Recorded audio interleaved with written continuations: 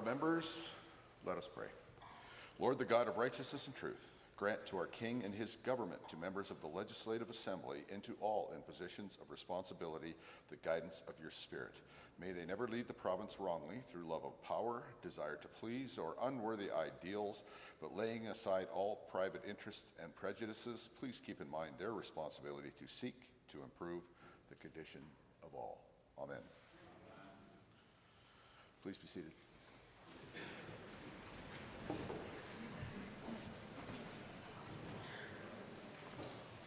Introduction of visitors. Honourable members, today we have the honour of welcoming back a man who has worn many hats.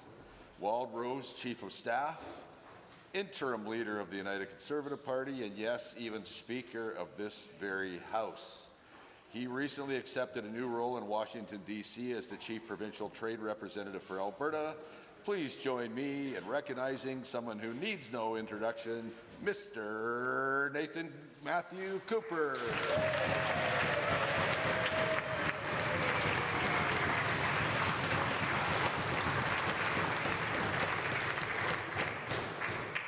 Honourable members,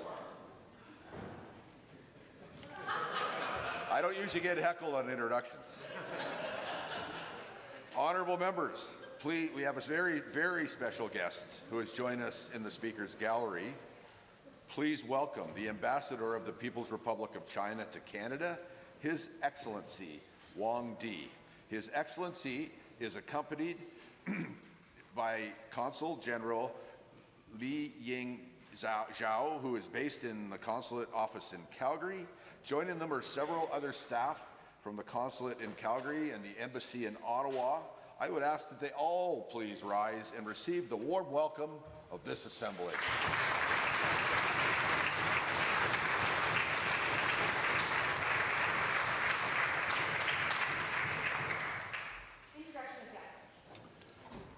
Today, we are honoured to welcome members of our custodial staffs seated in the Speaker's Gallery. These dedicated individuals work tirelessly every day behind the scenes to ensure that our spaces remain clean, safe, and welcoming for all of us and all of our visitors.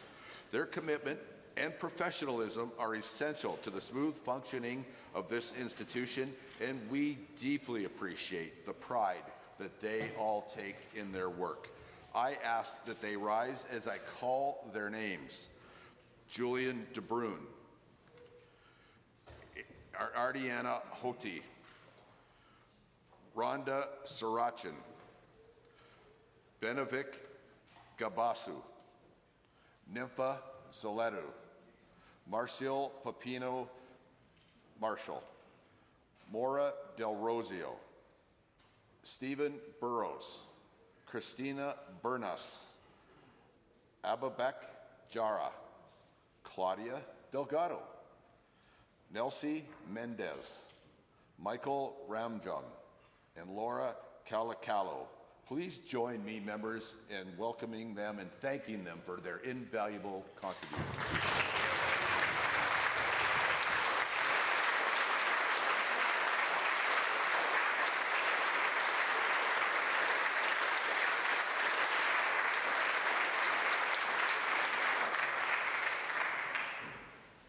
We have a school group today, the member for Edmonton Gold Bar. Well, thank you, Mr. Speaker. Overlooking the beautiful White Mud Freeway in Alberta's best constituency of Edmonton Gold Bar is STEM Collegiate. We have 153 guests from that school visiting us today. I ask that they please rise and receive the traditional warm welcome of this Assembly.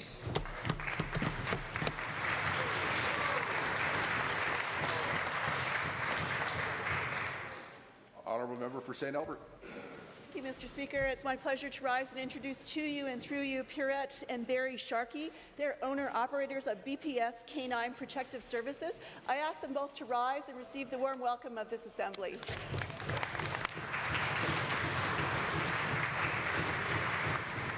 Lac St. Anne Parkland. Thank you, Mr. Speaker. Allow me to introduce to you and through you a couple of really good friends of mine, Ken Thomas and Dan Eucritz. These fine gentlemen are with BISM Power, based at a lovely town of Saskatoon. But more importantly, Mr. Speaker, These guys are on a mission to help us connect the Pacific to Hudson Bay. They're working on economic corridors, pulling in relations here back and forth, and please rise and give them a round of applause for the work. Edmonton Southwest. Thank you, Mr. Speaker. It's my pleasure to introduce to you and through you my constituent, Dr. Mary Alabi, as well as Yulian Korateva. They are representatives of the Alberta International Medical Graduates Association, an organization that is dedicated to the successful integration of internationally trained physicians. Please rise and receive the warm welcome of the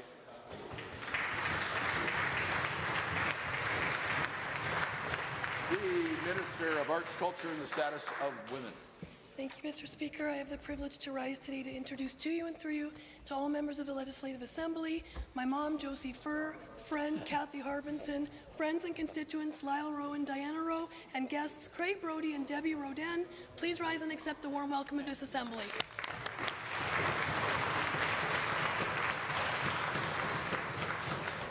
Edmonton Decor.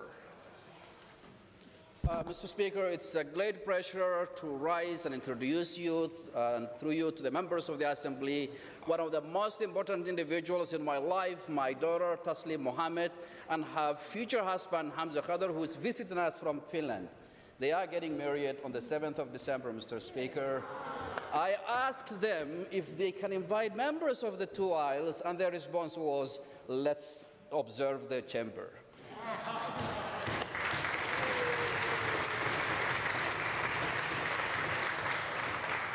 Member for Edmonton Manning. Thank you, Mr. Speaker. It's a pleasure to introduce to you and through you two members of my constituency, John and Kelly Frederick. They are here today to witness their petition being tabled in the chamber. If they could please rise and receive the warm welcome of the Assembly. I appreciate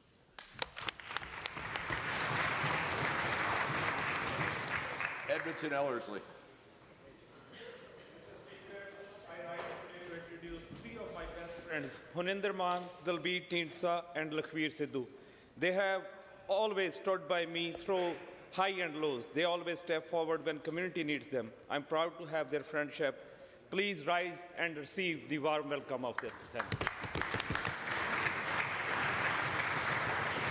Edmonton City Centre. Thank you, Mr. Speaker. It's my honor to introduce to you and through you members of Action Blue, a francophone community organization that works to empower newcomers, women, seniors, and members of the disability community. I'd like to introduce Magai Nzumba, the CEO, Ketsia Ngasa, Conan Adjua, Clarice Capella Don, and Fredmar Dusonga. Which they would rise and receive the warm welcome of this House. Nicole Panoka. Thank you, Mr. Speaker. I rise today to introduce to you and through you to all members of this Assembly our guest from Calgary, Sabu Alexander from Shastri Indo-Canadian Institute, who has played a key role in strengthening academic ties for Alberta and India, and Alba Mehta, President of UP Association of Calgary. Please rise and accept the warm and traditional welcome of the Assembly.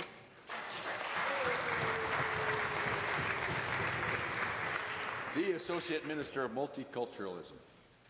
Mr. Speaker, to you and through you, I'm happy to introduce Lalita Dividula, who has been a volunteer for 2 decades in Calgary. She is here with her husband, Shalish, and their son, Pranav. Please rise and receive warm welcome of the Assembly.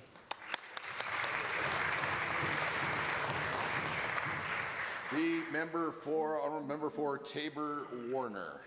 Thank you, Mr. Speaker. I'm honored to rise to introduce to you and through you to all members of the Legislative Assembly the Town of Coaldale Mayor Jack Van Ryan, the councillors Jason Beekman, Lisa Reese, Bill Chapman, Jordan Saylor, Dale Pickering, Jason Avery, and their administration staff, Cameron Mills, Jonathan Wensveen, and their CAO, Kaylin Hastings, which I just heard him and his wife are just expecting. Please rise and receive the warm welcome of this Assembly.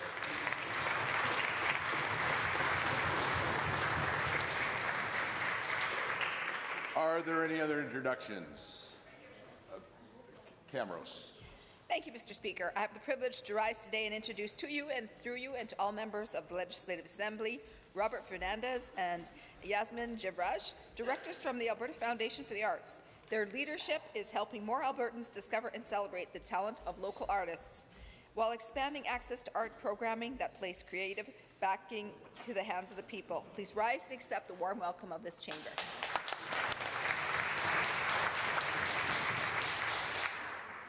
Ministerial statements. Members' statements. And the first member statement today goes to the member for Livingston-McLeod. Mr. Speaker, I rise today to share some exciting news that puts Alberta on the global stage. Travel and Leisure, one of the world's most respected travel magazines, has named Alberta among the top 50 places to visit in 2026. Our province was also named the most desirable region worldwide and the Wanderlust Magazine Travel Awards in London. Mr. Speaker, easy to see why we earn this recognition. From the epic peaks of the Canadian Rockies to the blue skies that line our rolling prairies, Alberta offers landscapes that will truly take your breath away. And our hospitality is second to none. Our towns and cities offer something for everyone. This recognition also highlights Alberta's resilience and innovation. Jasper is bouncing back after the devastating wildfires of 2024, and other major projects are underway across the province to enhance the visitor experience. The Fairmont Chateau Lake Louise is introducing their new thermal wellness facility, a great way to avoid the dishes. Calgary's Glenbow Museum is contemplating an ambitious renovation, and Edmonton was recently chosen as the site of a new Nordic spa that's slated to open in 2028. Alberta was the only Canadian destination in the world to make this prestigious list, alongside places like Guatemala and New Zealand. Last month, National Geographic also named Alberta as a top travel spot, reinforcing what we already know. Our province is a world-class destination for adventure, culture, and national beauty. Mr. Speaker, this recognition is more than a point of pride, it's also an opportunity. Tourism is a vital part of Alberta's economy, supporting over 260,000 jobs and contributing over $11 billion to our GDP. As we look ahead to 2026, let's continue to invest in Alberta's tourism sector and ensure that visitors from around the globe experience everything that makes our province extraordinary, prosperous, and unforgettable. Thank you, Mr. Speaker.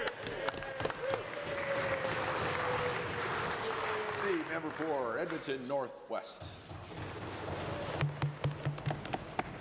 Mr. Speaker, Albertans want more doctors, less time waiting in emergency departments, shorter wait times for surgeries. The UCP's American-style two-tier healthcare undermines access, pulls resources out of Alberta's public healthcare system, and leads to longer wait times and poorer health outcomes. When your loved ones suffer from an injury or a serious illness, you will likely go to almost any length to get the help they need. Private healthcare means that in order to do that, you have to pay out of pocket. In the United States, people might have to take out loans or even sell their homes in order to get the health care they need and paying without it in private health care. What sort of business plan, Mr. Speaker, depends on the misery and anxiety of people in need to feed a private, for-profit system of health care? By eroding the erosion by the UCP government of our universal public health system is unconscionable and will put people's lives at risk as they suffer in pain. 25 years ago, the Alberta Conservatives tried to impose private health care in Alberta again with what was called, again, Bill 11. Albertans pushed back and the Conservatives backed down. During that struggle, Dr. Wally Temple, Chief of the Surgical Oncology at Tom Baker Centre, said, and I quote, "Some aspects of our humanity are not for commerce, not blood, not organs, not children, and not medicine." We can stop the UCP creep towards American-style private health care. We will invest in our hospitals, clinics, and community care centres. We will train and support our healthcare professionals. We will ensure that you and your family get high-quality health care you need in a timely manner without having to pay out of pocket.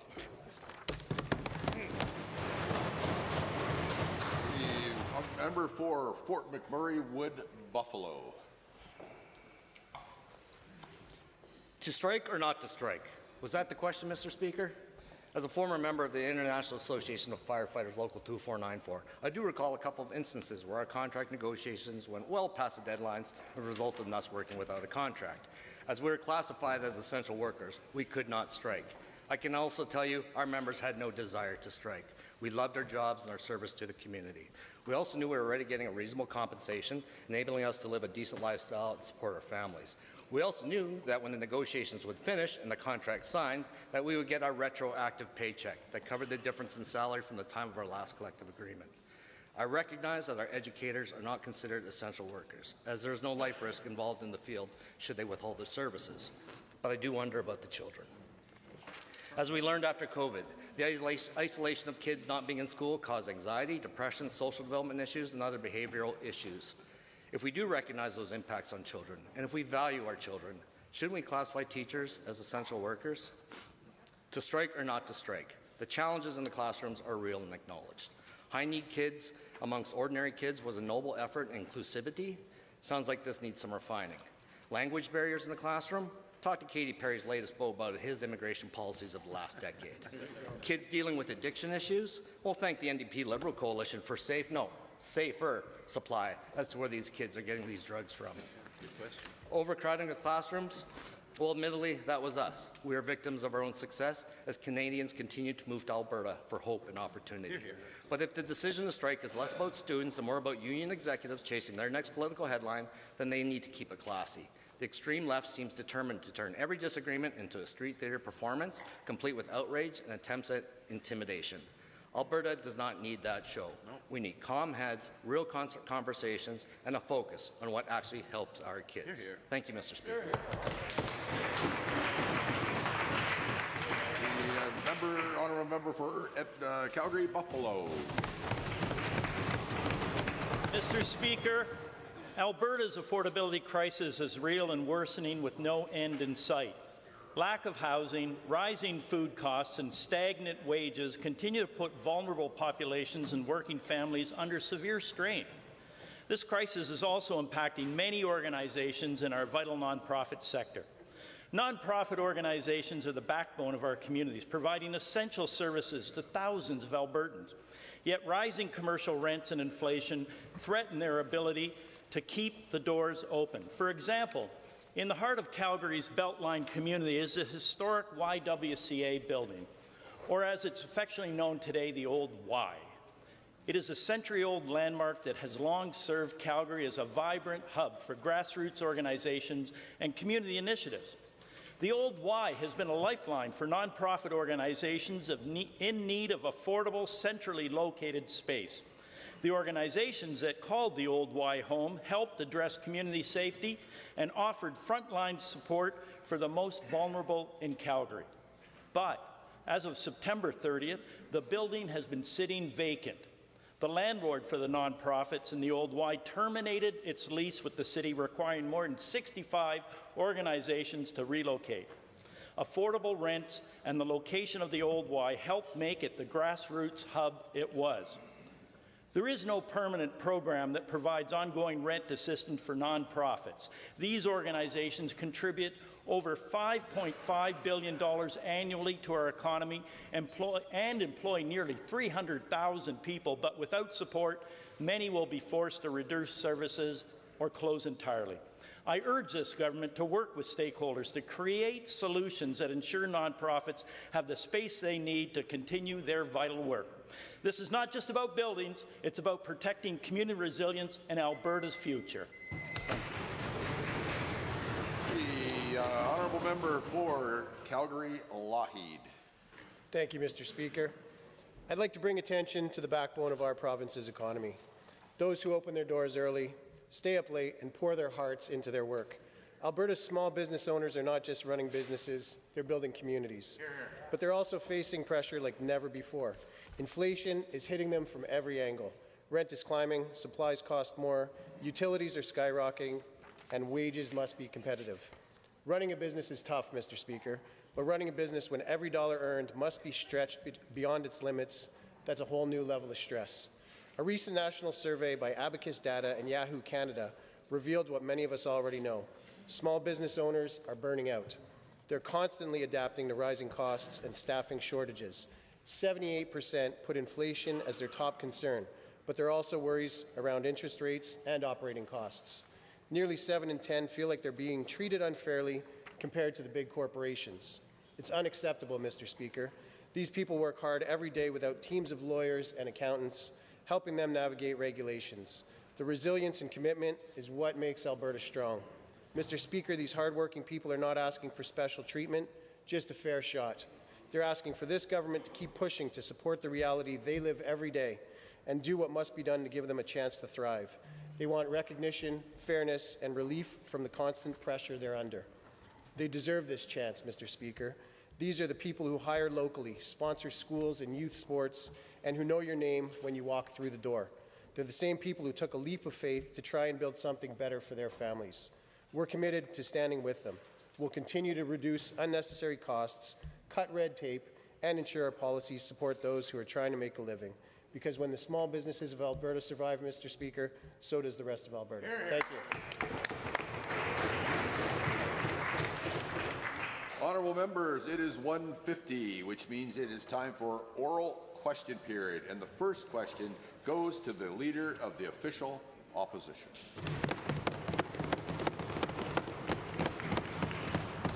Thank you, Mr. Speaker. You know, over the last few weeks, the Premier and her ministers have often said that the Recall Act should only be used for egregious violations of trust, such as being charged with a criminal offence.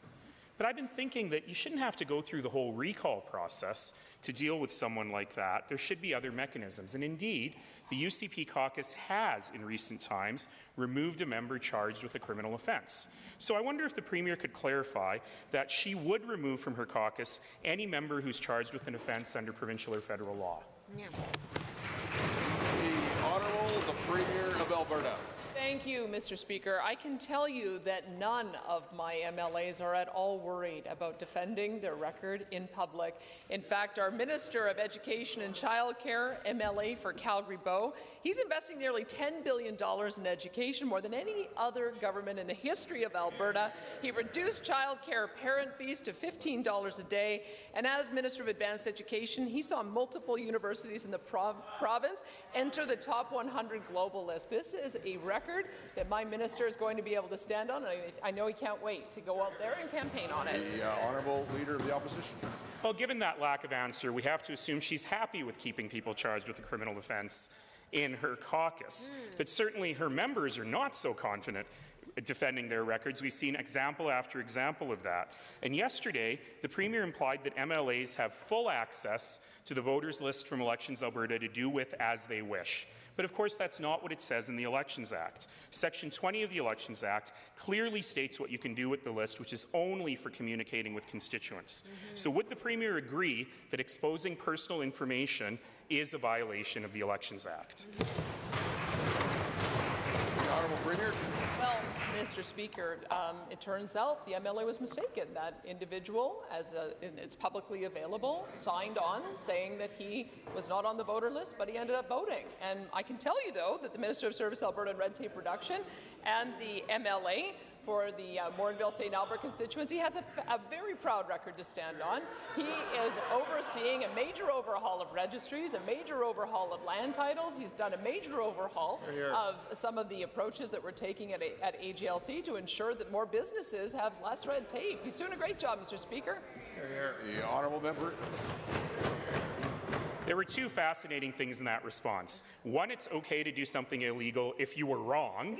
And two, the Elections Act is somehow public, the elections list is somehow publicly available, which it is not. And in fact, Elections Alberta makes it clear that anyone in a recall process, including the MLA, is not allowed to use the electors list. The minister clearly did so. There's no doubt about it. He did it. It's very, very clear. So given that he has, on the face of it, violated the law, will the Premier remove him from her cabinet and her caucus? Premier. Well, Mr. Speaker, I know the member opposite likes to think himself as judge, jury, and executioner, but we do have due process in this province, and I think the process that we're going through right now is one where my MLAs are all going to be able to go out to the public and talk very confidently about the record of this government and the record in their ministries. The minister in particular, he acted when the members opposite did not, making sure we have a framework to protect citizens on life leases. They had an opportunity to act on this in 2017. They chose not to. We acted, Mr. Speaker, and that is one of the things that the minister is going to be able to proudly go out and talk about. The second set of questions goes to the Leader of the Official Opposition. The Premier is really going to her notes today, Mr. Speaker, because these are tough questions. But I am thrilled to hear her. I am thrilled to hear her defend due process in a government that just this session has said they have contempt for the courts and for due process. Now, let's talk about another example of that. On December 1st, 2022, with this Premier in office, a company with deep, close ties to the UCP government was incorporated. Within weeks, this brand new company got $70 million in government contracts. How did a company with no experience get $70 million in government contracts? Well, Mr. Speaker, the member opposite will remember that go back 6 years ago, and the entire world was talking about safe consumption sites, safe supply. In British Columbia, they were actually providing millions of dollars of hydromorphone that found its way into schools and is killing people. That was what the NDP approach is. Our approach is a recovery-oriented system of care, Mr. Speaker, and there were 40 different organizations that were wanting to partner with us. They received an email on that RFP, and the one that won is one that is now operating our facilities, and they're doing a great job of it, Mr. Speaker. A point of order is noted at 1:56, and let's only hear the person asking the question and then only the person answering the question. And right now, that's the Leader of the Official Opposition. Mr. Speaker, four opportunities, a half an answer so far. But the half an answer was interesting there. You only do an RFP because you want lots of people to bid on it so you can drive the price down. In this case, there was no open RFP. As the Premier just admitted, the government only emailed the opportunity to close friends of theirs. No business runs like this. This is incompetent. This is not due diligence. But we also saw it in the Dynalife scandal. RFPs written for only one proponent. Is it the government practice now to write RFPs tailor-made only for the government's friends to win contracts?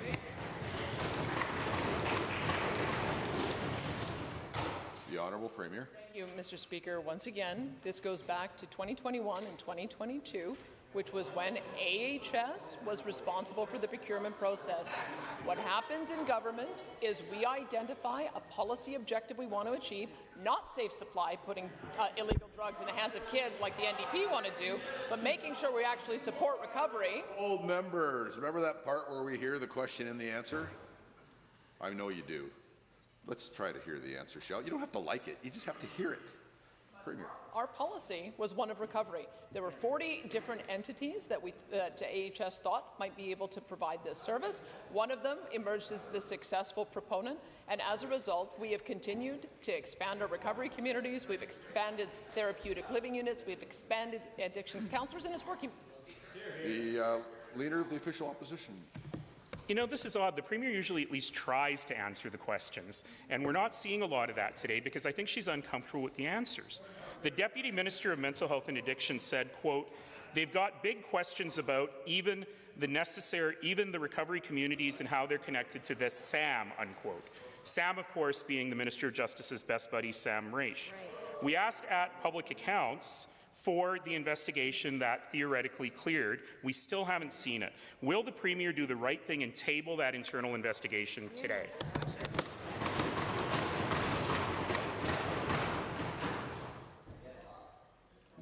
No, it's the Premier's turn, and only the Premier's turn. Go ahead. Well, yes, Mr. Speaker, we already did. We tabled the 3 letters from the 3 Indigenous communities that had done their procurement. We give a grant to Indigenous communities. They do their procurement. As I've mentioned in this chamber, and as the documents will show, it's a case of mistaken identity. There was a misunderstanding about who actually owned that company. I would invite the members opposite to look at the name of the company, look up the long tenure that company has servicing Northern Alberta and those communities in particular, so that they don't continue to make this mistake. Hear, hear. Third set of questions goes to the Leader of the Official Opposition. Of course, Mr. Speaker, tabling letters is not the same as tabling the investigation. And certainly in that investigation, the government themselves said this is a company that has no experience running recovery centres, but we're giving them the contract anyway. But that said, doctors don't like this government's for-profit healthcare scheme. The head of the AMA told Radio-Canada, most people who've done this run into problems. The former dean of the U of C's med school says of all of the Premier's comparisons are to countries that don't look the same as us and have more physicians than we do. Where will the physicians come from to staff this parallel system? Honourable Premier. Thank you, Mr. Speaker. I have to give credit to my health ministers. They are doing a tremendous job of attracting all kinds of health professionals across the board. We're very pleased that the HSAA has just approved their collective agreement. That's going to allow us to attract more medical professionals. We have more nurse practitioners who are coming here. In fact, a 77% increase, including 90 that are able to do private practice. Can't do that anywhere else in the country. 33% increase in the number of RNs. We've also seen an increase in the number of physicians. 12,769 are now registered in Alberta, Mr. Speaker, and we're going to get a whole lot more. Honourable member. This is the most fascinating day. She's managed to get to 0.75 of an answer in 5 tries. But this scheme assumes that doctors, nurses, and anesthetists would be thrilled to work in the evenings and on the weekends. But what we know is that healthcare workers are burned out. From the head of the Canadian Medical Association to orthopedic surgeons in Red Deer, doctors say they don't have the physical capacity to do any more surgeries. They're not sitting around all day waiting for things to do. How will this plan ensure that they don't use that limited physical capacity to perform? Honourable member. No, when I stand up, it's time to stop talking. Premier. Well, thank you, Mr. Speaker. Obviously, the member opposite doesn't understand that there are a number of operating rooms that are currently sitting idle. And the reason for that is that the current system rations the number of operating room days to their surgeons. I've got surgeons who would love to be in the operating room 7 days a week, but they can't because they're only given 6 days a month. In fact, Dr. Chris Sims, anesthesiologist from Calgary, he said, "I applaud the Alberta government for considering allowing more private care. I know firsthand that there are many health workers who would provide more service and also come out of retirement," Mr. Speaker. Honourable member. Well, the Premier just highlighted precisely what this government broke: inefficient allocation of existing resources. Right. Instead, they're wasting money on creating new private resources. And it's not just about surgeons, it's about anesthetists, nurses, operating room techs, everyone else who makes surgeries work. We have a critical shortage of staff in all of these areas, and public operating rooms, as the Premier just admitted, are sitting empty because of bad planning from this government and her ministers. Right. Does the government have any plan to increase the number of healthcare workers, or do they think moonlighting will solve the problem? Premier. Thank you, Mr. Speaker. I would say one of the things that we observed is that we've got a number of workers who come into our system and then they get burnt out after 5 years. That's why we're addressing issues on the front line with our paramedics, and I was pleased to see that HSAA agreed to the agreement that had been negotiated. That's going to allow for, I think, us to make sure that we're taking care of working conditions so that we can attract more paramedics to come into the system and stay longer. Also, Mr. Speaker, we're just seeing it. Nurse practitioners have more opportunity here. That is why they're coming. Right now, we've got our nurses only working 30% full-time shifts. We're going to be addressing those kind of working conditions to ensure... The next question goes to the honourable member for Calgary-Curry.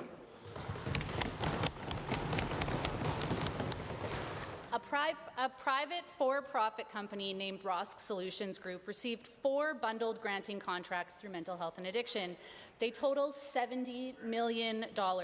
Earlier this week, the Deputy Minister said the grant competition was posted online, but FOIP documents and the Premier say they were not posted. Instead, they were emailed to a list of pre-selected applicants. Multi-million-dollar contracts to pre-selected for-profit companies for healthcare delivery?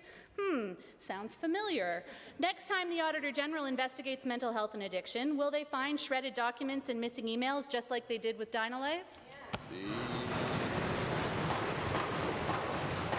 The Honourable Minister for Mental Health and Addiction. Well, thank you, Mr. Speaker. And it is actually still posted online if they can use that computer thing there. But, Mr. Speaker, one of the groups that's involved in that is called Becarian. And let me tell you about this group, Mr. Speaker. They work in our prisons. It's called Therapeutic Living Communities, Mr. Speaker. We've got the prisoners there. They come into our communities. I've been into this. I've seen this. They're high-fiving the guards. They're playing volleyball with them. These people come out of these facilities. They want to go back and help people. That's part of the plan. They go back and they work in our communities, and they're going back and helping other people. We save lives, Mr. Speaker. Hear, hear. The honourable member. The CEO of RSG is a pal and former colleague of the Premier's former Chief of Staff, Marshall Smith. The Freedom of Information documents show that with the $70 million granted by the UCP government, RSG has made a lot of profit and have created multiple corporate subsidiaries. Did either the former or current Minister of Mental Health and Addiction ever say, "Stop, this doesn't pass the sniff test"? Did either of them have the courage to stand up to the Premier's office and call out the gravy train? Yeah.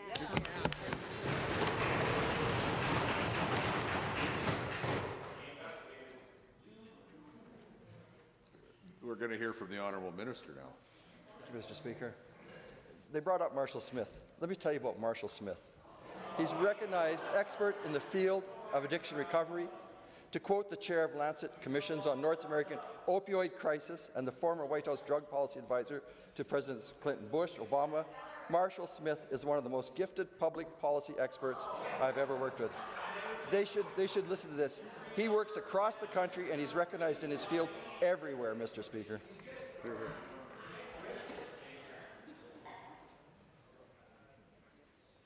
Honourable member. Advice to the Minister recommended that RSG receive the grant for the gun recovery community, the treatment services and correctional facilities, the Recovery Training Institute, and a capacity building grant, all in February 2023. Mr. Speaker, ROSC Solutions Group didn't exist until December 1st, 2022, 3 months before. But ministry advice said that RSG should win the contracts because, quote, RSG is a well-established, nationally recognized addiction treatment provider. How was RSG well-established and nationally recognized when the company didn't even exist? 3 months before the government approved them for $70 million.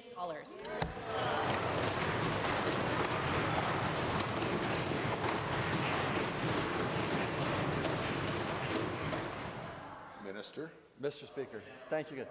There's so much good stuff happening out there. Another group we work with is the Bowline Group. We've got, these people are out there. I didn't have any trouble hearing the question. I really want to hear the answer, and you ought to also. Go ahead, Minister. Thank you. And part of our plan is developing recovery communities, Mr. Speaker. We've already got 4 up and running. The members' office should take the time to go out and see that and see how these people are surviving out there and doing so well. I invite them to come with me and go down and sit down. We'll have a meal with them. These people are amazing people. They were down on their luck, and we're bringing them back. We're helping them get back into their communities, helping them back to their families, Mr. Speaker. What this government is focused on is saving lives. Thank you. Okay, from now on, there's no preambles on the supplementals, and the next question goes to the member for Calgary-Beddington. The Aggression and Complexity Action Team did great work to help this struggling minister understand the challenges facing Alberta teachers and students. Of course, teachers, parents, and students have been aware for years of the consequences of this government's choice to fund education at the lowest level per student in the country, overcrowded classrooms, and a shocking lack of support for diverse learners. So, does the minister get it now? Or will he need more committees to help him understand what's going on in Alberta's classrooms? The Honourable Minister for Education and Childcare. Well, thank you, Mr. Speaker. There's no question, as I've said numerous times, that classrooms are larger and more complex today than ever before, and that's precisely why our government has convened the Action Team on Aggression and Violence so that we can get expert advice and direction as to how to address some of these issues. It's why we've put forward a Cabinet Committee on class sizes and complexity to help address some of these challenges, and it's why we're continuing to make historic investments into our education system so that we can alleviate these pressures. Honourable member. Given that this committee's report highlights student mental health as, quote, a significant factor contributing to classroom complexity, given that the report also notes a rise in students with disabilities that require formal learning supports and that school boards lack the resources to adequately support these students, will the minister stop throwing immigrants under the bus, admit that his government has not supported diversity in the classrooms, and commit today to providing the resources students need? Good question. Point of order is noted at 2:09. Honourable Minister. Well, Mr. Speaker, I think the characterization that anyone is throwing immigrants under the bus is completely disgusting. And any member of this assembly that makes that kind of allegation should really be ashamed of themselves. Mr. Speaker, the information is very clear. When you look at the number of individuals that the federal government, of course, has led into the country, the numbers are undeniable. Going back to 2022, we would typically see about 900,000 temporary foreign individuals. That number was up to 1.9 million just a couple of years later, and so we're working to address those pressures that the federal government has brought forward. Honourable member. Given that the only commitment heard from this government when it comes to classroom complexity is to form more committees. Track data they never should have stopped collecting in the first place, and higher education staff at a rate teachers know isn't nearly enough to address need in the classroom. Given that this government has provided action but has once again delivered only words, words, and more words, to the minister, why is it this committee not able to make recommendations that would have increased supports and resources for students today? Yes. The Minister. Mr. Speaker, in Budget 24, I increased funding to our education system by approximately 4.5%. Did the same in Budget 25. In addition, in Budget 25, I increased spending to the Classroom Complexity Grant by approximately 30%. In addition, I'm very proud of the fact that we've launched the largest school construction program in Alberta history to build and renovate 130 spaces across the province. We've also moved away from a 3-year weighted moving average of funding to a 2-year model and provided an increase to many of our base grants as well. The next set of questions goes to the honourable member for Cypress Medicine Hat. Thank you, Mr. Speaker. Following a decade of gross mismanagement of immigration and housing policy by the Liberal NDP government in Ottawa, Canadians are feeling the pinch on limited supplies of housing, affordable housing across the country. Thankfully, Alberta is on track with a record investment year for housing starts, expected to surpass even last year's historic numbers. To the Minister of Assisted Living and Social Services, how is the government ensuring that our unprecedented housing construction increases supply for affordable housing across Alberta, including in my riding of Cypress Medicine Hat? The Honourable Minister for Assisted Living and Social Services. Well, Mr. Speaker, in many ways it's simple. We just do the opposite of what the NDP tells us to do, Mr. Speaker. They told us to stifle supply and bring in a move Albertans to encampment policy, Mr. Speaker, rather than focusing on increasing supply, making sure that we can restore affordability in our market, Mr. Speaker. We had a record-breaking year last year. We're on track for a record-breaking year this year, Mr. Speaker. We're 12% of the population, Mr. Speaker, responsible for 25% of the houses. We're the only jurisdiction where rent is going down by 7% across the province, Mr. Speaker, because we bet on Albertans, unlike the NDP who like to bet against them. We bet on them every time, Mr. Speaker. Honourable member.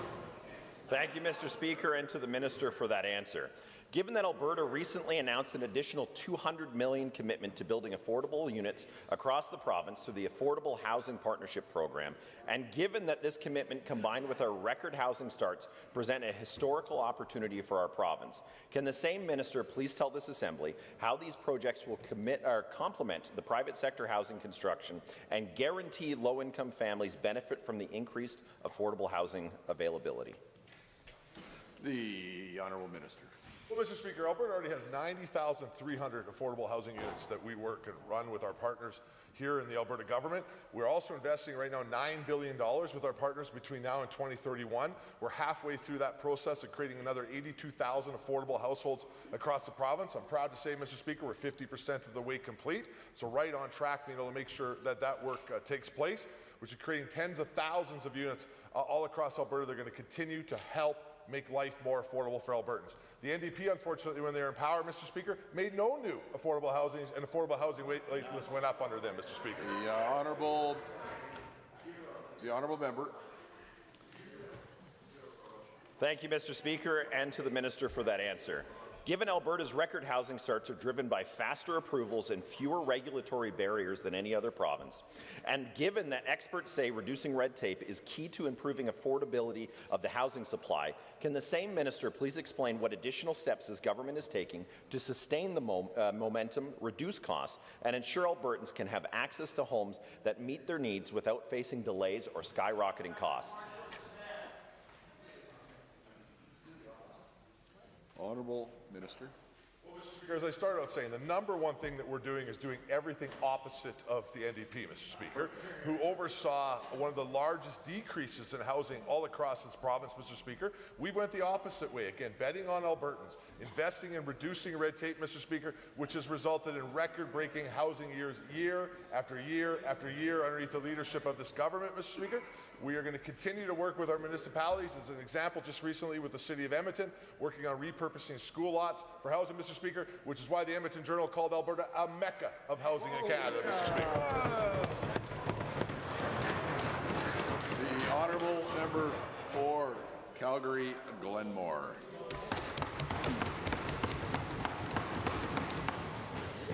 Mr. Speaker, I had the privilege to meet landowners in Warburg. Albertans joined the conversation at a rural community hall near canola and rye fields overlooking Alberta's stunning blue skies, a perfect summer evening. Except that these Albertans were concerned about the UCP's mature asset strategy that will not enforce the law to clean up the mess of bankrupt oil and gas companies on their land. To the Premier, why are there zero mentions of the polluter pays principle in this new incarnation of R-Star? Good question. A point of order is noted at 2:16. The Honourable Minister of Energy and Minerals.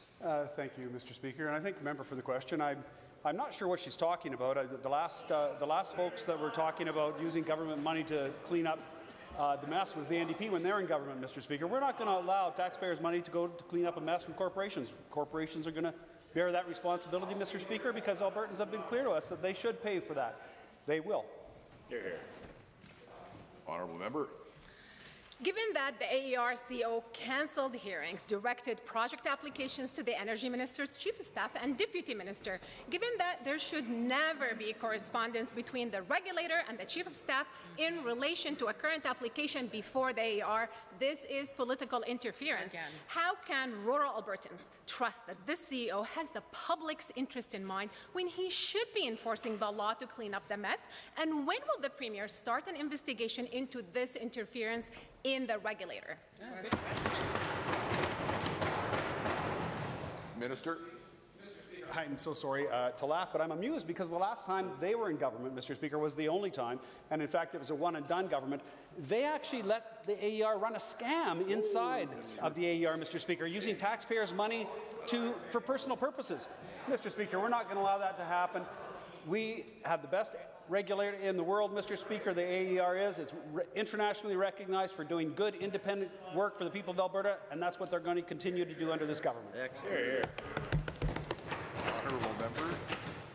Given that 92% of Albertans expect the government to enforce the law on the polluter pays, given that the Premier's office employs R-Star lobbyists who worked with the Premier in her past life as an R-Star lobbyist, given that the Premier's mentor and friend, David Yeager, is a special advisor to the Executive Council, and on this scheme, why would any landowner or any Albertan in this province take this mature asset strategy with any shred of credibility? This is R-Star on steroids. The Honourable Minister of Energy.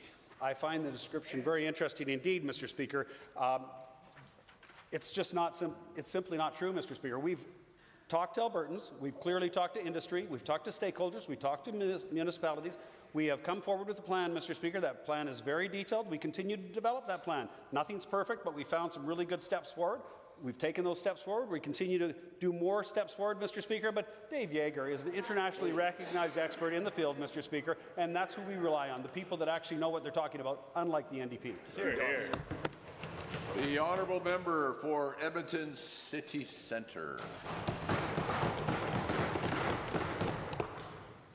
Mr. Speaker, the security industry is booming. Faced with unprecedented levels of crime and social disorder and a lack of support from government, more and more businesses and residences are turning to private security. And these guards are facing greater threats due to increased substance use, mental health crises, the use of weapons like bear spray or knives. 3 were killed at work in the last 2 years. Yet the curriculum used to train these guards is badly out of date, 15 years old. To the Minister of Public Safety, when can we expect to see a badly needed update to the Alberta Basic Security Training curriculum? The Honourable Minister of Public Safety and Emergency Services. Certainly my heart goes out to anybody who's injured in the line of duty. I myself was a security guard for many years in the province of Alberta and served the company I worked for and my clients, I would hope, with great regard. I can tell you the department is certainly looking into any security guard actions or anything that needs to be taken to make sure we protect them. We know that's a difficult job out there, as is peace officering, as well as policing, Mr. Speaker. Honourable member. Given it's my understanding, the minister's already commissioned an update of the Alberta Basic Security Training curriculum, and given it's my understanding, he contracted that work to someone from outside the security industry. And given to my understanding is that there's been no public consultations with stakeholders in the security industry. Given in September we wrote and we asked him to meet with the owners of BPS K9 Alberta K9 Security Services, who raised these concerns with us. And given they're here today, will the minister commit to meeting with them to discuss their concerns and hear an industry perspective on this needed curriculum update? Minister. Mr. Speaker, as a former security guard myself, I'm more than happy to meet with any one of my current or former colleagues, quite frankly, Mr. Speaker. I understand the challenges of that job, but make no mistake, Mr. Speaker, soft on crime policies have wreaked havoc in this country, Mr. Speaker. It is a problem that we are facing throughout Canada, and we are doing whatever we can to make sure security guards stay safe, that peace officers stay safe, and most importantly, and including police officers stay safe, Mr. Speaker. Hear, hear. Honourable member.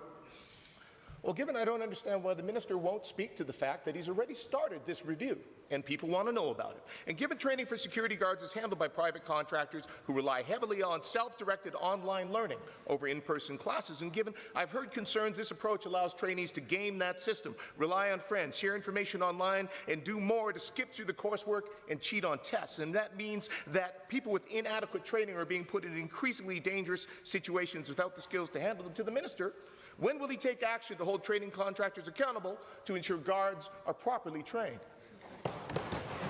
Minister. Mr. Speaker, security guards do not have the level of training as a peace officer or a police officer. I think I need to be very clear on this.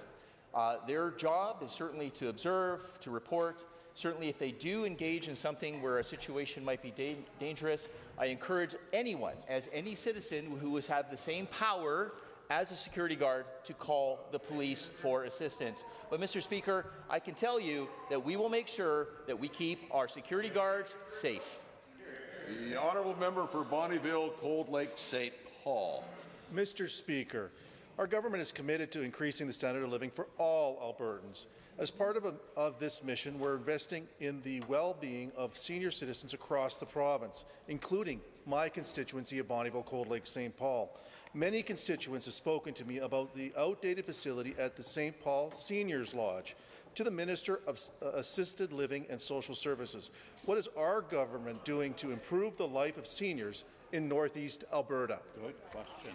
The Honourable Minister of Social Services. Mr. Speaker, thanks for the question, the Honourable Member, and thank you for his hard work and his consistency. I was there not too long ago touring it with him. He did a great job of advocating for the needs of seniors in his community. That's why I'm happy today to announce that we're spending $16 million as a result of his advocacy to upgrade the St. Paul Seniors Lodge, which will grow their capacity to 150 units, Mr. Speaker, all part of the $9 billion that we're investing in housing all across this province, Mr. Speaker, to make us the most affordable jurisdiction in the country. I'm proud to also say, Mr. Speaker, we're now 7 of the 10 most affordable jurisdictions in Canada because of the investments of this government. Hear, hear.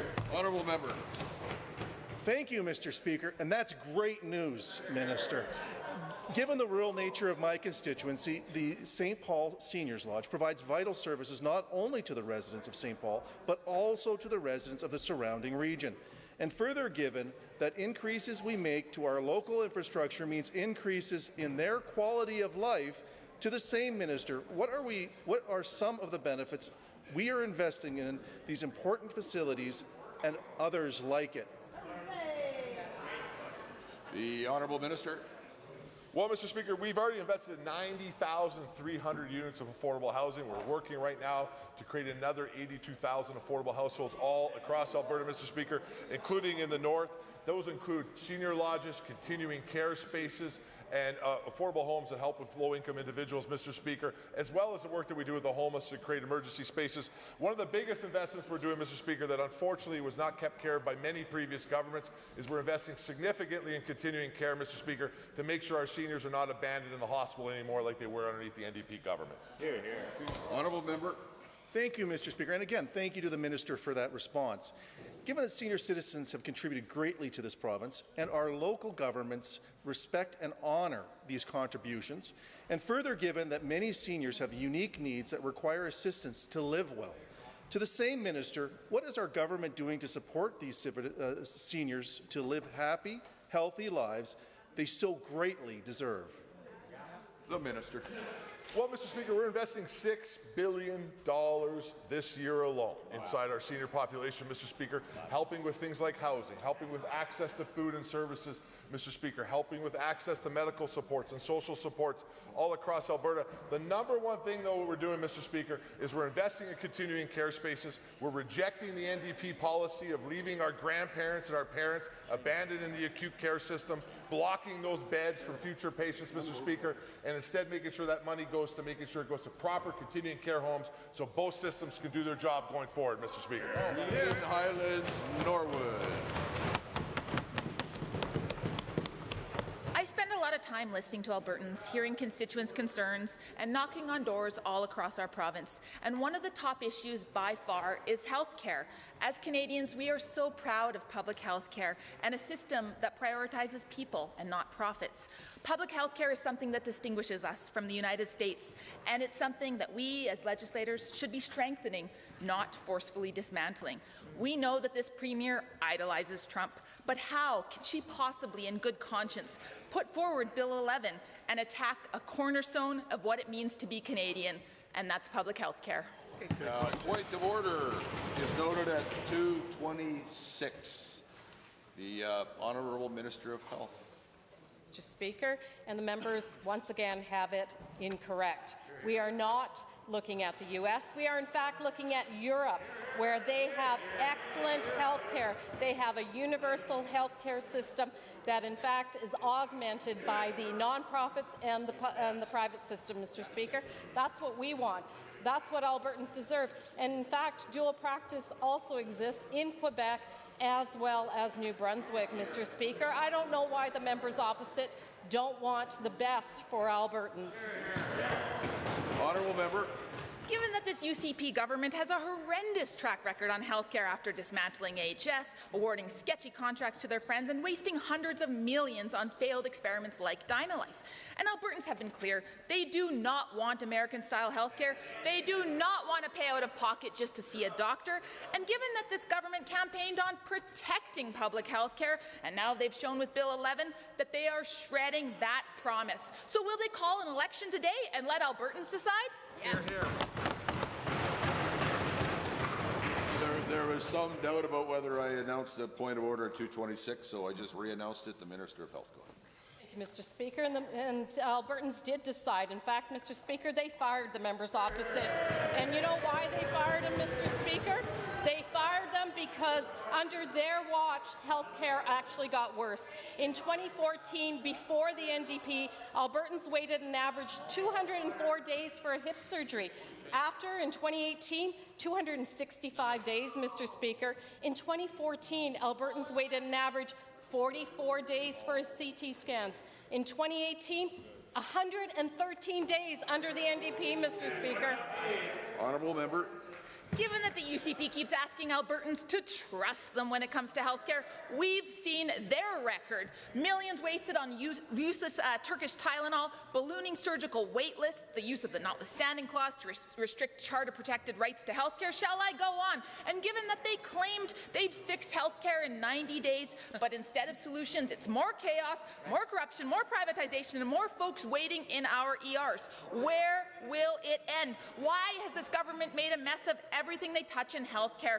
When can regular folks get ahead instead of those just with the ability to pay? Honourable the Minister of Health. Thank you, Mr. Speaker. We're going to continue to listen to Albertans, and we're going to continue to listen to doctors. Dr. Trevor Brooks is a plastic hand and reconstructive surgeon from Medicine Hat, and he wrote this: "Your proposal offers a tangible solution by creating a framework that better utilizes my skills and capacity, directly addressing the bottlenecks I face every day. It provides a clear path to increase the total number of surgeries provided in this province. This is not an abstract ideological debate. It's a practical mechanism to get my patients out of pain and back to their lives soon." The Honourable Member for Lac St. Anne Parkland. Thank you, Mr. Speaker. Agriculture is one of the keystones of the economy in my constituency out in God's country. It wouldn't be the same without it. After all, if you ate today, you better thank a farmer. Yeah. Too often farmers and ranchers find themselves bogged down and hindered by red tape, or as they call it in our area, orange tape from when that last crew went through. The Minister of Agriculture and Irrigation, what is the government doing to remove that red or orange tape for agriculture producers in the province? Minister of Agriculture and Irrigation. Well, Mr. Speaker, unlike the NDP opposite, who ambushed our farmers and ranchers through Bill 6, this government will continue to support our farmers and ranchers and do everything to get out of their way. That's why we updated the agri-processing investment tax credit to increase more investment. We've reduced regulations on our ag marketing boards by almost 30%.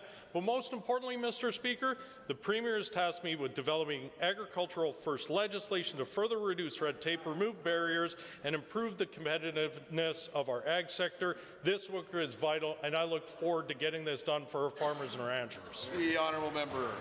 Thank you, Mr. Speaker, and to the Minister for that. And given that nobody in this province loves and respects the land more than farmers and ranchers, stewards of the land here through and through, undoubtedly there needs to be a compromise, though, between environment protection and growing and working on the land. And given the global demand for world-class Albertan agriculture products is increasing, and it's putting some pressures on the ecosystems. To the Minister of Environment and Protected Areas, how is the government balancing the environment and agriculture needs? Honourable Minister of the Environment. Thank you very much, Mr. Speaker. Alberta's ag sector not only are experts in food production, but also in sustainable conservation and environmental stewardship. Our government is proud to work alongside these producers. With their common sense ideas and input, we're improving the regulatory system, how we manage water, restoring wetlands, and helping speed up land use planning. Mr. Speaker, for years, ag producers have helped steward the land and water that sustains us all, while of course producing the food that people around the world need, and our government will continue to stand alongside them. Honourable Member. Mr. Speaker, and again to that answer from the Minister. Given that the increased demand on water resources in the province, and many agricultural producers are concerned about securing their fresh water supply, and as Mark Twain had said once, whiskey's for drinking and water's for fighting over. And given small family-owned farms and ranches don't have the lobbying power of larger corporate and industrial water users, to the Minister of Environment and Protected Areas, what is the government doing to ensure fairness in the allocation of water for all of our producers? Minister. Thank you very much, Mr. Speaker, and I really appreciate the member's question. As Environment Minister, I am focused on making sure that we're encouraging responsible water management, driving more water reuse, and reducing, in some cases, the amount of fresh water that we have to pull for all industrial users, Mr. Speaker, and making sure that more water is in fact available for farmer and ranchers across our province. We're also looking to make the system as fair and transparent as possible, and that, Mr. Speaker, is why we tabled Bill 7, including the feedback that we got from farmer ranchers and the ag community. In past, it will increase transparency, improve monitoring and use of water across The Honourable Alberta. Member for Edmonton Decor. Mr. Speaker, Albertans are facing a growing crisis in accessing family doctors. Fewer family physicians mean longer wait lists, forcing people to seek care in overcrowded emergency departments. This government has allowed Alberta to fall behind others in physician supply, leaving fewer doctors for every Albertan. Why is the Minister of Primary and Preventative Health Services introducing American-style healthcare privatization instead of ensuring timely access to primary care doctors for Alberta families?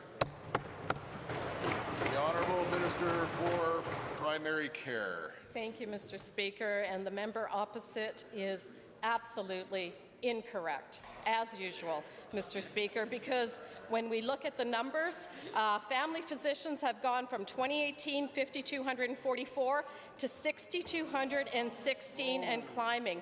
On the specialist side, 5,430 under the NDP, we're at 6,539. We have seen the largest increase since the work we've done with the College of Physicians and Surgeons to streamline the process that has ever existed. We have 12,769 doctors and more coming. Honourable member. Given the Minister continues to predictably cite absolute numbers of family doctors instead of the standard population to physician ratio used in healthcare planning, given the number of family doctors per 100,000 Albertans increased annually until this government came into office, but has decreased every single year since the UCB took an office. Can the Minister the talking point and explain why the government has failed to apply basic population health metrics to ensure supply of physicians to the required population? Primary and preventative health. Thank you, Mr. Speaker. And can the member opposite not understand that the more doctors we have, the more services they provide, the more ability they have to take on new patients? We have over 600 doctors in the province right now taking new patients on. These are family physicians taking on new patients. I know when I first started, it was just a handful. We need to celebrate that. The members opposite should join us in celebrating the fact that we're able to attract and retain more physicians. We have more medical residents as well in the province, Mr. Speaker. Honourable member. You get a fresh 35. A point of order was noted at 2:35. Please go ahead. Given that the Minister deserves a better briefing note, given that rural Albertans face worsening physician shortage and emergency room closures are becoming a routine, given emergency room visits in urban centres have surged since the UCB took office, and given families across Alberta, rural and urban, are unable to find family doctors, why is this government incapable of figuring out that lack of strong primary care is the key factor that drives Albertans into crowded emergency rooms?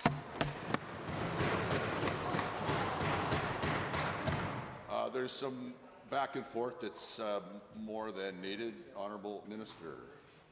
Thank you, Mr. Speaker. Again, the member opposite needs to look beyond his own question notes, Mr. Speaker, because the fact of the matter is we have more physicians, more family physicians. Under the new primary care compensation model, we are seeing more physicians take on more patients, Mr. Speaker. And you know what? They're coming to rural Alberta. In fact, through the bursary program for medical residents, we now have 106 medical residents that have signed contracts to work in rural, remote locations. Mr. Speaker, they're in our rural communities. The honourable member for Edmonton-Ellerslie.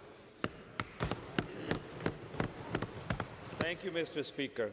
Just last year, the Premier demanded Ottawa to double the Alberta's provincial nominee program numbers. But now the same government blame increasing ER wait time, overcrowded classrooms, and rising rent on immigrants. Immigrants helped build this province, and they deserve respect, not blame. Why is this government scapegoating immigrants instead of fixing the real problem? The Honourable Government House Leader. Mr. Speaker, the only people scapegoating are the members opposite scapegoating the government for the mistakes that they made from 2015 to 2019. Let me tell you something, Mr. Speaker. In this province, we know that the workforce that we need right now may not be here. That's why we have to increase provincial nominees for economic migrants, Mr. Speaker. But I'll tell you what, the pressures that are being put on our healthcare system, on the education system, and other social services that we pay for are a direct result of the mismanagement of the federal government and the bosses of the members opposite. The only people who should apologize are the members of the NDP. Honourable member. Given that attendees shouted mass deportation at Alberta's next panel, and the Premier did not condemn that. And given that this failure to condemn sent clear message across immigrant communities in Edmonton, Ellerslie, and across Alberta, will this Premier apologize for letting anti-immigrant rhetoric grow under her watch, and for failing to defend the very people who keep Alberta running? The Honourable Government House Leader. Mr. Speaker, the member opposite is correct. Albertans deserve an apology from the opposition. This is the caliber of opposition they have here. And in fact, the member referenced the Alberta Next panel, a public consultation that the Premier held going from town to town in this province to listen to grassroots Albertans and what matters most to them. The same public consultation that the Leader of the Opposition called a sham. Mr. Speaker, if the Premier doing her job is a sham, I'll tell you what, I would hate to see what the province looks like under the Leader of the Opposition. Honourable Member.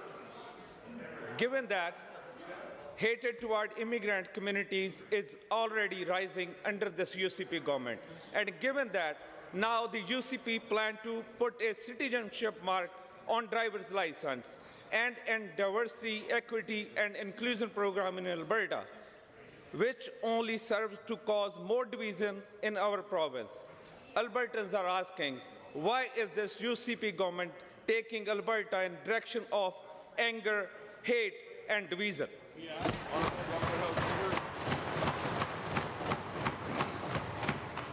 Mr. Speaker, the only people trying to divide Albertans are the ones across the aisle, playing identity politics.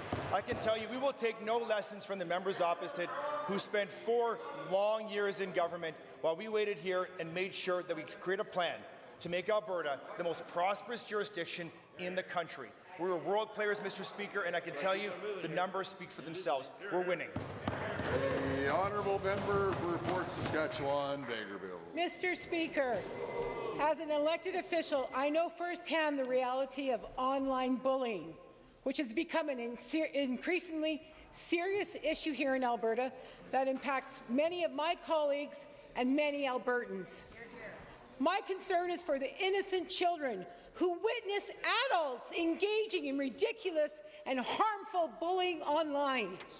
To the Minister of Mental Health and Addiction, what is the potential repercussions for children who observe this harmful behaviour, and what steps is our government taking to address these impacts and provide appropriate support for these young Albertans? Honourable Minister of Mental Health and Addiction. Thank you, Mr. Speaker, and I thank my colleague for raising this important issue. As a grandfather, I too worry about the impact of online bullying on children, and seeing adults behave poorly in any situation can normalize harmful behaviour and cause negative feelings. Any Albertan can call 211 Alberta to access the supports that they need to get for close to home to get anonymous help, or by calling or texting the bullying helpline 310-1818. Hear, hear. Hear, hear. The Honourable Member. Thank you, Mr. Speaker, and to the Minister. When children repeatedly see adults bullying other adults online, it can shape their understanding of acceptable behaviour and influence how they interact with their peers. Given these concerns, and further given the importance of early guidance, to the same Minister, what programs or initiatives are currently available to help children develop healthy coping skills and encourage positive behaviours when they witness online bullying by adults?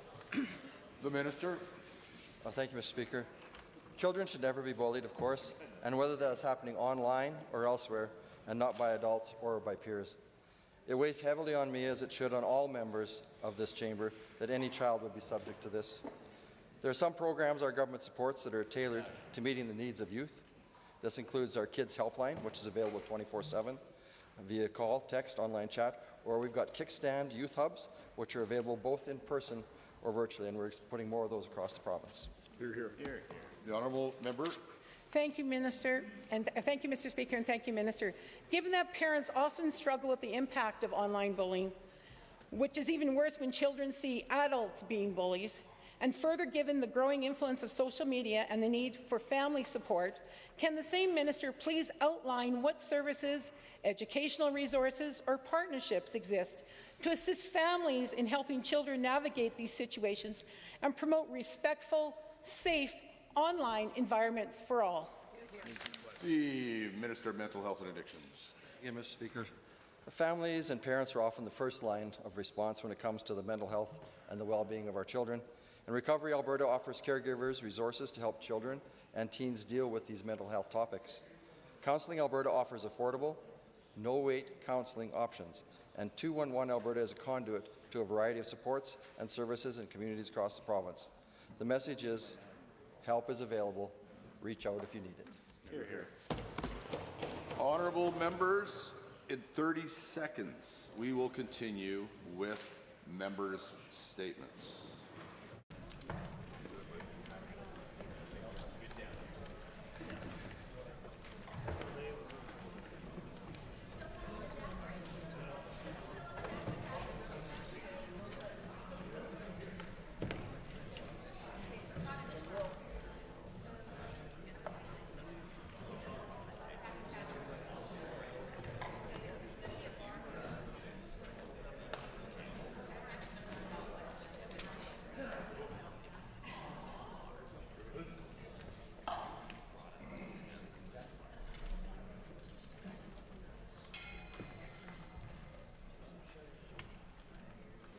The honourable member for Edmonton McLeod.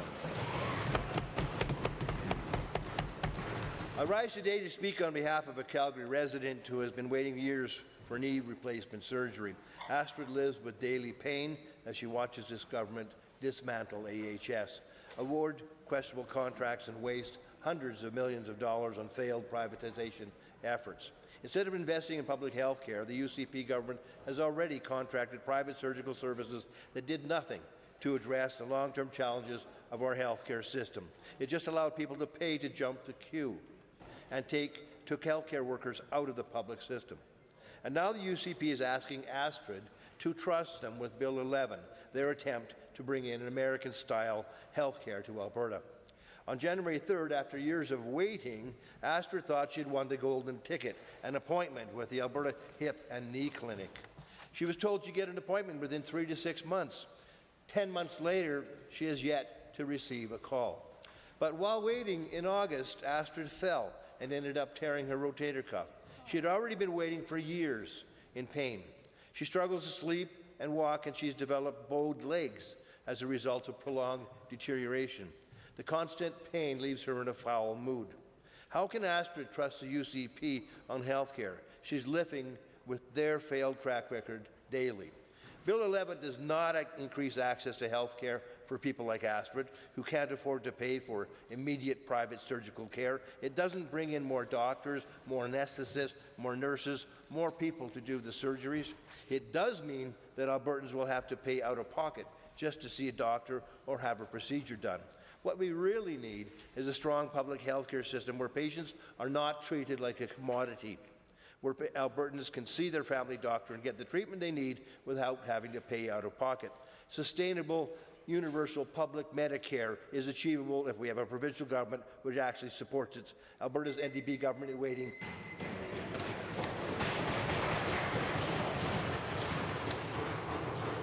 Presenting reports by standing and special committees.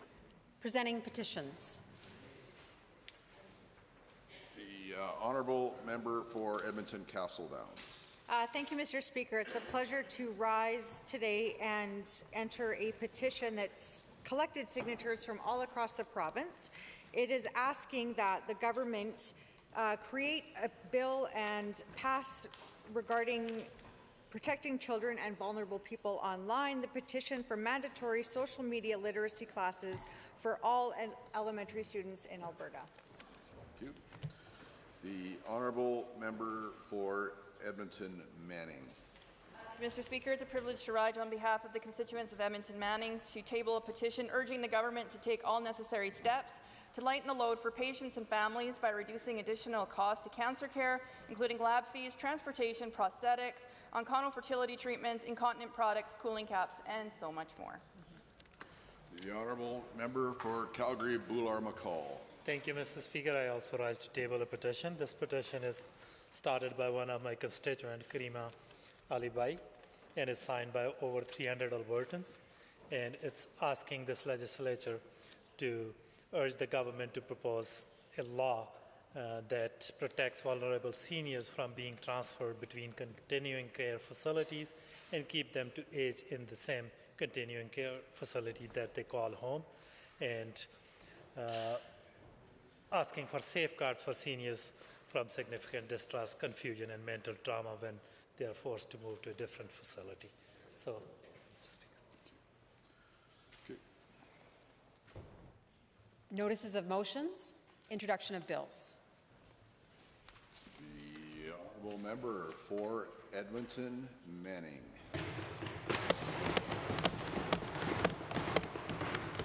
Thank you, Mr. Speaker. It is an honour to rise to request leave to introduce a bill being Public Interest Disclosure Publicly Funded Healthcare Entity Whistleblower Protection Act. This bill will align legislation with other jurisdictions such as BC and Saskatchewan, enabling frontline healthcare workers who work in publicly funded healthcare departments, contracted agencies, and long-term care being able to publicly disclose concerns within our healthcare system without reprisal. With current changes that are being made by this government within our healthcare system, this will protect not only workers, but the quality of life for all Alberta patients. Yeah.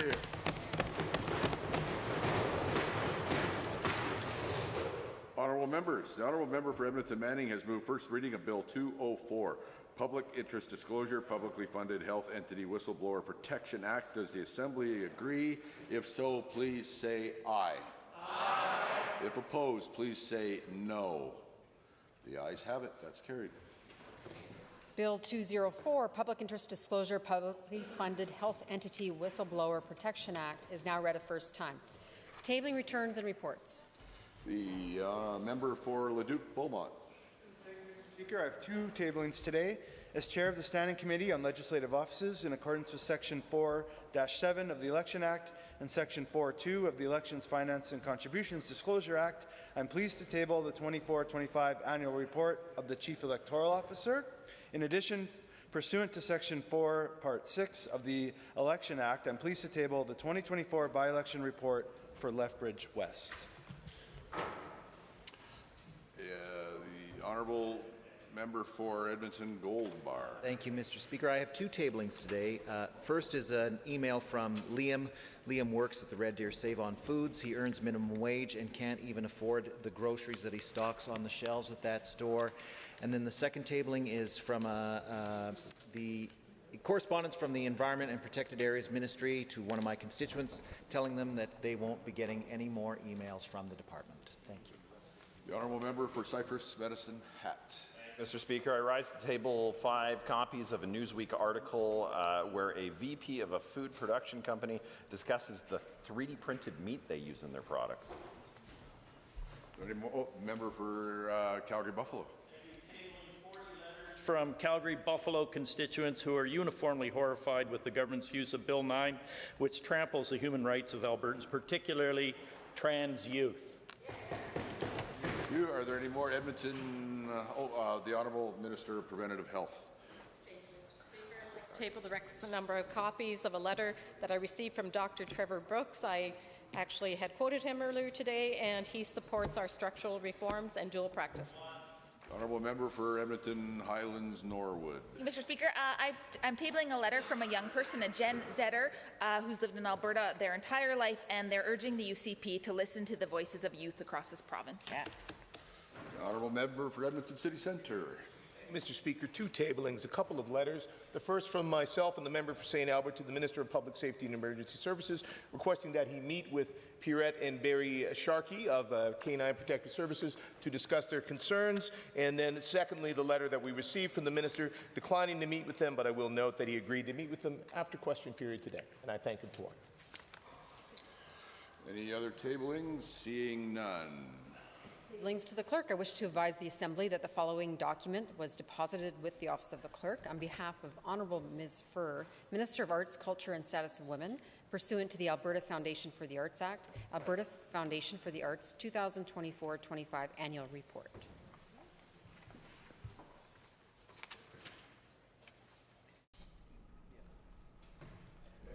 We have come to the part of the day for points of order. 156 withdrawn. Okay, thank you. Then next one was at 2:08 p.m. by the government House Leader. Thank you, Mr. Speaker. I think I have a different time, but hopefully this is the same one. I rise on 23 HI and J, where the member from Calgary-Beddington was speaking and asking a question to the government and said, will the minister stop throwing immigrants under the bus?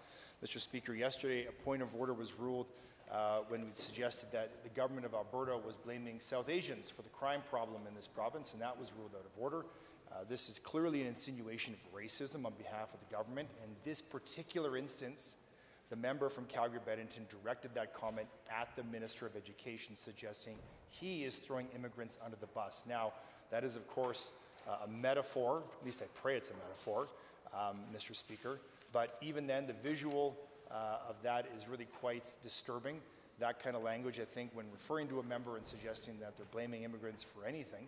Mr. Speaker, the only issue that we have is the way that immigration has been poorly managed in the country over the last 10 years. And as a result of that, we have an issue with that kind of comment. So, Mr. Speaker, I'll make comments here. I believe it's and I believe that the member should apologize for that kind of comments and withdraw and not use that language in. The Honourable Government or Opposition House Leader. Thank you, Mr. Speaker. I agree that it was a metaphor, and I agree that it was directed at a specific member, and because of such unparliamentary, I'll apologize and withdraw on behalf of the member. Thank you. That was the right way to do that, and we'll consider this matter dealt with. Point of order number 3 occurred at 2:16 p.m., and I believe it was the opposition government House Leader that did that. Correct, Mr. Speaker. At the time, the member from Calgary Glenmore was asking a question.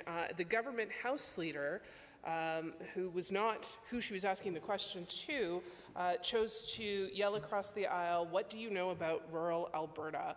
An insult to that member, insinuating that she doesn't talk to people in rural Alberta, that she doesn't have knowledge.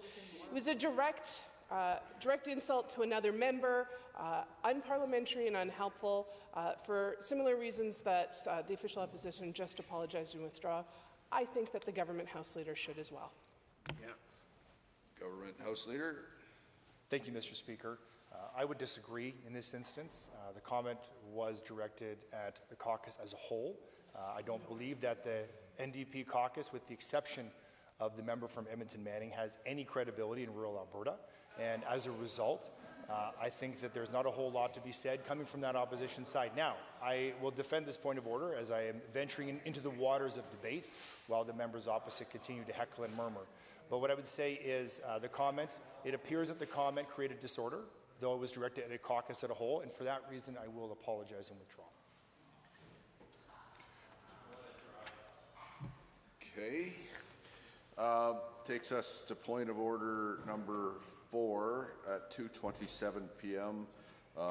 Placed by the government House Leader.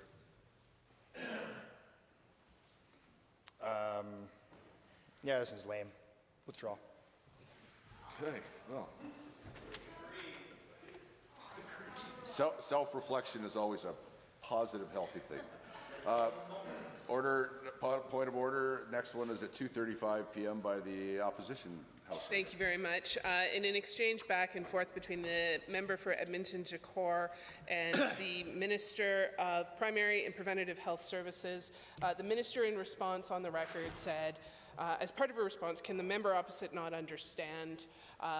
Again, specifically talking about the member, in this case, insinuating that rather than something being a matter of debate, and I will say at the time, Mr. Speaker, the minister had one set of numbers and facts, the official opposition had another. The idea of shouting, can you not understand, and implying that it was a comprehension issue rather than a debate of the facts, to me, crosses the line into insult. The minister is very adept at responding in ways that skirt the line of parliamentary procedure by talking a lot about us as a collective, and that's where the line has been drawn in this place up till now, Mr. Speaker, but referencing a specific member and their comprehension or inability to comprehend crosses the line into an insult for me, Mr. Speaker. I believe it should be ruled out of order and apologized and withdrawn. Well, I heard the comments. Yes, please. Honorable. Sure, thank you. Thank you, Mr. Speaker. In this instance, I do believe it is a matter of debate.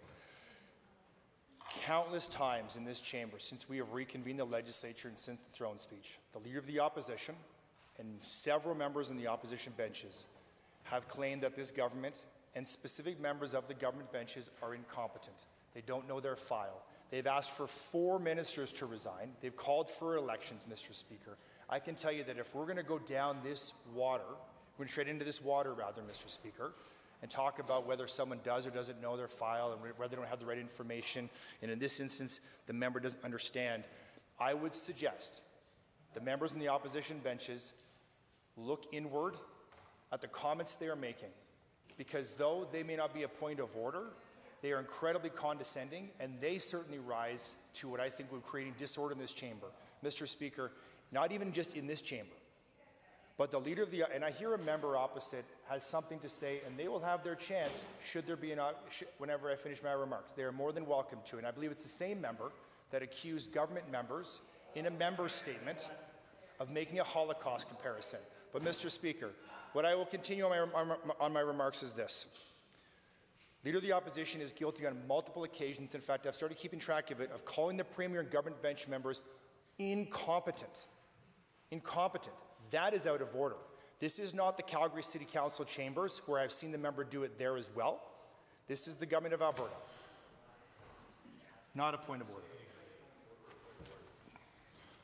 Well, let me say what the Blues say, the quote from the minister is, can the member opposite not understand the more doctors we have, the more services we provide? It could suggest the member doesn't know what they're talking about. And the member asking the question retorted almost instantly with something else that suggested that the minister better get better notes, which is kind of suggests that the member doesn't know what they're talking about. Neither one's helpful. It's become common practice here to suggest the other side doesn't know what they're talking about. It's not helpful. It's the kind of thing that can become a point of order. It's a matter of debate.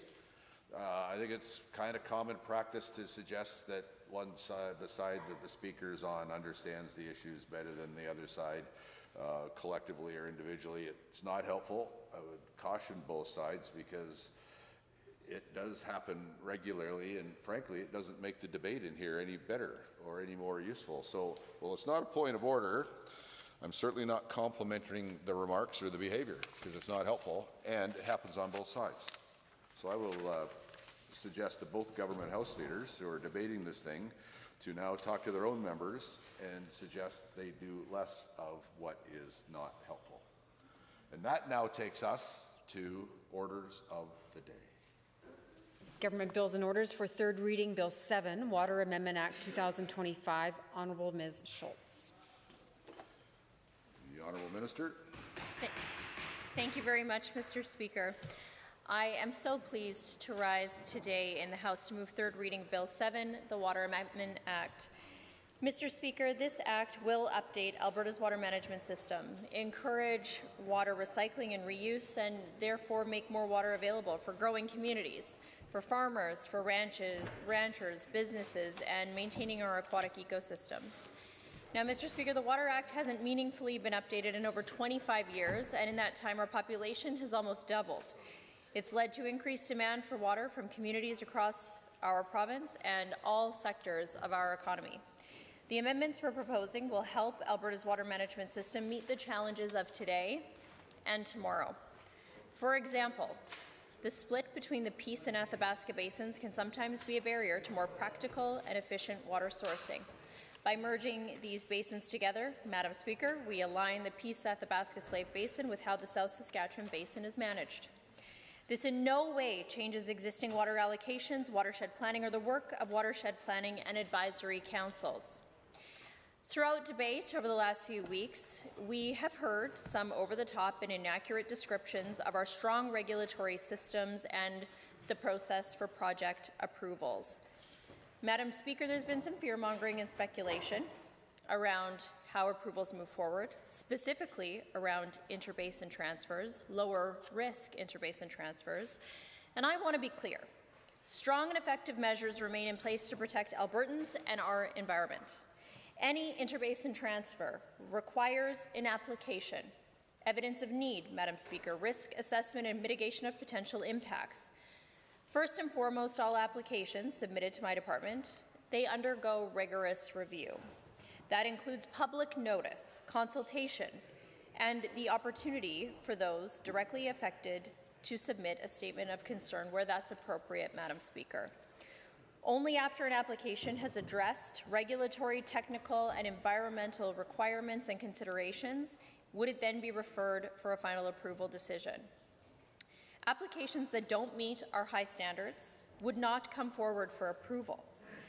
Now, while lower risk transfers will now move forward, just like they do in every other province in Western Canada, so again, to the members opposite who say it can't be done, it's being done in British Columbia, in Saskatchewan and Manitoba, and now that is going to be done here. All higher risk transfers will continue to require approval by a special act of the legislature, meaning that we still have in place a higher bar for approval where there is evidence of higher risk. The common sense changes we're proposing keep the Water Act's foundational principles firmly in place. Water must be conserved and used wisely, managed effectively, and not wasted. Bill 7 also improves our ability to support future conservation measures. These amendments will increase transparency, enable standardized measurement and reporting, and allow for the collection of financial information that's associated with water transfers. I think that transparency, Madam Speaker, is good for all water users and good for Albertans. Bill 7 clarifies key definitions, streamlines regulatory requirements, making it easier for Albertans to use and share water responsibly. By simplifying minor license changes and enabling better water monitoring and transparency, we're supporting water conservation and the health of our ecosystems. This bill supports industry, municipalities, and communities by supporting more flexible and efficient water management, including opportunities to use alternative water sources. This was the #1 piece of feedback that we received from municipalities over the last 2 years. This bill also makes it easier for communities and industries to collect rainwater from rooftops and reuse treated wastewater. For example, Calgary's Shepherd Energy Centre now reuses wastewater from the Bonnie-Brook sewage treatment plant for power generation. That avoids nearly 6 million cubic meters of fresh water being withdrawn from the Bow River every single year. That's a great news story, Madam Speaker. By reusing water for industrial and municipal purposes, we are reducing how much fresh water is taken from rivers, which preserves the natural flows for aquatic life and downstream users. That is a win. Similarly, the town of Drayton Valley provides treated wastewater to local oil companies for operations, saving thousands of cubic meters of fresh water that would otherwise be drawn from the river. That's what we're trying to do here, Madam Speaker, is expand that responsible use of the water resources that we have. Bill 7 will encourage more innovative projects just like these and make wastewater reuse a standard practice, helping Alberta continue to lead in sustainable water management. I also want to make clear that these proposed amendments are about more effectively managing the water within our provincial borders. Alberta will continue to meet our obligations and maintain strong working relationships with counterparts in the Northwest Territories, Saskatchewan, and the United States, as we always have done. We will continue to do. This bill, if passed, will help improve transparency and streamline regulatory decisions. It's a forward-looking piece of legislation that balances the needs of Albertans, the environment, and our economy both today and for the years ahead. It streamlines processes, strengthens oversight, ensures transparency, all while protecting our water resources for generations to come. These changes will absolutely make our system stronger, Madam Speaker, while keeping the strong foundations that we have in place to meet our province's growing needs. Madam Speaker, we could not have brought this legislation forward without the thousands of Albertans who took the time to provide their feedback throughout the last 2 years and multiple phases of engagement. We know that water is a precious and finite resource, and it really meant a lot to me that so many Albertans who care about this resource took the time to give us their thoughts, ask us their questions, and make sure that we get this right. Special thanks do go out to my colleague, the Minister of Agriculture. We had some very lively and engaging discussions about irrigation and producers and what their needs are and how we can balance the needs of our growing industry. And of course our ecosystems. I want to thank the MLA for Cypress Medicine Hat, who chaired the Water Advisory Committee, work that began in a situation of drought and then expanded to help form the basis of this legislation. That was a lot of time. Again, a lot of very interesting and passionate discussions that happened, and I think the member did a very exceptional job of chairing that committee on something that over the years has been contentious, Madam Speaker. There's a reason why the Water Act hasn't been updated in 25 years, because it's hard. It was challenging work, and the work of my colleague, really, we couldn't have done it without him. I am grateful for the members of the Water Advisory Committee, the municipalities, irrigation districts, producers, industry, my colleague, the Associate Minister of Water, who I know in Southern Alberta also has very passionate and strong thoughts coming from Southern Alberta about how we manage water in our province. And again, all Albertans. So with that, I'd also just like to thank members of this House for what I think has been some great debate, and thank you for the opportunity to rise on this bill in third reading. Others join the debate on Bill 7 in third reading. The Honourable Member for Banff-Kananaskis. Thank you. Thank you, Madam Speaker. Well, it has been quite a good debate on the Water Act, and it's been nice to kind of dive into water as an issue. I do want to say that I will not be voting in support of this bill today. I don't think that this bill addresses the priorities of Albertans. That's kind of my number one concern. We know through the results of the engagement and consultation that the minister mentioned that the top priorities identified were environmental protection and promoting conservation, efficiency, and productivity improvements to reduce water use. That is not the focus of this bill, Madam Speaker. The engagement also found strong cross-sector support for establishing and maintaining in-stream flow needs and water conservation objectives for all rivers, with water conservation objectives as a key policy tool, also not in this bill. I would also add, Madam Speaker, that the only reason I know the results from that consultation is through a FOIP request by an organization that received over 1,000 pages of results from these public consultations. Some of those pages were redacted, and so we don't actually, the government has not closed the loop and publicly released the results of public consultation, and that is also not effective public consultation. I think that my colleagues and I spoke quite extensively yesterday in Committee of the Whole around what effective consultation looks like, and the fact that you can engage people in a conversation, but if you don't incorporate their input into the project, or in this case the bill, that is not effective consultation. And so while at the beginning of debate on this bill I did say that the minister and her team invested a lot of time and capacity in engaging with Albertans on this conversation, which they did, that does not mean that I feel that that consultation was effective or at all meaningful.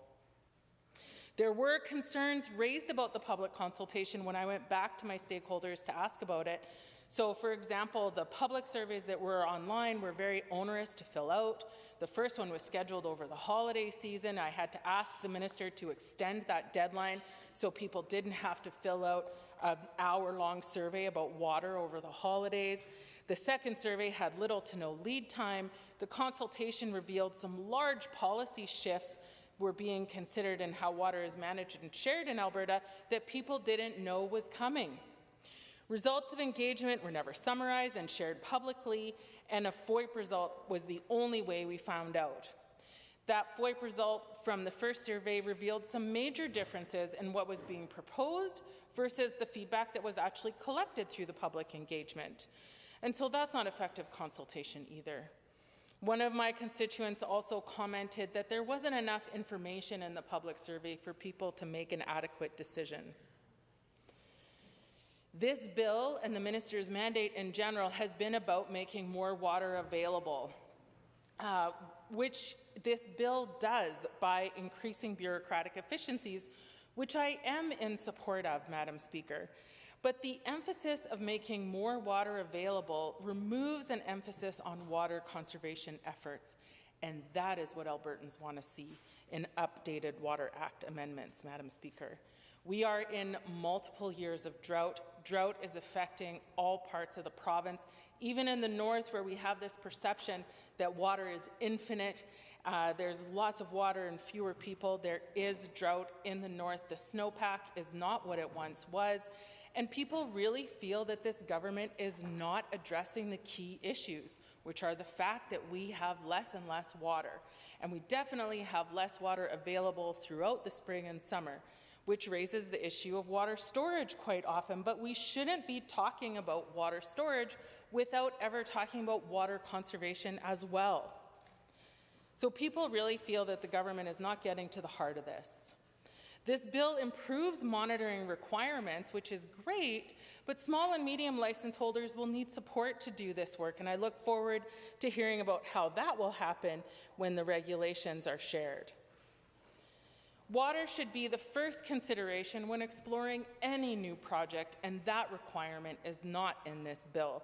This summer, I was out on various parts of the Eastern Slopes, and everybody had all these great All-Season Resorts Act proposals coming at me, and they're in beautiful spots with no water and with no electricity and no utilities. So it's up to the Water Act to really set that standard that water should be the first thing that people think about when they're thinking about any kind of development. The Act does not mention water quality, and the truth is we can't keep using more water without impacting water quality. In-stream flows is barely mentioned. I talked about that quite extensively yesterday. And merging the two northern basins, I still do not feel that the reason for doing that has been justified by the minister.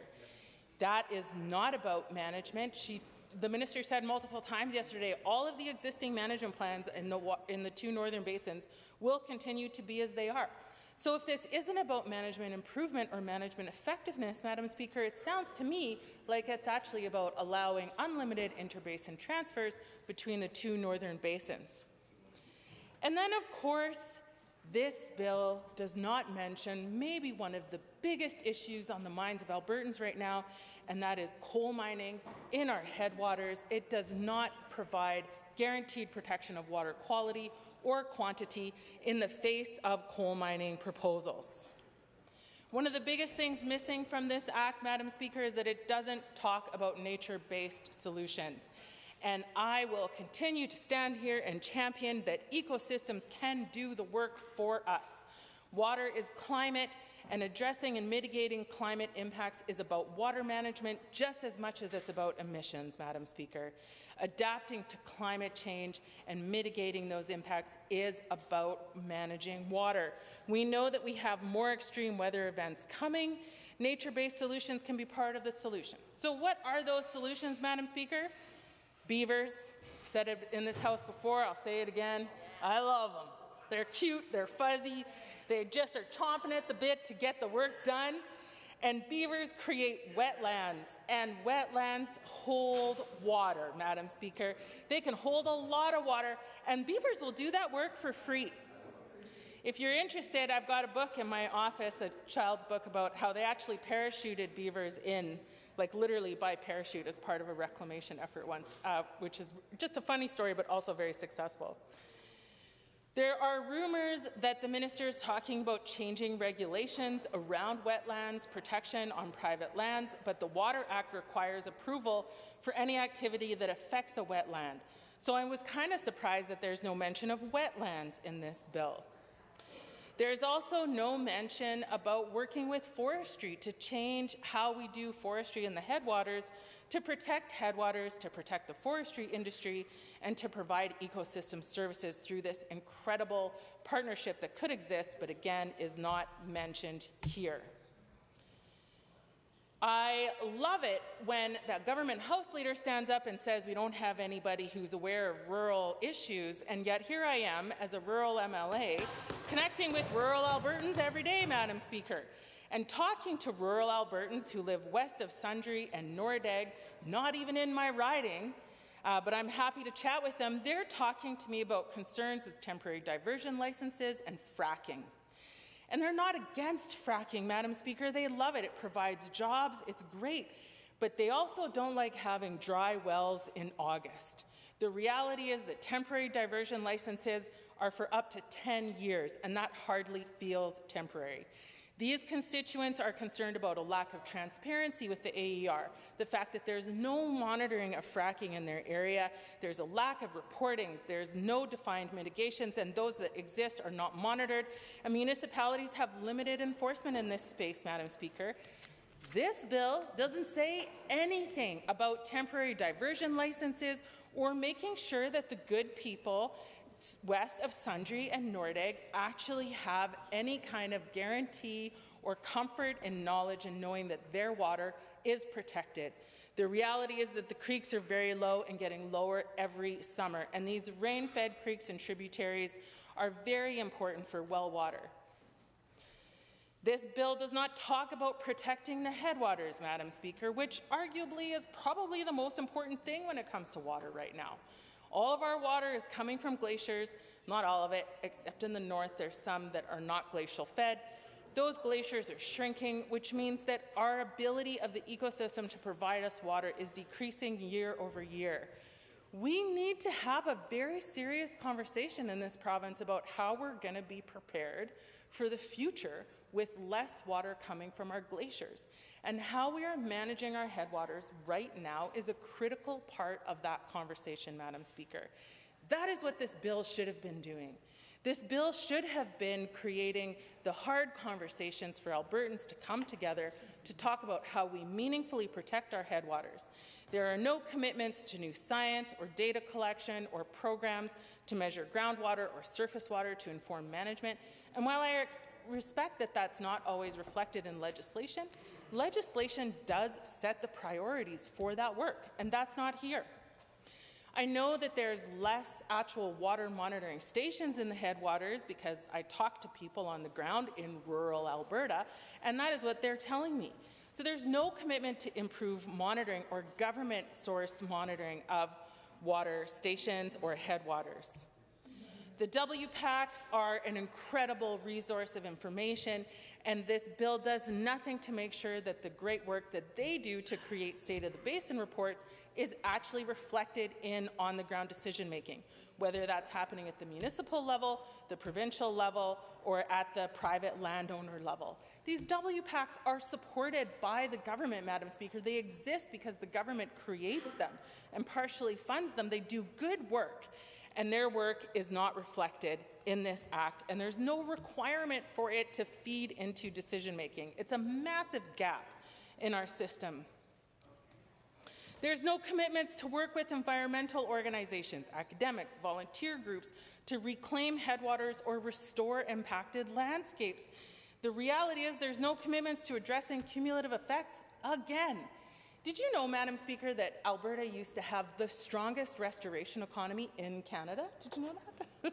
It's a very exciting reality that we actually used to pay people, not by government, through private business, to restore our landscapes. We used to have the strongest restoration economy in the country, and we don't anymore. Why?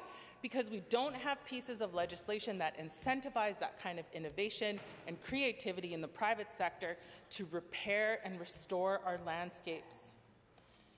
I've talked multiple times in this House, Madam Speaker, about cumulative effects, the need to address cumulative effects, and the reality is we are asking too much of the land and waterscapes across Alberta, and this bill is only intensifying those demands on land and waterscapes in the province.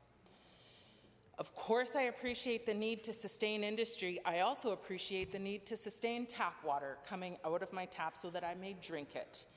And I do think that water is the thing that binds us all. It is the thing that drives our economy. It drives healthy communities, it drives ecosystems and wildlife, it drives all economic sectors. And while this bill does serve some economic sectors, it doesn't necessarily serve all of the people in Alberta who are living on the land every day. We talked a lot yesterday in Committee of the Whole about First Nations and how inadequate the consultation was with First Nations.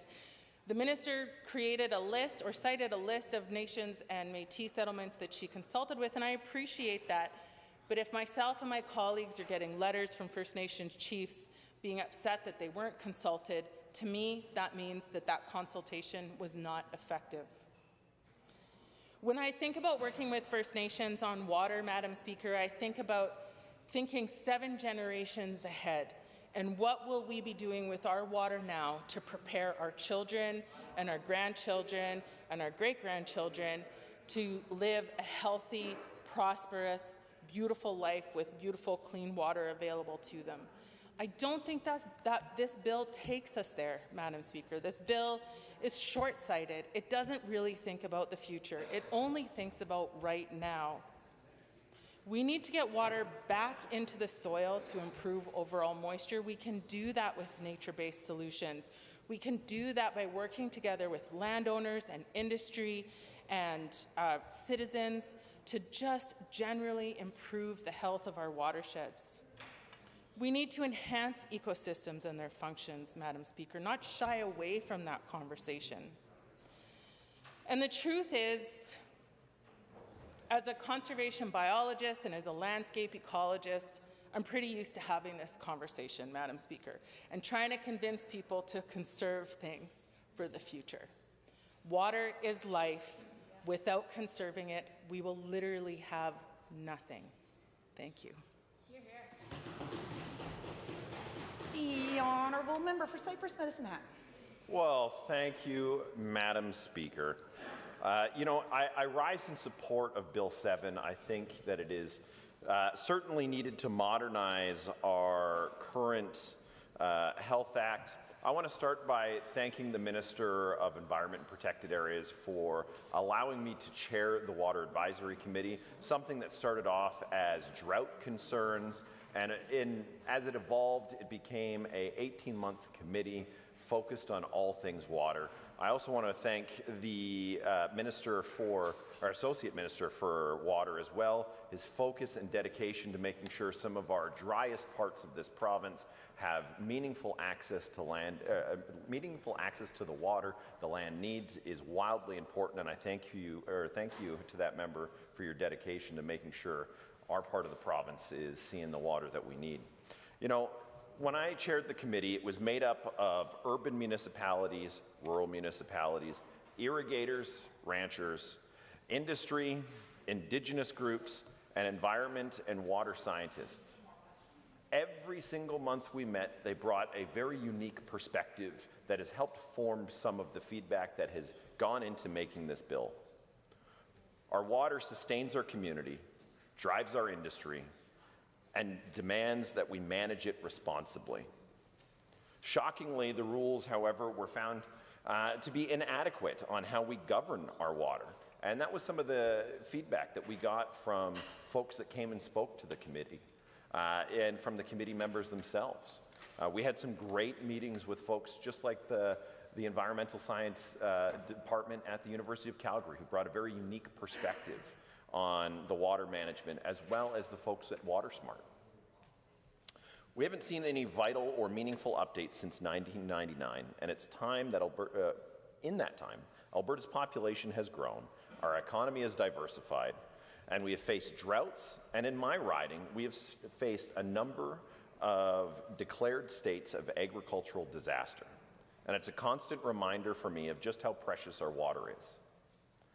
One of the documents that we reviewed actually found that while we are responsible for sending 50% of our water to Saskatchewan, upwards to 61 to 69% was actually going by our borders and ending up in our neighbors' backyard. So I appreciate the members opposite bringing forward water storage. I appreciate the members opposite bringing forward beavers, and I too am in agreement. I too love beavers.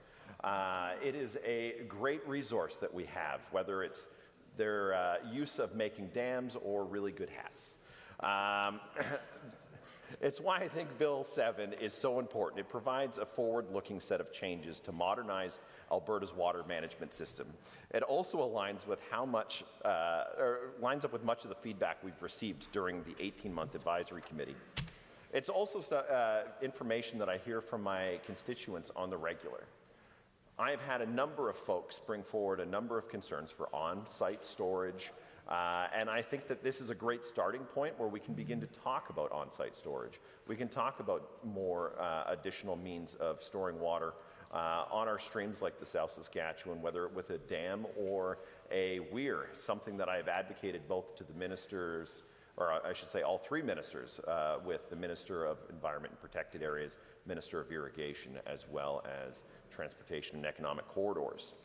This bill will cut red tape, improve transparency, and make sure Albertans can use water efficiently and responsibly both today and for generations to come. And I'm really thankful for one of the committee members, Paul McLaughlin, who constantly reminded us we shouldn't be looking at what water impacts look like 5 years from now, but what does water usage in 2080 and 2180 and 2280 look like in Alberta? The Water Act amendments serve as a starting point. It served us well for the past decades, but these changes are going to be a starting point for a different and new era. Back then, we weren't talking about rainwater harvesting, wastewater reuse, or pressures of growing population in the economy.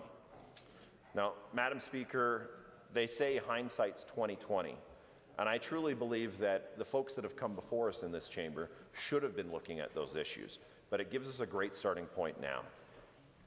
Today's Alberta needs a system that rewards conservation, supports innovation, and gives us the flexibility to respond to changing conditions. During the Water Advisory Committee and through the expanded engagement, stakeholders from municipalities, farmers, to industry and environmentalists have told us all sorts of important things that went into creating this. The current system, coming from this feedback, the current system is too rigid and too slow. The bill responds directly to some of those concerns. Bill 7 will focus on 4 key areas. It will streamline processes, improve management and transparency, enable alternative water sources, and allow for very low-risk transfers. Right now, if a license holder wants to make a minor change, like adjustments to where their water is used on their land, they often need a brand new water license or transferring to themselves, which is costly, slow, and unnecessary. Under Bill 7, directors will have the authority to approve minor amendments quickly, provided there's no harm to the environment or other users. We're also making it easier to consolidate multiple licenses without losing seniority. This is something farmers and ranchers brought very consistently to the table with feedback through our irrigator member. Farmers have told us that the current rules, which forced them to give up seniority allocation, were completely disincentivizing their changes they needed to make on their own property. This change means better efficiency and simpler records without penalizing those who have held the license for decades. And for those with historic agricultural water usage on publicly owned lands who missed the 2001 regulation deadline, we're reopening that window.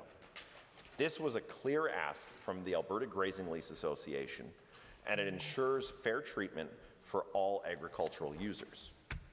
Right now, only about 1 in 5 licenses require water use reporting, and compliance is very low. That's not good enough.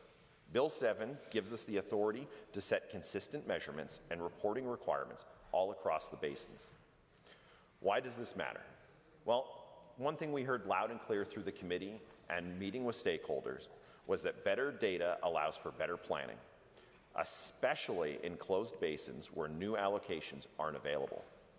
It helps identify transfer opportunities, support compliance during shortages, and address concerns raised by the Auditor General.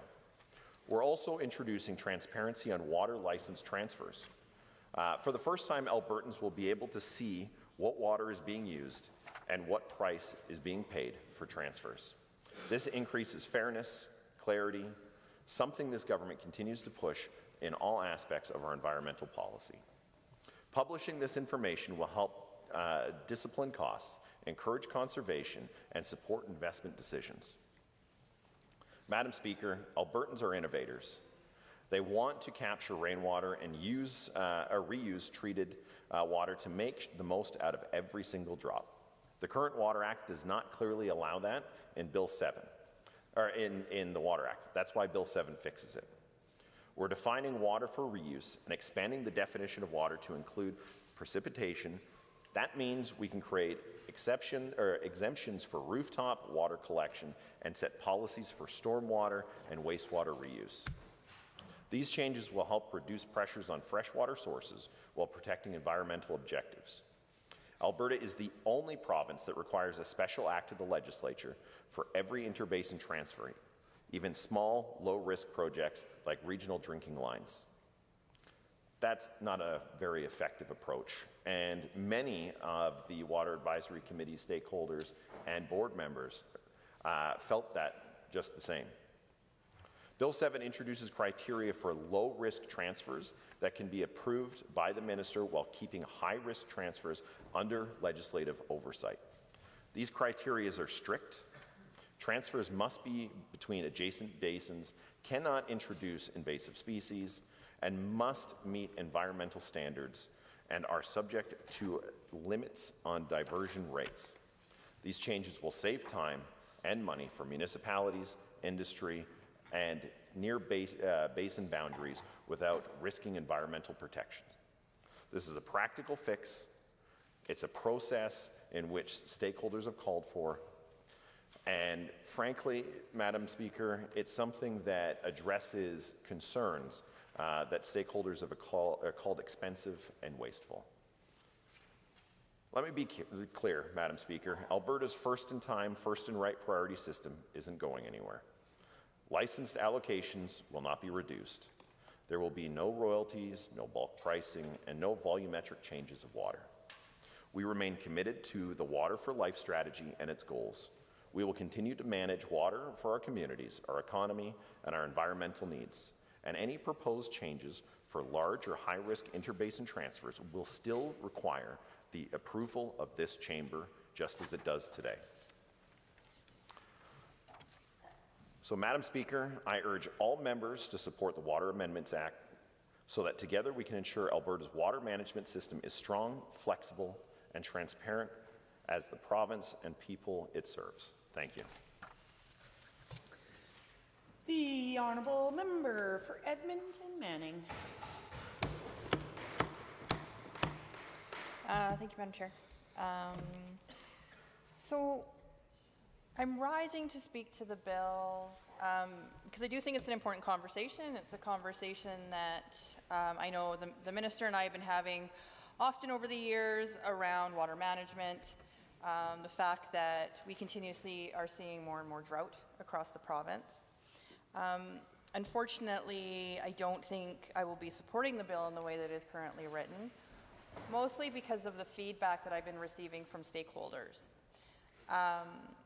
There seems to be a lot of transfer from what is written in the bill into regulation and not addressing the ongoing questions that a lot of my stakeholders have in regards to how many of these things are going to work. And so when I speak to them, they would have liked to have seen a lot more legislated and a lot less regulated and a lot less of interpretation of what this all means, because there's a ton of uncertainty when it comes to this bill. As the Minister indicated, it's been almost 30 years since the Water Act was amended. It is a very complex issue across the province, both from an agricultural perspective, economic diversification, the fact that we have to ensure that not only human access, but animal welfare components. There's a lot of conversation that is not just specific to water storage, but a lot of that wasn't clarified to the stakeholders that I work with around how many of those questions were going to be addressed.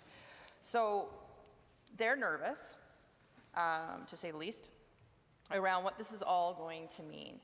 And I think everybody in this room right now can look outside and kind of think this is extremely weird to be in the middle of November, almost the end of November now, and have no moisture.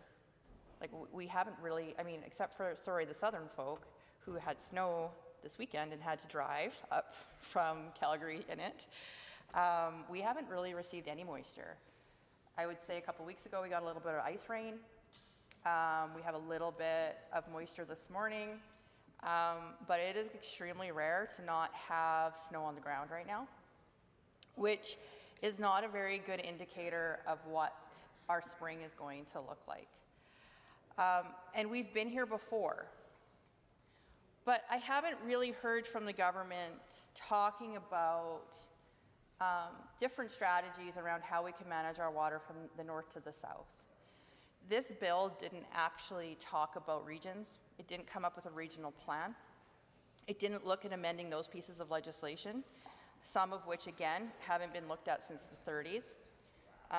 We have done a ton of investment in the south in irrigation, and we obviously, the minister's also responsible for dams and reservoirs, but we always talk about the south and we very, very rarely hear anything about the north. And the north is an interesting area because at some points it can actually flood, and then we have massive flooding, and our forestry and agriculture industry is significantly impacted by too much water. And there's an opportunity there around what we can be doing to help manage some of the water up there. But then it can also have parts of pockets where it's in drought. So like Grand Prairie area would be a prime example.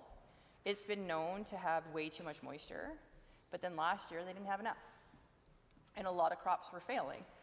And so it's inconsistent around sort of the dynamic that's happening, but yet it's not part of this plan. And as much as I appreciate the economic potential in the south and the fact that part of the reason why we do so much investment into irrigation is the fact that southern Alberta is a huge economic driver in agri-food. We have specialty crops that generate a ton of economic growth for that region and for the province. We export a ton of material out of that area, but there is potential for us to do similar things in northern Alberta that we are just not capitalizing on. And I think it would be interesting for me to hear from the minister what kind of plans the government is looking at to address some of that water management. When we look at the bill and we talk about the water basin transfers, well, most of that impacts the north. But that's not the only solution to a water management strategy, is to all of a sudden look at water basin transfers. There's other opportunities up there. And I think the other thing that's really interesting is that we're hearing conversations around changing forest management agreements to allow for harvesting of forests to create more agriculture land. And I think that that's counter to the long-term land management use plans that are existing up in that area. And I've heard lots of concerns that it doesn't appear that there seems to be any type of regional planning happening. And I think that that is a problem. Because as the member opposite was saying, well, one of the members of the panel was talking about we should be thinking about our water up into, like, from 80 years from now. Well, we also have to look at our land management plans and talk about what we're doing with our land 80 years from now, and making sure that everything is making sense. The biodiversity of our areas relies on ensuring that not only is there water, but that we have vegetation and trees and things that are also growing that are ensuring soil health so that our water is able to go where it needs to go, and that we're not eroding and creating areas where all of a sudden we have soil eroding away and washing away. We've seen a lot of this, and my colleague from Banff Kananaskis would know this better than I do, but when we look at some of the exploration that's happening with the coal industry up in Grassy, the amount of land that is being eroded by water because of the fact that there's been so much exploration done in that area that there's no vegetation left to ensure that we're capturing and the water is going where it needs to go is actually quite devastating.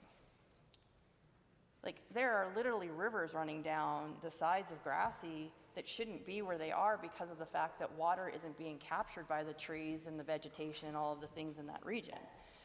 So to say that we're going to introduce one piece of legislation directly related to water but not address the whole ecosystem, I think is actually part of the failure of this piece of legislation. It would have made more sense to have water introduced, the water bill introduced, with a really great land use plan and some really great economic diversification planning and some regional planning around what we're doing so that everything is working together. Because the other piece that I've been hearing, even from municipalities, is that municipalities have to share their water licenses with each other. And when water is really scarce, it becomes even more of a contentious issue to negotiate those conversations between different regions. Some will say, well, I need more water because we want to look at more economic diversification. And some of these areas are very, very water dependent, depending on what you're looking at to diversify. And then at the same time, I mean, we can go back and just look at southern Alberta again. Pincher Creek had no water. Like 2 years ago, 3 years ago, man, time flies. To the point where they were having to keep drilling because there was literally nothing left. And the whole region was in a massive drought. The Old Man was really low. I think at that point too, the St. Mary Dam collapsed. And so we had a whole bunch of water issues going on in the south. But at the same time, the region was talking about economic diversification and trying to attract more value-added processing into the region, which requires a ton of water. And we couldn't seem, like there didn't seem to be a very united conversation happening around what were the priorities, how are we managing these things, and it created a lot of questions, which was part of the reason why this panel was created and these consultations had to happen. But those questions still exist. And I'm hearing them even as recently as last week at RMA about talking about how do we balance between human necessity, animal welfare, and then economic diversification and value add. And nobody knows because it's all going to be in regulation. So I think there's gaps. And I think, especially when it comes to water, where it starts to get really contentious as we see more drought, the clarity is the most important piece. And because the stakeholders that I'm talking to are saying we haven't really been consulted on RAG, I think there's a gap, and that is part of the problem. I will say too, because I don't think I have very much time left, because I have the opportunity to stand and speak for a little bit, I'm really encouraging the government to start coming forward now on our plan for the spring and the summer. Obviously, I was the critic for the Minister of Forestry for a while and worked really closely with our wildland firefighters. We need to be hiring them and talking to them now. If it continues the way that it continues, we are going to have massive fires again. And I hope it rains, because I don't want to see what we saw a couple years ago. But we weren't prepared a couple years ago. And we have an opportunity to look at what's going on today and be like, we haven't had any moisture. Everybody should be worried that we haven't had any moisture, and people are talking to me about it. It's supposed to be just super cold and not a lot of, like, minus 50 with no moisture. Sounds like a great winter, I know. Might have to go somewhere else. But we need to be forecasting and preparing our first responders and our wildland firefighters and training them and making sure we have enough, and that we have enough equipment, and that we have all of the things prepared to go. And you know what, if we don't need them, it's better to be prepared. I would hate to see us in another point like we were, where we were rushing people out of training that weren't getting all of their training done, because it's literally what happened a couple of years ago, and I know this. I've done tons of WCB work with wildland firefighters. that were sent out into the field that didn't finish all of their training because we didn't have time for them to get it all done. And unfortunately, we had a loss and we had someone who died because we weren't preparing people fast enough. So as much as water is, this conversation around the water bill is super important, the people that work for us, that work to protect our communities during wildfire are far more important to me. And I wanted to make sure that the government is being prepared and being proactive and getting ready for what could potentially start being a wildfire. We all know this too, like there's fires burning right now because they don't really go out, they just live underground. And so they will flare and we will have to manage them. And I just want to make sure that we're prepared for it. So the government should be getting ready and making sure that this conversation is live and that prep is getting done, because as they all know, I'll probably start asking them about it soon. And it would be great to have some answers and to make sure that our wildland firefighters are being supported by the government, that they're not being rushed through training, that their equipment is certified and ready and clean and all of the things, and that we have a really good plan come spring. Thank you, Madam Chair. The honourable member for Lacombe-Panoka. Thank you, Madam Speaker. I rise today in strong support of Bill 7, the Water Amendment Act 2025. In my constituency of Lacombe-Panoka, water isn't just a resource, it's the lifeblood of our farms, of our communities, and our way of life. We measure it in inches of rain, or maybe in the level of a dugout, or the health of our local rivers. When you've lived through dry years, as we are now, you understand that every drop counts. This bill is about making sure that Alberta manages this precious resource with foresight, with fairness, and common sense. The Water Act has served Alberta well for a quarter century, as we've heard many times in this chamber, but it hasn't been meaningfully updated since 1999. In that time, our province has grown by over 1 million people. Our economy has diversified, and we've seen years where water scarcity has put real pressure on farms, on ranches, and municipalities. The old rules were built for a different era. Bill 7 doesn't tear down that foundation, it strengthens it, while still modernizing the system for today's realities. To be clear, the principle of first in time, first in right remains untouched. Licensed allocations will not be reduced. There will be no royalties, no bulk pricing, and no surprise conditions, as we've already heard, that are slapped on older licenses. The backbone of Alberta's water rights system stays in place. What changes are the tools that we use to manage water, tools that make the system more transparent, more efficient, and better suited to conservation. Bill 7 introduces practical definitions like return flow and water for reuse, which I will touch on later. It broadens the definition of water to include precipitation intercepted above ground. Madam Speaker, this matters because it opens the door to smart policies, like exempting rooftop rainwater collection from licensing, so that municipalities, farms, and businesses can put that water to work without red tape. In a dry year, those extra gallons can make the difference between a crop and a loss. Right now, too much good water goes to waste because our legislation hasn't kept pace with technology. Bill 7 allows licensees to supply water for reuse where it benefits the environment. Think about a food processor that can clean and repurpose that water, like Doof Greenhouses in Lacombe County, or a municipality that can use captured stormwater for irrigation. This isn't theory, it's practical stewardship. We're making more efficient use of the same drop while protecting downstream rights and aquatic ecosystems. Albertans expect fairness and openness. Bill 7 requires disclosure of agreements tied to temporary assignments, transfers, and licenses. It gives the director authority within regulations to make public the terms of those agreements. That means no backroom deals, no guessing.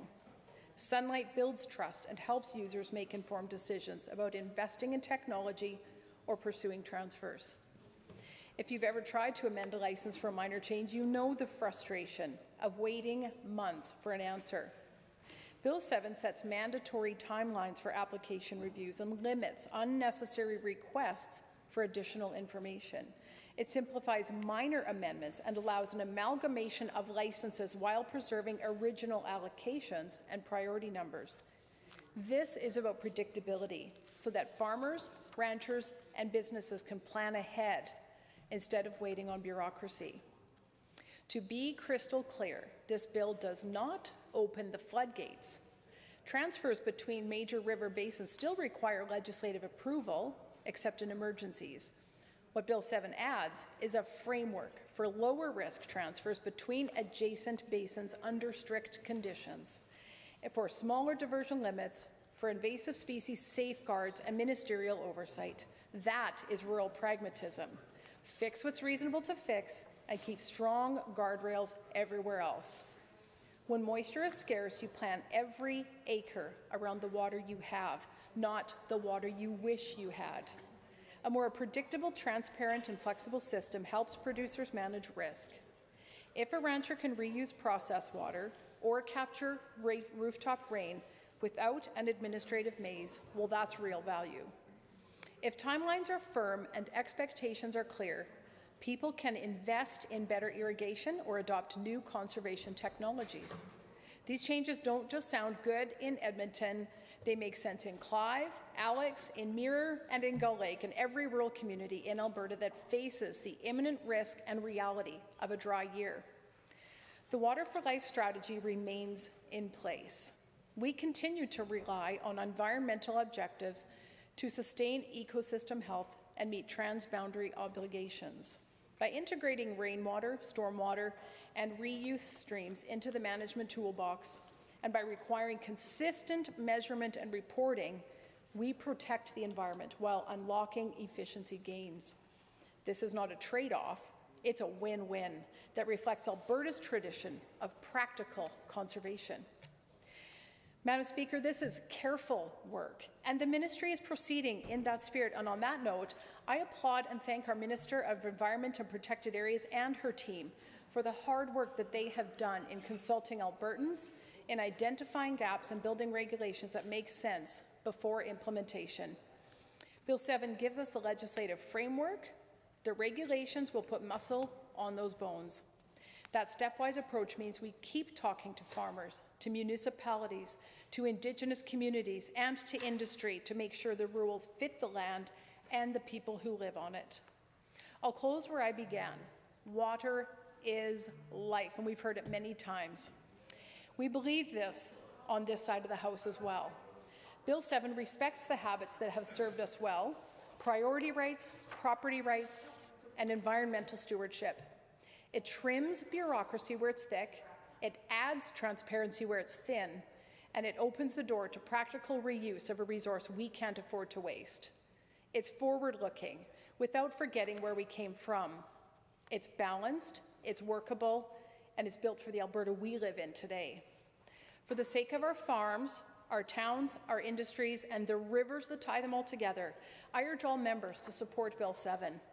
Let's manage water with the same common sense we bring to everyday life. Measure twice, cut once. And let's make sure that every drop counts. Thank you, Madam Speaker. Well done. Well done. The honourable member for Lethbridge West.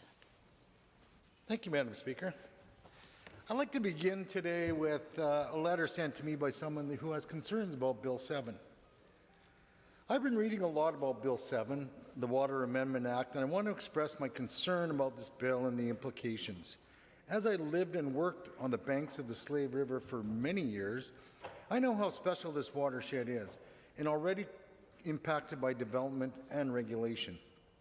The merging of the Peace, Slave, and Athabasca watersheds and ability to transfer between basins is giving a blank check to industry to continue to use and abuse within whatever basin they wish, knowing they can bring volumes of water from elsewhere. This is just wrong. Now, living on the banks of the Oldman, I see how fragile our watershed is and do not want further mismanagement to happen just because we could pipe in water from elsewhere. It's just not right. We need to manage the resources we have and not rob Peter to pay Paul. Madam Speaker, as many people have said today, water is not just a resource. It's a living system. It carries life, but can also carry risk. You know, having spent my entire life in Southern Alberta, I fully support the intent to modernize Alberta's Water Act. I appreciate the potential benefits for our irrigation system and the importance of irrigation to support Canada's premier food corridor, a collaborative network committed to driving growth in Southern Alberta's agri-food sector. However, I have serious concerns regarding this bill's approach to environmental health, governance, and the rights of Indigenous and municipal stakeholders, and the inability and unwillingness of the bill's author to consider improvements or amendments to the legislation, as well as a lack of full consultation with First Nations, municipalities, and watershed stakeholders. This government voted down 2 amendments authored by the member for Banff-Kananaskis, a noted biologist and recognized environmentalist, a term which has never been ascribed to Bill 7's author. The First Amendment asks to stop merger of the Peace Slave River basins with the Athabasca River Basin and the creation of a new basin.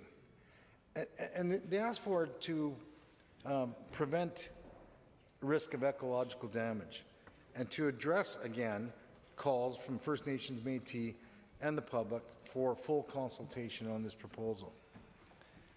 The Second Amendment proposed to replace the Minister and Director's opinion to issue a low-risk water transfer with evidence-informed criteria based on the best available aquatic science, the thresholds based on cumulative impacts of any lower-risk water transfer, existing water licenses and water allocations, and in-stream flow rates. It also required consultation with First Nations and Métis settlements and with subject expert matters and the public before issuing a low-risk water transfer, and required regular water monitoring. However, as I stated earlier, the UCP-MLA's stubbornness and partisanship ruled the day, and they defeated these very helpful and nonpartisan amendments. Science and evidence-informed decision-making, full consultation with stakeholders? Move along. Nothing to see here, folks. You know, the Second Amendment also addressed the fact that Bill 7 centralizes authority in ways that weaken democratic oversight. And as I said earlier, it gives expanded powers to the Director and the Minister to authorize interbasin water transfers. And as I said before, Chief Troy Knowlton of the Piikani Nation has warned that such changes erode community trust and accountability. And we must ensure that water governance remains transparent and democratic. There's also the issue, Mr. Speaker, about costs, which is not addressed in this legislation. Who's going to pay for this when someone wants transfers? We're going to expect the water users and the proponents of the transfers to come up with the money when most municipalities that would require this don't have money for infrastructure as it is. So the government's putting the rules in place to say you can do this, but they're not putting the supports in place to actually have it done. Kind of reminds us of, the school assessment and numeracy stuff, doesn't it? Mr. Speaker, I think at this point we've heard enough. We've heard the facts that this government doesn't want to listen to good ideas. We're not opposed to the idea of modernizing this legislation. What we're opposed to is this government not willing to listen to experts, this government not willing to consult with First Nations and watershed stakeholders. So why don't we do this? Why don't we just bring it back? Work with the stakeholders to strengthen the bill so it's acceptable to everyone, so it's effective for everyone. And do it before it becomes law. Protect Alberta's water for generations to come, and don't do the short-sighted and rush it through. And with that, I move to adjourn debate. Members made a motion to adjourn debate. All those in favour say aye. Aye. Any opposed say no. That is carried. Government Bills and Orders for second reading. Bill 10, Red Tape Reduction Statutes Amendment Act 2025 No. 2, Adjourn debate. Honourable Mr. Williams. This is honourable. No. Okay, then carry on. Who? Okay, next to speak on this is Empton Goldbar. Go ahead. Mr. Speaker, I'm pleased to rise today and offer a few comments on Bill 10. Now, this bill makes three changes that I want to discuss in my time today. One, it amends the Government Organization Act and the Traffic Safety Act to allow driver's licenses to identify or to carry citizenship markers. And it also forces Albertans to produce ID to receive government services. So those are two new things that this bill introduces.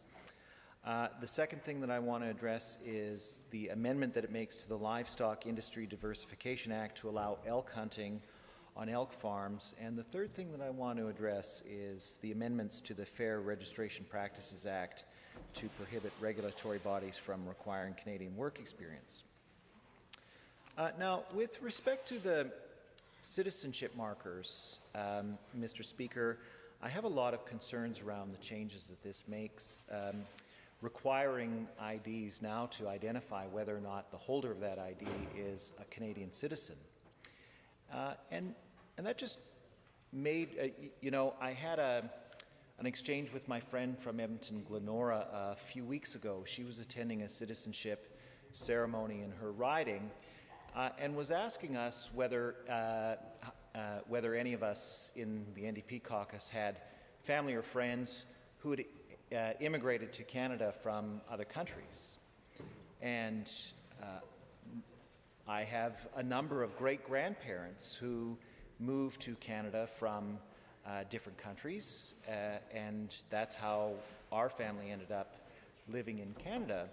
But it was just curious, you know, just reflecting on that made me look at how the citizenship requirements, the paths to residency in Canada have changed over time. So my great-grandparents moved to southern Saskatchewan at around the turn of the 20th century, so the early 1900s. I don't know exactly when, Mr. Speaker.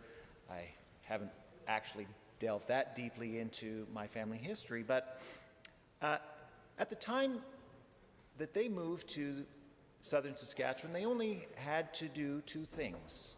They had to come up with $10 to buy 160 acres of land, and they had to build a fence around that 160 acres of land. That's it. And if they could pay for the land and build a fence around it, they were granted citizenship as a matter of course. And you know, being the geek that I am, Mr. Speaker, I even ran the number $10 through the inflation calculator. So how much is $10 in 1900 worth today? And it's about $280, Mr. Speaker. So, you know, $280 for 160 acres of land.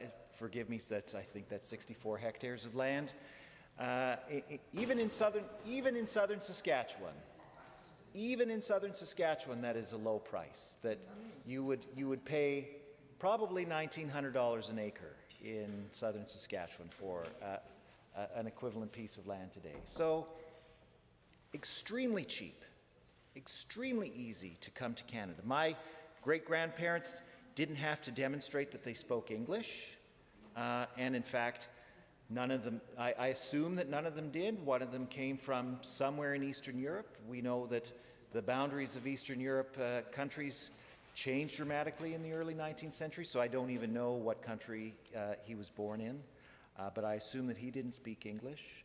One of my great-grandfathers came from the great state of Illinois in the United States, and so I can guarantee you that he didn't speak English, at least not the way it should be spoken, Mr. Speaker.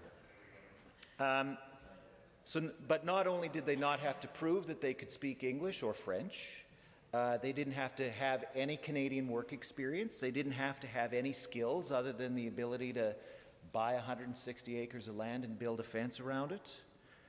They didn't have to be refugees.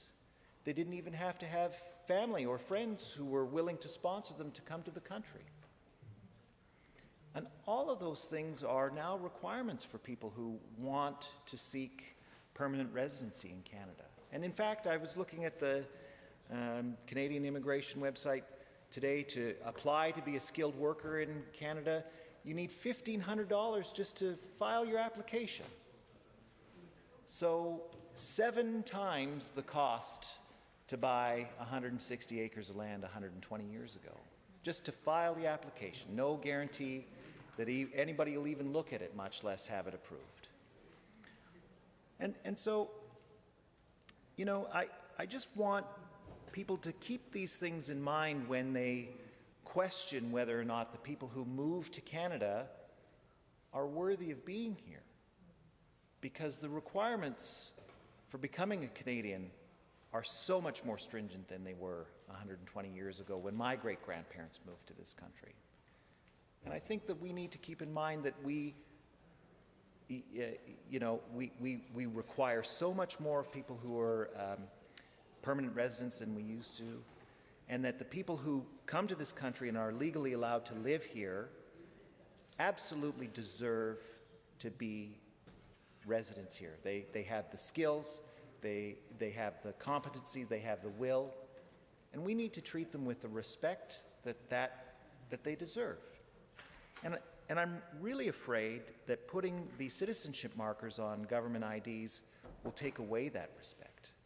Because I talk to people all the time, and there's certainly a lot of people who regard permanent residents or non-citizens of our country as less than those who are citizens.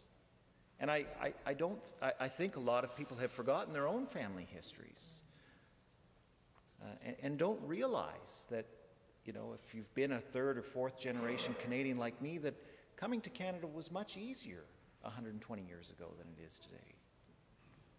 And so I certainly hope that people remember that, and that, you know, we need to treat permanent residents with the respect that they deserve. So I'm concerned that the government is moving towards treating permanent residents with disrespect and disdain.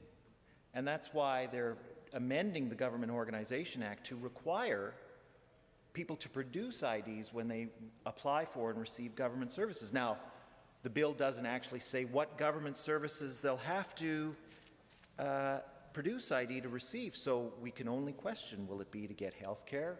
Will it be to enroll themselves or their children in the local schools?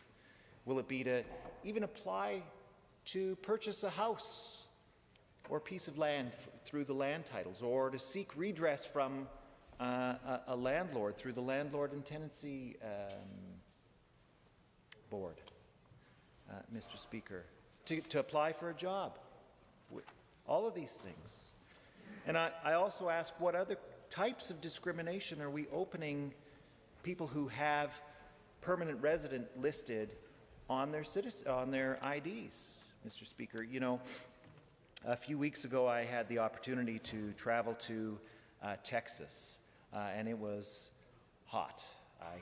I don't know why people choose to live in Texas, but the heat is unbearable there, and I certainly don't envy them.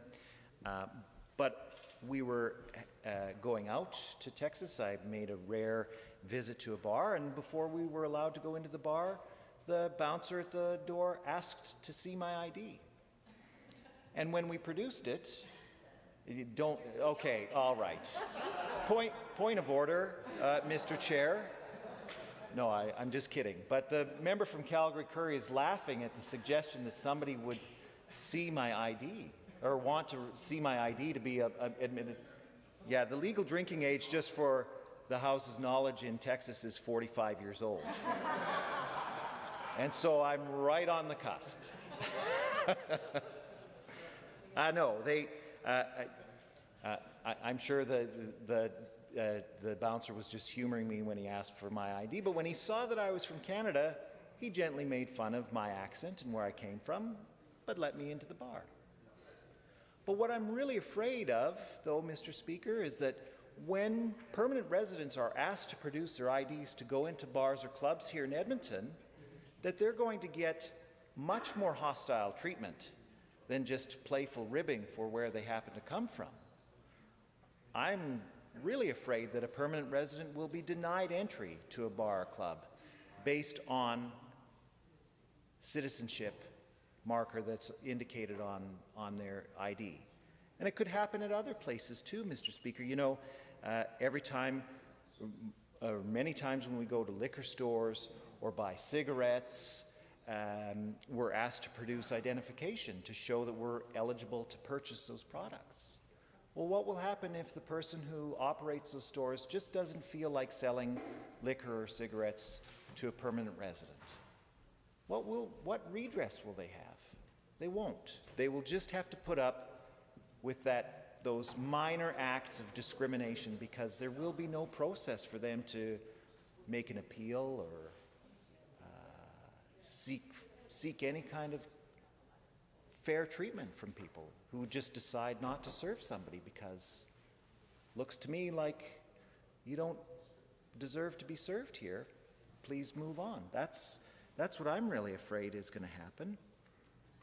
And what I'm really afraid will happen is that some people with even more authority than the people who run liquor stores or cigarettes or bars or clubs will use that authority inappropriately against people who are just permanent residents and not Canadian citizens. And I'm thinking in particular about police. You know, every time we're pulled over by a police officer, we're asked to produce our identification. And I'm just wondering if police will give extra scrutiny to people who show that they're permanent residents on their ID. Maybe they'll be held to account for, you know, I don't know, a tail light missing or license plate not screwed on right, subject to that kind of harassment that maybe a Canadian citizen wouldn't be subject to because of the marker on their identification.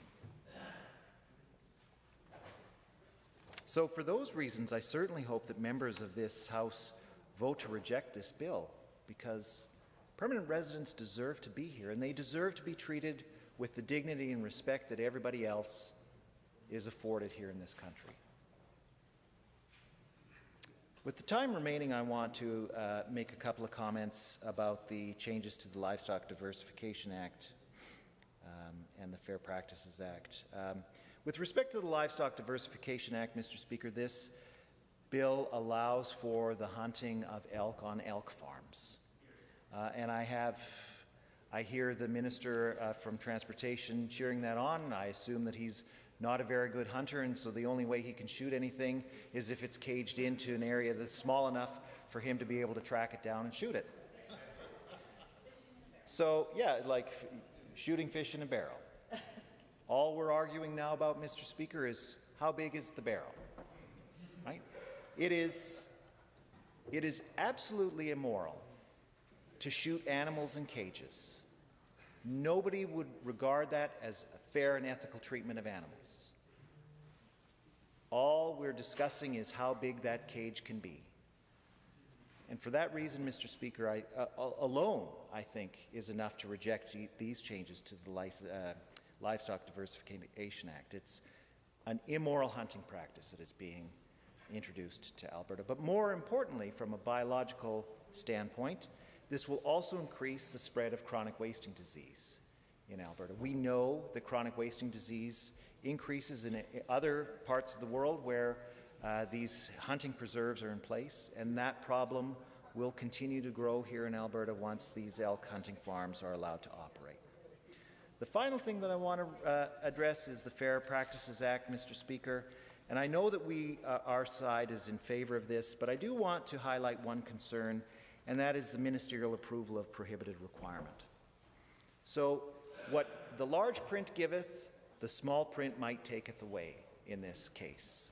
And I am really concerned that regulatory bodies will be approaching the minister with a whole bunch of exceptions that they'll be demanding for Canadian requirements. So I don't know, maybe the accountants will say you need to have demonstrated proficiency with dealing with the Canadian tax code before you can be considered for licensure. And the minister might say yes. And then, I don't know, the architects will have to say, well, you have to demonstrate competency in dealing with buildings in cold regions. Yeah, exactly. Thank you to my friend from Calgary Elbow for that. Regulatory bodies are incredibly creative. I'm concerned that the minister will end up blowing a bunch of loopholes into this practice, and so I urge all members to vote against this. Are there others that would like to speak to second reading of Bill 10? A member from Edmonton Decor. Go ahead. Thank you, Mr. Speaker. I'm proud to stand here today in this chamber, my home province of Alberta, a province that is built on hard work, resilience, and contributions of people from every corner of this world. As an immigrant, this is a province that never failed me in whatsoever. I was once a non-citizen. At some point, nothing differentiated me from the rest except the right to vote. This is a place where people come to build a better life, Mr. Speaker, where diversity is not just a word, but a strength that fuels our economy and enriches our communities. The decisions we make here, the decisions about fairness, decisions about access to opportunities, matter so much for so many people, Mr. Speaker. These decisions shape the lives, not only the individuals, but the lives of the future of this province. I want to talk about two things in Bill 10. A very, very small progress that deserves recognition, and policies which is buried in this bill that divides us as Albertans. Let's start with the progress that I see in Bill 10. Removing Canadian work experience requirement for credentialing processes. I have to underscore, Mr. Speaker, this does not go enough, but it is a good one step forward. Removing work experience for job opportunities was the first step that we needed to take on my motion last year, motion 511. But the government amended the motion to remove experiences for credentialing purposes only. Other provinces have taken steps to remove Canadian work experiences for job opportunities. 2 years ago, Ontario passed a legislation, BC passed a legislation that will remove those barriers. Sadly, Alberta has not gone that far to recognize the need for many Albertans who are in jobs that they overqualify because of the situation forces them to be in those jobs. In fact, as a province, we have the highest number of individuals that are in jobs that they overqualify compared to the rest of the country. We wanted the government to take steps to address those barriers. Sadly,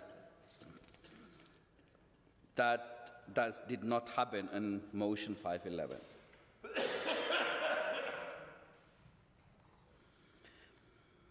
Think about what this means. For years, newcomers have arrived in Alberta with skills, with degrees, with professions,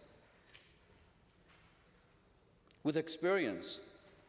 And these are often critical opportunities, critical experiences, critical credentials that we need, like healthcare, engineering, technology. But they are always told that their experience doesn't count because it was not gained in Canada.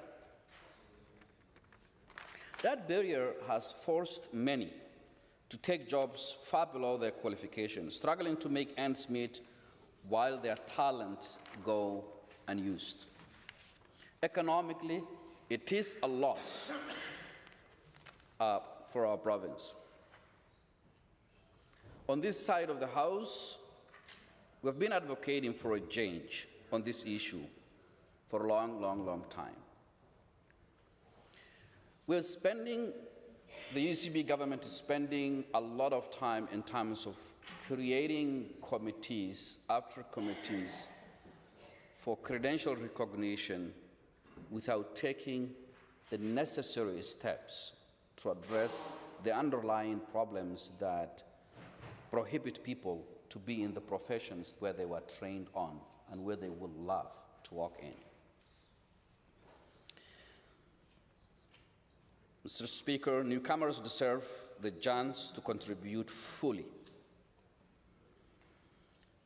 The chance to contribute fully to our economy and our community.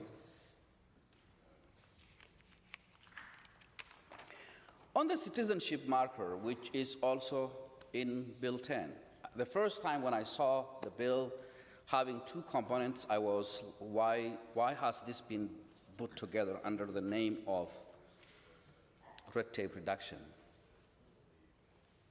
Like putting citizenship marker on the license as a red tape reduction is something I really, really don't understand. And it would be great if the minister could explain how that reduces red tape there. I haven't heard in the minister's speech. I would love to learn that.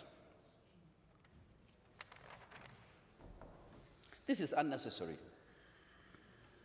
It sends a wrong message. All Albertans, regardless of where they were born, they deserve respect, they deserve recognition for their contributions to this province. Other than voting, there are no programs in Alberta that are exclusively for Canadian citizens, so why do we introduce this marker on the driver's license? What services are we trying to unconstitutionally restrict from Albertans? Personal story, Mr. Speaker.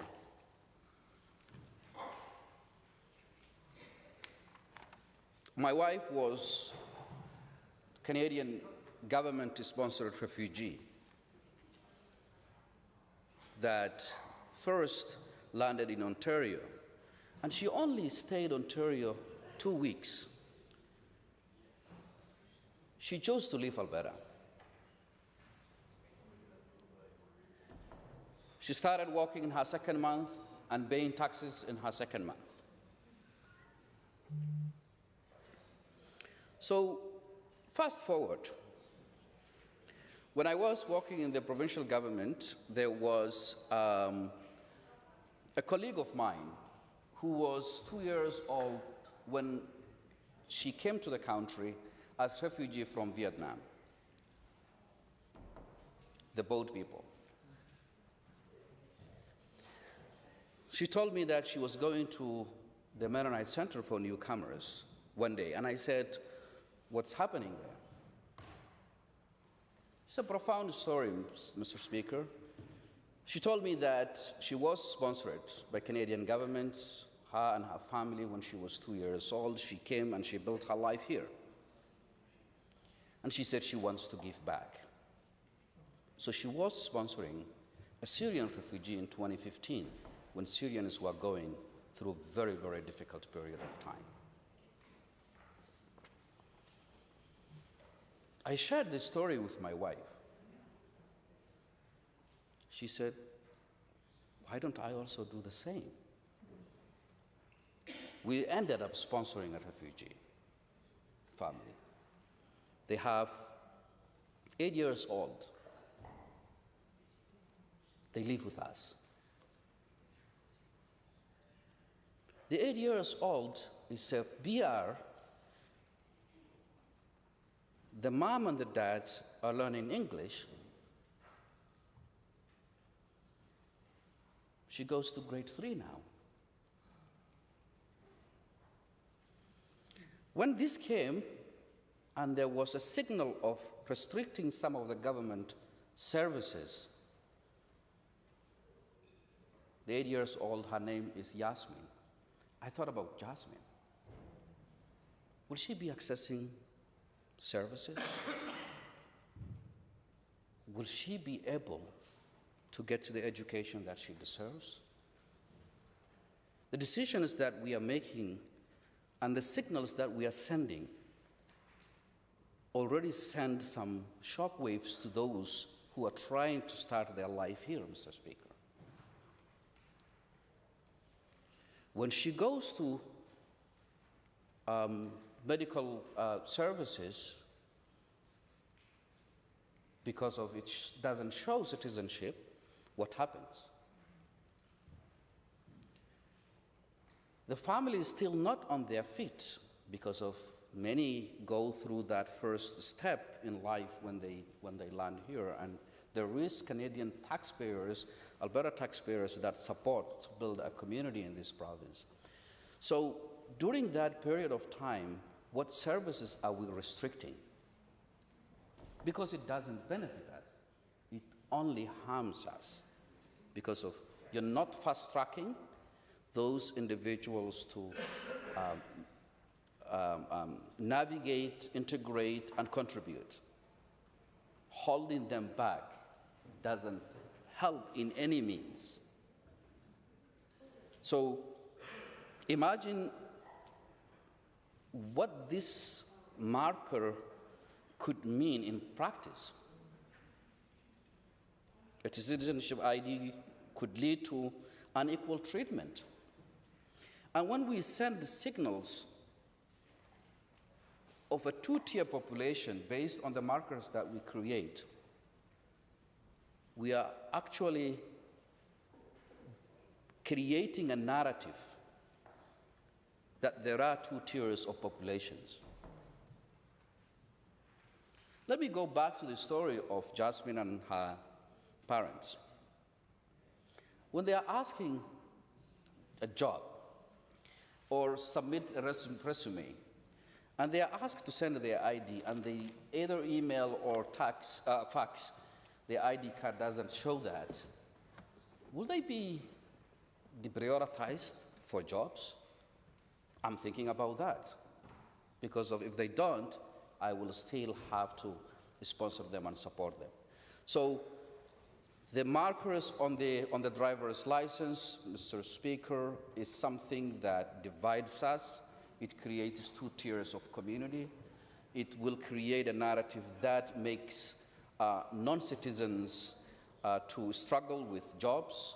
It creates a narrative of non-citizens to go through discriminatory practices, which doesn't build a sense of community and a sense of province that we have all benefited from. Thank you, Mr. Speaker. Others that would like to speak to the second reading of Bill number 10. Member from St. Albert, go ahead. Thank you, Mr. Speaker. It is my pleasure to rise and speak to Bill 10, Red Tape Reduction Statutes Amendment Act 2025. And just going to add a few comments to some of the things that my colleagues have noted, and just some of the high level concerns or talking points, I guess, is that Bill 10 actually hides a number of measures that actually can be quite detrimental and harmful to people's lives, while blending them with some things that are sort of innocent fixes that should have been done, that should be done on a regular basis. And I'll get into that in a little bit, but this is really a pattern, a habit for this government, is to pass these giant bills. We call them omnibus. I mean, there's really no strict definition of what an omnibus is. There isn't sort of a registry where you can say how many passed in this many years. But they tend to be these bills that cover lots of different pieces of legislation. And what we've seen the pattern being, Mr. Speaker, is that we'll see a number of really innocent things that need to happen, that must happen, that we want to vote for, mixed in with pieces that are actually quite dangerous. And the fact that this government relies so heavily on this type of legislation leads me to believe that this is just one more activity, one more tool that they use to continuously sort of chip away at democracy. And I'll get into that in a bit. So I am, obviously there are a number of good things in this bill. As I said, Bill 10 is an omnibus bill that amends the 6 pieces of legislation across various ministries, and those are the All Seasons Resort Act, Fair Registration Practices Act, Government Organization Act, Traffic Safety Act, Land Agents Licensing Act, and then of course changes to Livestock Diversification Act. What do they have in common, you might ask? I don't know. I think it was just whoever was in the room at the time and decided they need some cover and camouflage for things that that weren't that popular, or that weren't going to be so popular with the Alberta public. Now, this government, as I said, relies heavily on red tape reduction. Now, there are things that we can always be changing and updating. I mean, it was only a couple of years ago, I think, that some of the processes, even for some of the social service benefits, required a fax machine. I mean, that's a bit dated, but that was a fact. That was something that government of Alberta required people to do, was to fax in pay stubs. That no longer is the case. Thankfully, we're continuing to update. But those are the kinds of things that I would expect to see in a piece of legislation like this, that's everything but the kitchen sink in it, is take care of, the housekeeping stuff that we need to update, but don't throw in things that are going to potentially harm people. Because the real problem here is that we get these massive pieces of legislation, we don't have time to debate them, and they're just completely camouflaged, and then we vote on it and off we go. Not to mention the fact that this government has a pattern, a very clear pattern, of reducing the amount of time that we have to debate, whether that is shortening the legislative session, whether that is shortening the amount of time that we debate at each stage of debate. We've seen that over and over again. I mean, I certainly don't have the stats, but I would suggest that this is increasing. I think the more pressure that this government is feeling from the Alberta public, the more willing they are to do everything they can to get the heck out of here and stop debating their very unpopular bills. So, I mean, there are currently 87 of us that are elected to sit in this place and to represent the people that sent us here. And I would expect that all 87 of us have an opportunity to speak at each piece of legislation, to actually take the information back to our constituents, talk to them about what the changes are and get their feedback, or consult with experts, because most of the time when we're seeing pieces of legislation, most of us aren't experts in the content that we see or the material that is put in front of us, and so we do lean heavily on people that do have the expertise in our communities. But what this government does is reduces the amount of time that we even have to do that. So there are these massive pieces of legislation, fire everything that you can in there, good, bad, and ugly, jam it through, ram it through, do this again and again and again, call it a day. And that is a slow, dripping, not death, but it's just a reduction of the strength of the democracy of this place. And it's been actually quite difficult to watch. What's really encouraging, though, Mr. Speaker, is that Albertans are catching on, and they also see this. So some of the things that have happened with the red tape reduction, now here's the other thing about red tape reduction I find kind of ridiculous, is that, we'll have these, they give themselves awards. I don't know if you caught any of that, Mr. Speaker. They actually give themselves red tape reduction awards, and they give themselves you got 96% on reducing this kind of red tape, and it's awesome. And, they don't list it. They won't tell you if any lives were saved. They won't tell you how much money was saved. They won't tell you how many environmental protections were strengthened. but damn, that was good. We all get stickers. We did a great job reducing red tape. And then they continue to fire out these bills again and again and again, throw everything but the kitchen sink in and say, look at us, aren't we great? And none of us get to debate, and we don't get to pull out the threads that are really important to talk about, and democracy dies. And that's continuing. This is a pattern of this government. You know, I was curious to see, since this UCP formed government, how many red tape reduction or omnibus bills have we seen? I didn't really know, Mr. Speaker, and there really isn't an index available for us to say how many have we seen. But just in a quick search, I saw going back to 2019. And see if you can find a pattern with me. Bill 20, Fiscal Measures and Taxation Act 2019, another big budget and tax bill that ended tax cuts and changed a bunch of benefits. We saw that right in 2019, right after this government formed government. The first piece of legislation that we saw was, of course, an omnibus bill. One of the first things they did, Mr. Speaker, was start to blow up AISH. One of the programs that this government has had their eye on for quite some time. It's not about making life better for people with disabilities. It's not really even about them finding jobs like they like to tell you it is. They're blowing up AISH only so, 80,000 severely disabled people can find jobs. Because they wouldn't have, it's just astounding to me. I'm not even going to get into that. Just stop. So Bill 21, here's another one, 2019. So that was the first bill we saw. They took out the definition of, or the eligibility definition for AISH recipients, and they moved it into regulations so they could do the damage that we're starting to see today. And we'll talk further about that when we talk about Bill 12. Bill 21, Ensuring Fiscal Sustainability Act 2019, another package of fiscal program changes, amending multiple statutes, introducing Public Sector Employers Act. Again, there were some good things in there, Mr. Speaker, most of them not so good, but what this government did was hide the things that they didn't want Albertans to see and the things they didn't want us debating on. Bill 22, Reform of Agencies, Boards and Commissions, Government Enterprise. In 2019, another bill that repealed and restructured ABCs. Now you might think, well, what's the big deal about agencies, boards and commissions? We have hundreds of them. I don't know if you've ever looked at the list of agencies, boards, and commissions in Alberta. It's wild. There's like a commission for like pretty much everything from horse racing to, I don't know, give me a shout one out, would you? Somebody? Anybody? We have the, what's that? It's the other boards and commissions. Anyway, they'll think of some. There's lots of them. Insurance. Oh, there's insurance. Oh my gosh, there's tons of them. AGLC is one. There's so many of them, right? People get appointed to, lots of times friendlies get appointed, right? People, failed candidates get appointed, all kinds of things like that. It's, hello, here's a job for you. And that happens, but we saw all this reform shoved into an omnibus bill, and what that does not allow us to do is to pull out all of the pieces that should concern Albertans, because contrary to what this government thinks, our job is actually to critique the legislation. That's our job. That's what we're sent here to do. Not for long, but it'll happen. Anyway, but they send us here to do those things. And this government is not allowing us to do that in a number of ways.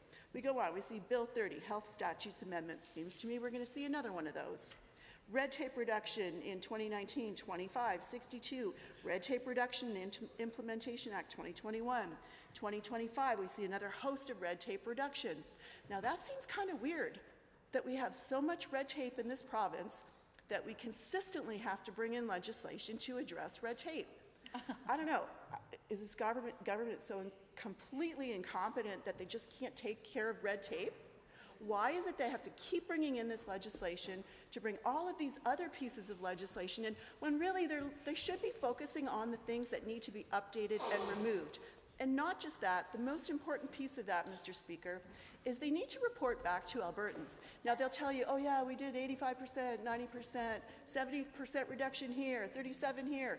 They have all these numbers that don't actually make any sense whatsoever except to the minister and his little friends over there.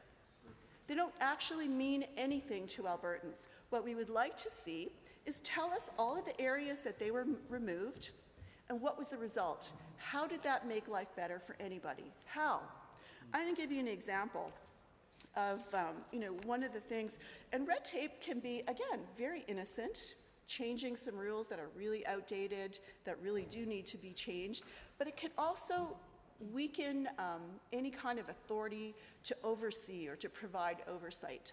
So one of the things that happened this week, and I think you heard a little bit in question period earlier today, is one of the things that we saw was there is a new, it's the Recovery Training Institute of Alberta. Now, one of the things that the Ministry of Mental Health and Addiction is doing is creating space for more recovery coaches. Now, certainly there is room in the system or the programs to bring in that expertise to coach people along their recovery journey. I'm certainly not debating that at all. However, there is this new Recovery Institute that is part of a package of granting that this group has received from the Government of Alberta. Now, let's be clear, they only really formed their company a few months before they got the grants, but that must be a coincidence for sure. But this Recovery Institute of Alberta, so one of the questions that was asked, one of the great questions that was asked in public accounts is, so tell me about this accreditation. What do they get when they finish? What kind of oversight is there? How do we know this is working? Because it's a great idea. It sounds really good on paper. It makes sense. What do they get? Well, nothing. Nothing, Mr. Speaker. There's nothing. There's no oversight. We have no information. We have no details. Just trust us. That is the kind of legislation that we see. That is the kind of degraded oversight that we have seen over the last 6 years, almost 7 years with this government. And the pattern continues. I mean, don't be surprised, this is not going to be the last red tape reduction bill that we're going to see, because this is how they like to do it, camouflage. So, Mr. Speaker, there are a lot of problems with this kind of legislation, and some of my colleagues have done a really great job sort of pulling out a few pieces, which is always so difficult with these kinds of legislation. Can I get a time check, Mr. Speaker? Sorry. 2.5 minutes left. Sorry? 2.5. Thank you very much. So there are a lot of problems with this kind of legislation.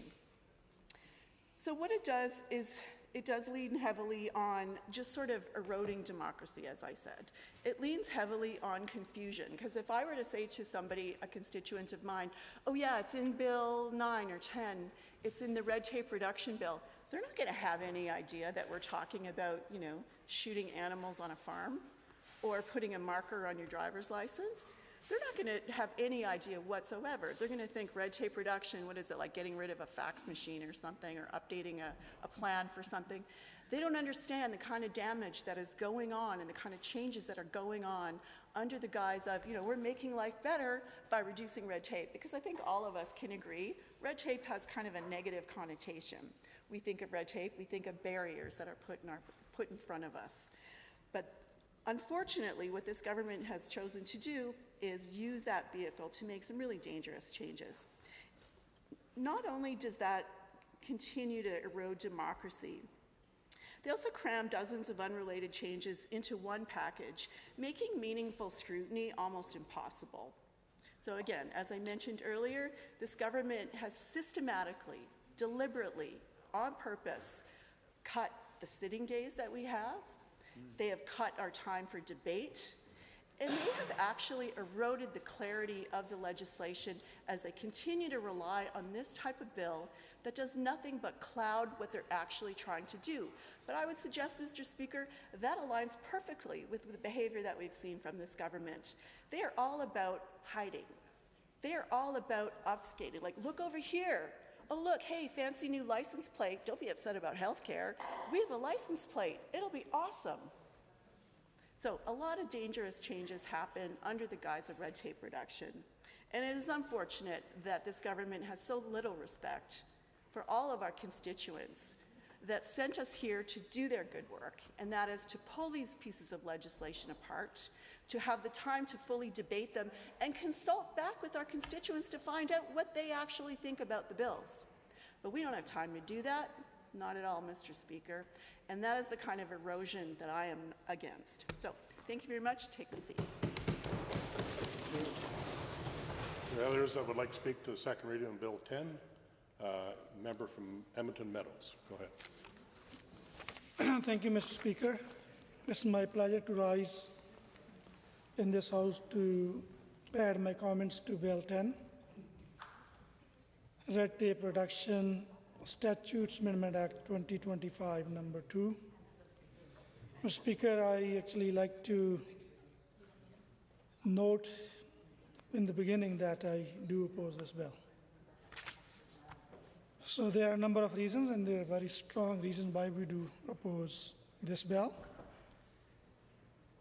And the issues this bill is addressing, the solution this bill is proposing, this has nothing to do with red tape, in majority of them. There's probably small pieces of this bill that you can see this is a baby step, good baby step forward for something. But as usual, as we have seen the UCP pattern for the past 6 years, they tie anything they had to do, they are pushed to do with public pressure or demand from Albertans. They try to tie it with their notorious agenda. And they have done in Bill 6, they have done in other bills, and they have done in Bill 10. So we do support the fraction of this bill that talk about the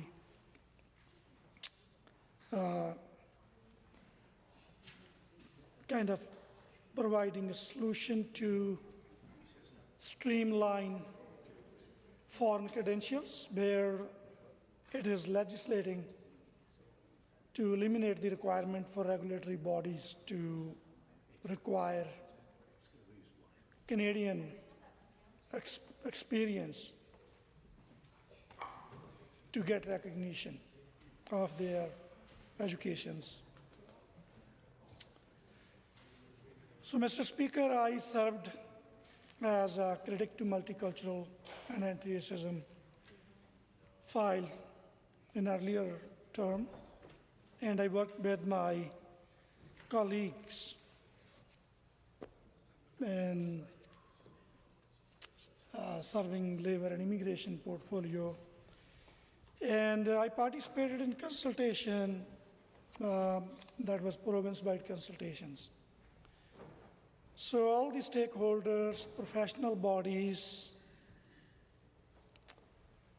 were in the view of that is something long due, that is costing our society, that is costing our province. So our province, Alberta, had highest overqualified number of people due to these irregular practices. The people come from other places, working in professions. Sometimes, I do have an example, actually, very close example, that my CA in my office, who is professionally microbiologist and who came to complete his PhD in University of Alberta. So he ended up losing it because the government closed the program and the funds were not available to continue his PhD. He ended up backing up in the middle of the process. So talent like that, we were not able to use his expertise in a situation like COVID, where we were struggling to recruit people, even that we remember UCP like their hiring practices around healthcare workers. And this, I even remember that a lot of healthcare workers, they were let go, and AHS was calling them back during the COVID, time, because they needed more people. So there are also experiences on the other side. The people who are fully qualified and experienced, and their talent and skills could not be used.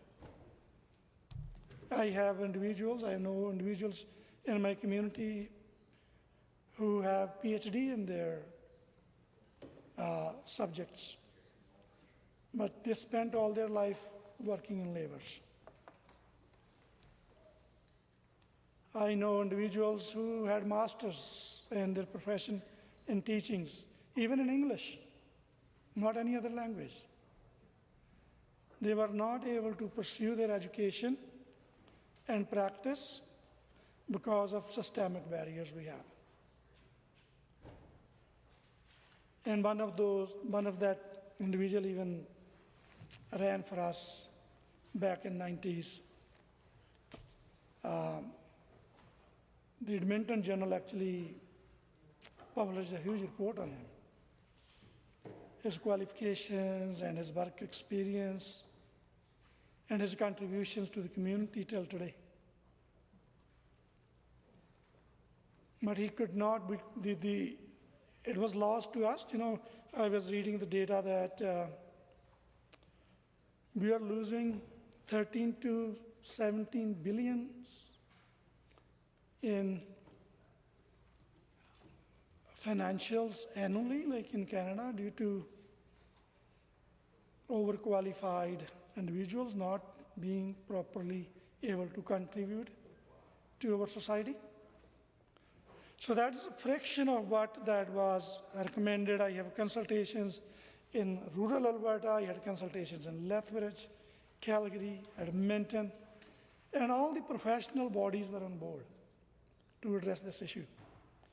So what we are seeing in this bill is even a fraction of it, but I still welcome that.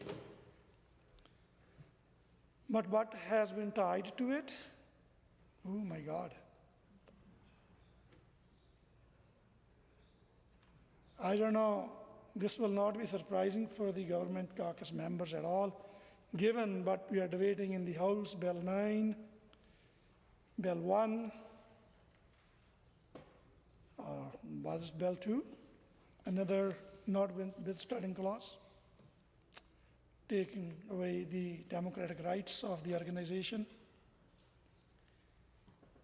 So, the government is hiding its own failure under divisive politics.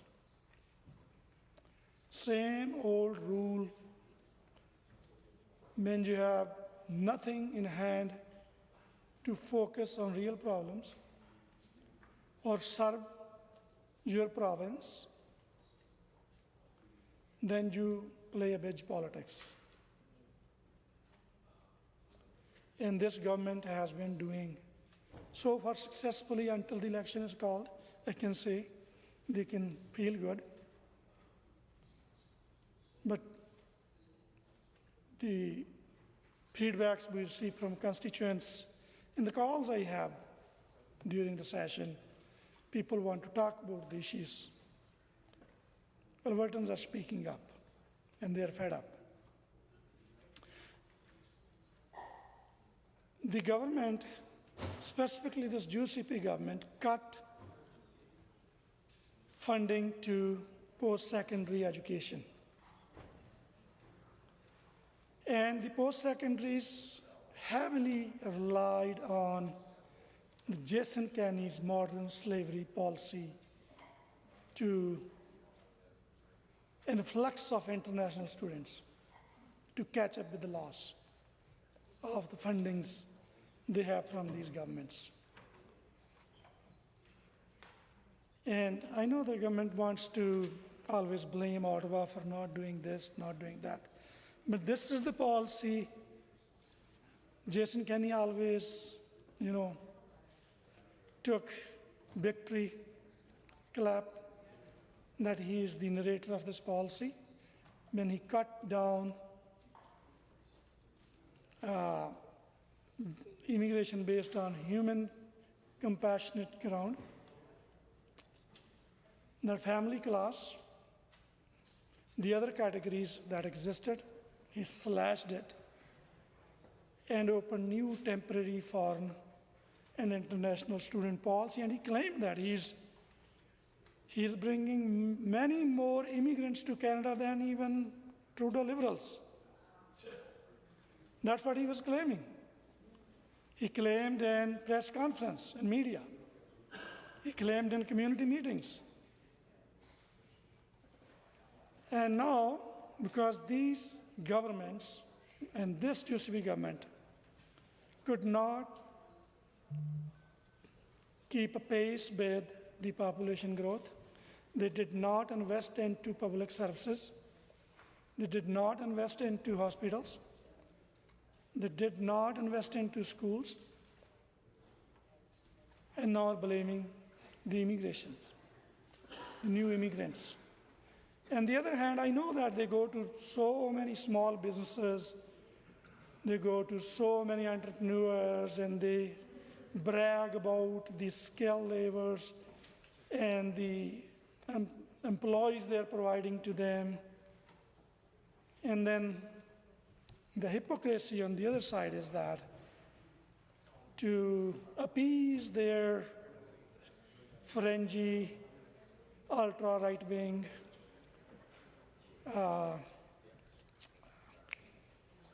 supporters, then they play this badge game. Blame immigrants for everything that's going bad, given this is a public safety. But they will not tell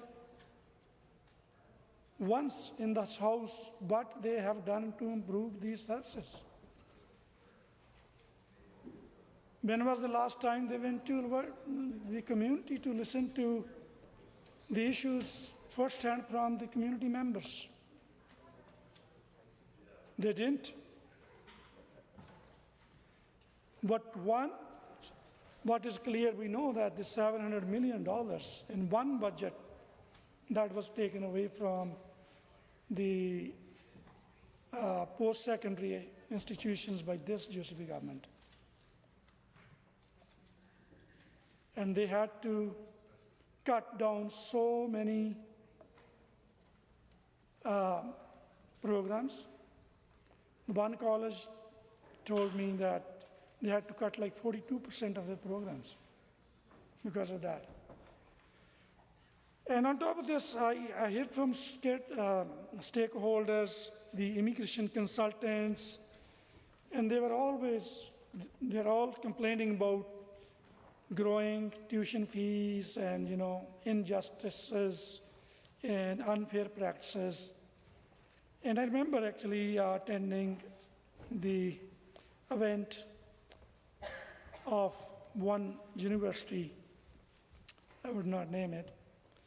I had a speaking role, and I spoke with the members of the governing council. I talked about the cuts, and that was private university. He replied back to me, oh, that didn't hit us as much as, to the others, like University of Alberta. The reason why saying that, because they increased their international student fees to double the amount, from $12,000 to $25,000 annual fee. And end of the day, all those post-secondary graduates, what they're doing, they're filling resume for McDonald's, all those large corporations this UCP is fan of. Tim Hortons. The very people, they are strongly anti-raising minimum wage.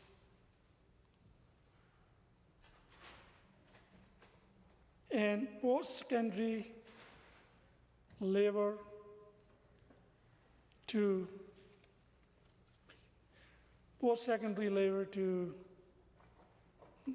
how would I call it, like the fast food services. Definitely, you could see their journey, where they come from, the amount of investment into the education system. And with that, to adjourn the debate.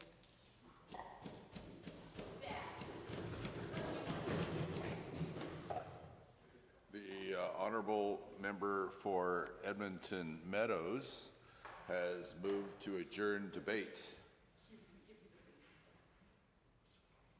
All those in favour, please say aye.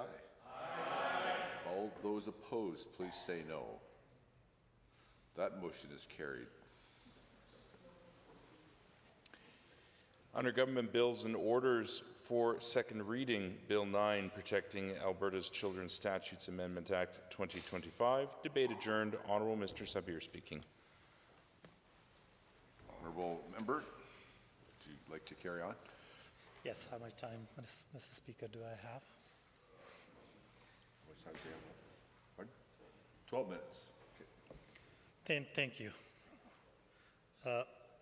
Mr. Speaker, this bill invokes notwithstanding clause to 3 bills that were passed by the UCP government in the previous session, Bill 26, 27, and 29. And in fact, there is a court challenge working its way through the courts right now on Bill 26 and 27. And now the government is invoking this notwithstanding clause, charter override clause, on these 3 pieces of legislation. Yesterday, one of the government members explained that this Section 33 was included in the Constitution so that politicians can keep the judiciary in check. That was the most ridiculous and absurd claim that I ever heard in this chamber in the last 11 years. Charter rights, Mr. Speaker, are not absolute.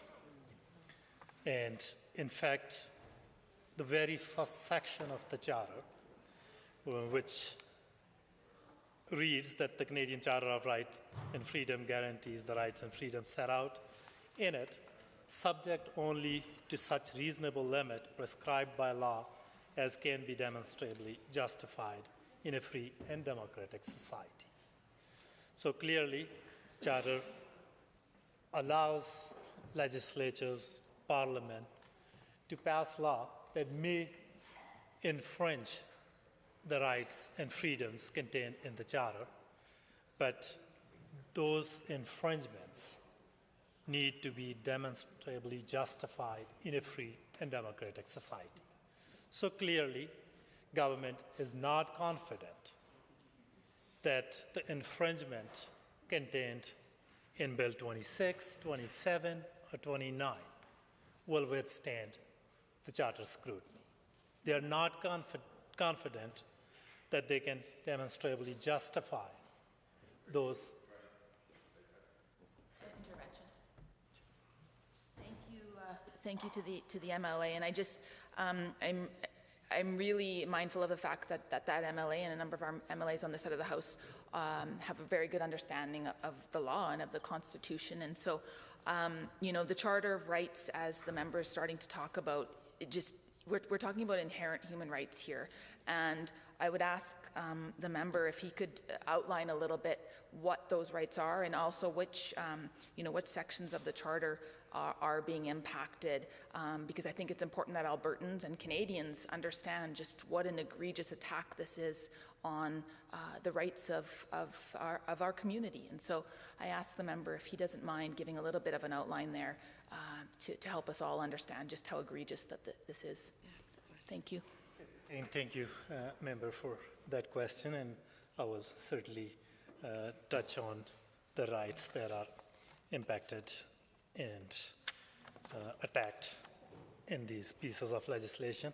But what I was saying here, that Charter do have that reasonable justification limit built in it, and now government invoking notwithstanding clause clearly indicates that government doesn't have confidence in its legislation that they passed last session, Section 26, 27, and 29. They know that it cannot withstand the Charter's scrutiny.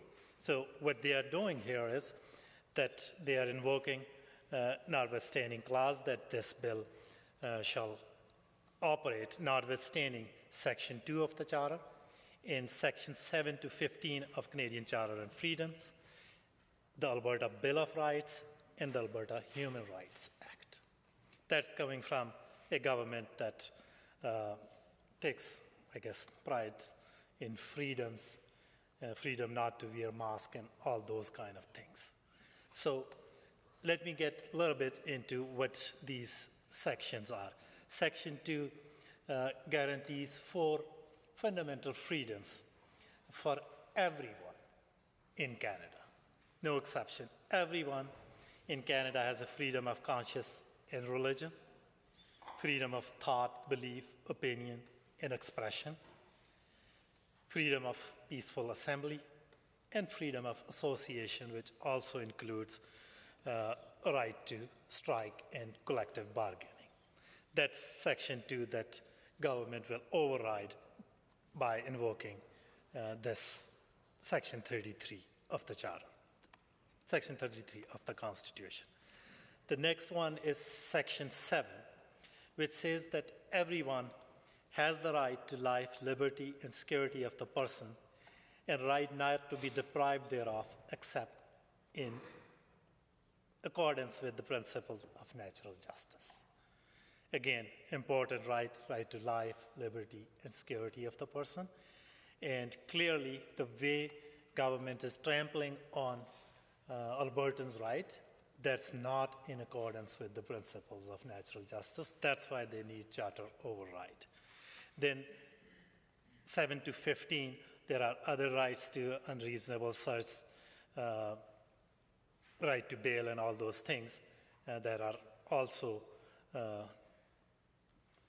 included in this. But the important one that I want to highlight is the Section 15, that's right to equality. Every individual is equal before and under the law and has right to equal protection and equal benefit of law without discrimination, and in particular, without discrimination based on race, national or ethnic origin, color, religion, sex, age, physical or mental disability. Clearly, government knows that their bills that they passed previous session, 26, 27, 29, do violate the equality right in Charter, Section 50. They are clearly treating certain Albertans differently than others. That's why they need this charter override. And if we look at international human rights instruments, some of which are the basis of the Charter, there are 9 core international human rights instruments. And all of them are based on the principles of non-discrimination and equality. These are the fundamental principles which make the basis of all core human rights treaty, be that the Covenant on Civil and Political Right, be that Covenant on Social and Cultural Right, Convention on Right of Child, Convention against Elimination of Torture and Degrading Punishment, all those instruments, all 9 of them, they're based on the right fundamental principle of non-discrimination and equality. And clearly, these pieces of legislation do discriminate against certain Albertans. They do violate the equality rights of those Albertans. And that's why they are, again, using the Charter of Section 33 of the Constitution. Mr. Speaker, we live in a democratic society. And one of the fundamental premise or principle of democracy is that it protects everyone's right. And majority rule in a democracy is a mean for electing and organizing government and deciding public issues. It cannot and must not be used as another mean or avenue to oppress, marginalize, to oppress minority groups, to oppress those who have less voice in that majority rule. It cannot. Just like in an authoritarian rule, one person who is not elected, when they do those kind of things, then when they attack people's right, whether it's right to democracy, right to vote, right to association, right to collective bargaining, basic rights, life, liberty, and security, we stand against that attack, that authoritarian regime.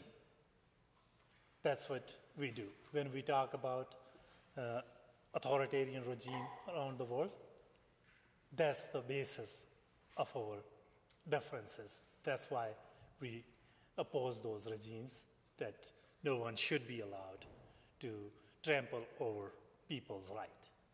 And if a majority rule will do exactly after being elected in a democratic process, then the line between democracy and authoritarian will get blurred, and we will be pushing ourselves, our society, more towards authoritarianism.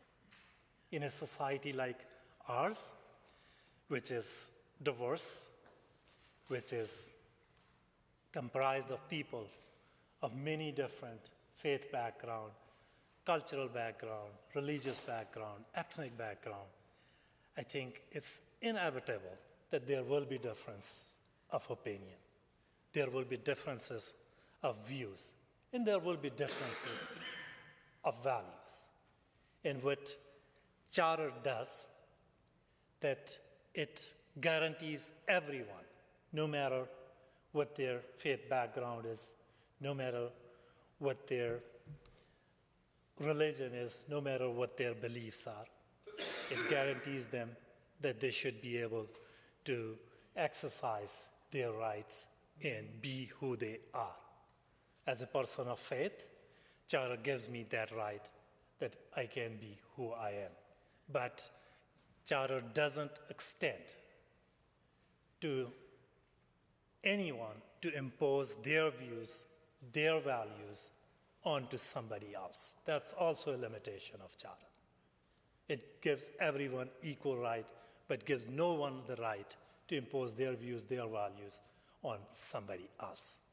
And here, this government is clearly imposing their worldview, the worldview of their base for political needs onto certain Albertans. It's violating their basic, fundamental human and democratic rights, rights protected under Section 2, right protected under Section 7 to 15, right to equality. And I urge all members to think hard about it and not vote in favor of this bill. This bill is a dangerous bill. It's setting a dangerous precedent in this society. The Honourable Member for Edmonton City Centre. Thank you, Mr. Speaker. We have rights that are independent of particular laws. They are not rights that are granted by this legislature. They are inalienable. They don't get suspended in times of emergency. Rights being inalienable exist at all times. Those are the words of the Premier, spoken here in this legislature just about 1 year ago. Yet here with Bill 9, we have her and her government putting forward legislation that unquestionably undermines the very principles she once claimed to hold. Because in introducing this bill, we heard this government repeatedly say they want to have, quote, the last word on rights in Alberta, end quote. That through Bill 9, they, as the government of Alberta, are declaring that they will decide which of the rights outlined in the Canadian Charter of Rights and Freedoms Albertans will be allowed to have. A complete reversal An utter betrayal of what the Premier once said she believes in, that rights are inalienable, that is, existing outside the power of government to determine or define. It certainly seems the only thing this government now considers to be inalienable, inviolable, is their own pursuit of and grasp on power. The Premier once declared that she believed the unvaccinated were the most discriminated against group she'd ever seen.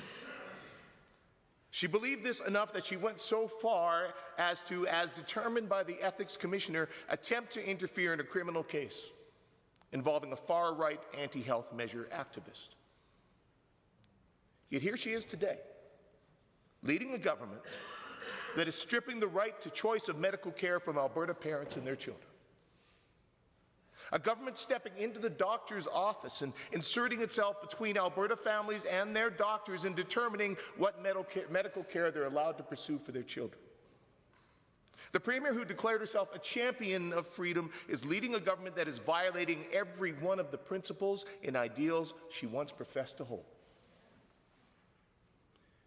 And they're invoking the notwithstanding clause to shield themselves against any legal challenge of that intrusion. And the thing is, the Premier considered the reasonable health restrictions that were put in place in the midst of a global pandemic to be the most significant violation of individual rights, the worst discrimination she'd ever seen. You know, if I recall correctly, Mr. Speaker, she even supported the hundreds of individuals who occupied the streets of Ottawa and tormented the residents there for weeks on end. The individuals who blockaded the Alberta-U.S. border at Coots that Transport Canada estimates halted nearly $4 billion in trade activity. But you know what, Mr. Speaker? Every government that brought in those public health restrictions, they allowed them to be challenged in court. And they were, multiple times, over and over, by churches, by businesses, by individuals, and in the majority of the cases, the courts found that the public health orders were justified and reasonable. Indeed, right here in Alberta, courts ruled that the orders that were put forward by the Chief Medical Officer of Health were, quote, amply justified as reasonable limits in a free and democratic society. Well, you know, Mr. Speaker, like I said, not one government, not here in Alberta or anywhere else in Canada, felt the need to invoke the notwithstanding clause to defend the actions they took. The actions that the Premier and other members of this government railed against. Because those governments, they believed the decisions they made and that they were undertaking were in the best interests of the people they served and were compliant with the Charter of Rights. And they had the courage of their convictions to let their decisions be challenged and given full scrutiny in a court of law, a courage this government utterly lacks. Indeed, this government, they're trying to portray Bill 9 as an act of strength. They're trying to portray themselves as bold leaders that are standing their ground. Their decision, Mr. Speaker, is not that. Their decision to invoke the notwithstanding clause to trample the rights of Albertans is an act of utter cowardice. It's an admission that they fundamentally believe their legislation would not be able to withstand a court challenge. And the fact is, their legislation, in fact, is facing court challenges. In June of this year, two organizations, EGAL and the Skipping Stone Foundation, and 5 youth launched a constitutional challenge to Bill 26, the Health Statutes Amendment Act 2024, number 2. They're arguing that the bill is a clear violation of the constitutional rights of gender-diverse youth in Alberta, specifically their sections 7, 12, and 15 charter rights, which protect their right to life, liberty, and security of the person, the right not to be deprived thereof except in accordance with the principles of fundamental justice, the right not to be subjected to any cruel and unusual treatment or punishment, and the right to the equal protection and equal benefit of the law without discrimination on the basis of gender identity. Also in June, Justice Alison G. Kuntz granted an interlocutory, tough word to pronounce, injunction that prevented Bill 26 from coming into force. The Canadian Medical Association and 3 Alberta doctors have also launched a second charter challenge to Bill 26, arguing that the law violates doctors' freedom of conscience. And Mr. Speaker, this government is scared to face them in court because they know their law will not stand. In September, EGAL and the Skipping Stone Foundation launched a charter challenge to Bill 27, the Education Amendment Act 2024, arguing that it strips educators of the ability to exercise professional judgment in supporting their students and comprises a direct attack on the constitutional rights of gender-diverse youth in Alberta. Specifically, that the name and pronoun restrictions violate multiple protections under the Canadian Charter of Rights and Freedoms. The right to the security of the person, Section 7. Section 12, the right to be free from cruel and unusual treatment. And Section 15, the right to equal protection and equal benefit of the law without discrimination on the basis of gender identity. Now, Mr. Speaker, today in question period, the Premier accused the Leader of the Opposition of styling himself as judge, jury, and executioner. But the fact is that's precisely what she and her government, including the Minister of Transportation, should he vote for this bill, are choosing to do with Bill 9. Circumventing the place of the courts and claiming their authority for themselves. Because they know no judge is going to rule in their favor. Indeed, not only styling themselves as judge and jury, but surrogate parent, family doctor, endocrinologist, mental health professionals. This government thinks they stand above all of them. They know better than all of them. It's not the first time we've seen this government insert itself into the doctor's office and try to interfere in the decisions about providing care. A few years back, they passed legislation that put significant restrictions on what treatments a doctor could prescribe for a patient struggling with substance use. And that led to a court case, a charter challenge by one woman who was affected. She was granted an injunction against this government's interference in her treatment, as well as 67% of her legal costs in recognition by that judge that the government had forced her to go to court to defend her rights. At least the government had the courage to show up and go to court on that one, Mr. Speaker. Unfortunately, I haven't been able to find out more about the status of her case and maybe in process, but it's exactly the sort of situation that this is exactly the sort of situation where this government is choosing to invoke the nuclear option, the notwithstanding clause, to avoid, because they lack the courage. Because this is a government that doesn't like being challenged, Mr. Speaker. No. Thing is, they've proven themselves to be the most interventionist, most authoritarian government in our province's history. Dedicated micromanagers who are dedicated to try to control everything. We've got a growing record of political interference with what are supposed to be independent public bodies. In this government's view, they're the experts on everything, the only rightful arbiters of power who should never be questioned. They consider themselves above any system of accountability or transparency. And for proof, we only have to look at the recent report from the Auditor General on their failed attempt to privatize provincial lab services. Mr. Speaker, remember, this government spent 3 years putting together the deal with Dynalife. 3 years. And it fell apart in 6 months. Led to skyrocketing wait times for lab testing, mistakes that could have cost lives. They ended up having to buy the contract back, move everything back into the public system, and appropriately, the Auditor General launched an investigation in October of 2023 to find out what went wrong, how much it all cost. He expected to release that in early 2024.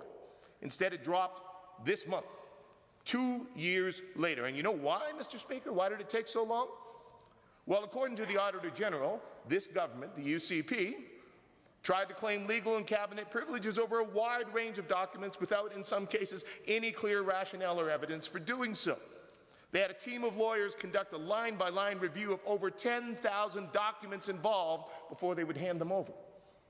They limited the Auditor General's access to documents by redacting whole sections of thousands of documents, with others being inaccessible behind password protection, missing, or even destroyed. And the report reveals that at several points, multiple points, senior leaders at AHS had actually warned the government that this wasn't a good idea, likely to fail, and that they wouldn't realize any savings. But government ministers, they knew better, Mr. Speaker. They forced it through. They interfered to pressure them and force that contract through. Much as they did with the contract to purchase nearly $100 million of low-grade Turkish Tylenol, most of which never arrived, and the rest of which was barely used. Because they believe government knows best, and no one has the right to question. Ideology trumps facts and expertise. Ideology trumps reality. And that's bad enough, Mr. Speaker, when you're just talking about health care and health care services, even though that can, in fact, mean life or death for Albertans. It's absolutely unconscionable when it comes to Albertans' charter rights. But that's what lies behind Bill 19. Their decision to take the unprecedented measure of invoking the notwithstanding clause to trample on Albertans' rights, to essentially say, your rights don't count because we said so. And Bill 9 constitutes the second, third, and fourth times they're doing so in the space of just 4 weeks. Of course, as we all know, their first target was Alberta teachers. This premier who declared herself a champion of free speech, well, she used the notwithstanding clause in legislation to strip that right from Alberta teachers. The premier who declared rights are inalienable used legislation to take away their right to protest against a government action or institution, their freedom of assembly, their freedom of peaceful assembly, their right to strike, and to impose a contract, not fair arbitration by a neutral third party. No, that'd be too much like a court opinion, Mr. Speaker. This is a government that thinks they're above any check and balance, beyond the reach of anyone who might tell them no, so they use the notwithstanding clause against teachers and strip their rights. And now with Bill 9, they're doing it again to target a vulnerable community who want nothing other than to be able to live as their true, authentic selves. It's unconscionable, and it's despicable. And the fact is, we don't know who will be next. I mean, a government this arrogant, this entitled, this obsessed with power, with so little regard for anyone who disagrees with them, well, they're likely to target pretty much anyone. Any marginalized or minority group. Will they invoke it against the disability community to prevent any challenge of their changes to age? Against racialized Albertans in their pursuit of denying newcomers any access to services? To override or restrict access to abortion or other reproductive care, as we've heard government members advocate for? We don't know. Because again, a government that's willing to do this to vulnerable youth with so little consideration for the potential harm on the basis of conspiracy in the pursuit of political power and gain, well, Mr. Speaker, they're capable of almost anything. But you know, Mr. Speaker, I do have hope. Since this government took their first step down this road last month, you know what? I've seen Albertans sit up, take notice, and start to engage in a way I have not seen in a very long time. And you know what? This premier, this government, they may have finally gone too far, stepped over the line, inspired a movement, awoken a sleeping giant that will be the beginning of their end. Because Albertans know, Mr. Speaker, that this isn't right. Albertans know this is not how you treat your neighbors. This is not Alberta values, Mr. Speaker. This is not who the vast majority of Albertans are. This government has lost the plot. They have lost their moral compass. And Albertans aren't going to tolerate it. Because Albertans know better is possible. And they're waking up. And they're starting to demand it. I want to thank the folks that are here in the gallery today to watch this debate. Because you know what? Their rights are on the line. And they're here to watch democracy in action, to watch a government enact the laws that are going to strip their rights from them. I hope government members recognize that. I hope they feel some sense of shame. Because what this is shameful, Mr. Speaker. This will go down in the annals of not just Alberta history, Canadian history. The Honourable Minister for Preventative Health. Thank you, Mr. Speaker. I am honoured to rise today in strong support of Bill 9, the Protecting Alberta's Children Statutes Amendment Act, and to speak specifically to the healthcare implications, because the work that we are undertaking here is fundamentally about safeguarding, and I'll repeat that, safeguarding the health, the safety, and the futures of Alberta's children and youth. As Minister of Primary and Preventative Health Services, I'm entrusted with the responsibility to ensure that every young Albertan is protected and supported, and given the opportunity to grow into adulthood with their full range of life choices intact. This is not a responsibility I take lightly. As a mother of 7 and a grandmother of 8, it is something that I hold very dear to my heart, this responsibility for our youth and our children. It is a duty that requires us to approach complex and sensitive issues with compassion, with care, with evidence, and with, above all, clarity. Bill 9 allows us to do exactly that. Mr. Speaker, our government made a commitment to refocus Alberta's healthcare system to ensure that patients receive the care they need when and where they need it. Last year's Bill 26, the Health Statutes Amendment Act, represented a major step forward in delivering on that promise. Excuse me. Today, Bill 9 builds on that foundation by ensuring that these policies remain stable and enforceable through the uncertainty of ongoing court challenges. We recognize that children and youth who identify as transgender or gender diverse often experience profound emotional challenges. These experiences are real, and they deserve to be treated with dignity and compassion. Families navigating these conversations have told us again and again that they want clear guidance, they want consistent standards, and they want a health system that responds with support, not confusion. They want to know that they are not being left to navigate these complex pathways alone. Bill 9 builds off grounded policy direction, not an ideology or emotion, and I know there's a lot surrounding this issue. This is found in the growing body of international evidence from countries such as Finland, Sweden, the United Kingdom, Denmark, and Norway. Each have launched comprehensive reviews of the medical evidence for gender transition treatments among youth. Many of these jurisdictions were once early adopters of medical transition for minors, but now they have shifted toward more cautious approaches that emphasize careful assessment, underlying mental health considerations, and long-term well-being. Mr. Speaker, their findings have been clear. The evidence for early medical interventions in minors remains uncertain, and the risks can be significant and lifelong. Albertans agree with this compassionate and responsible approach.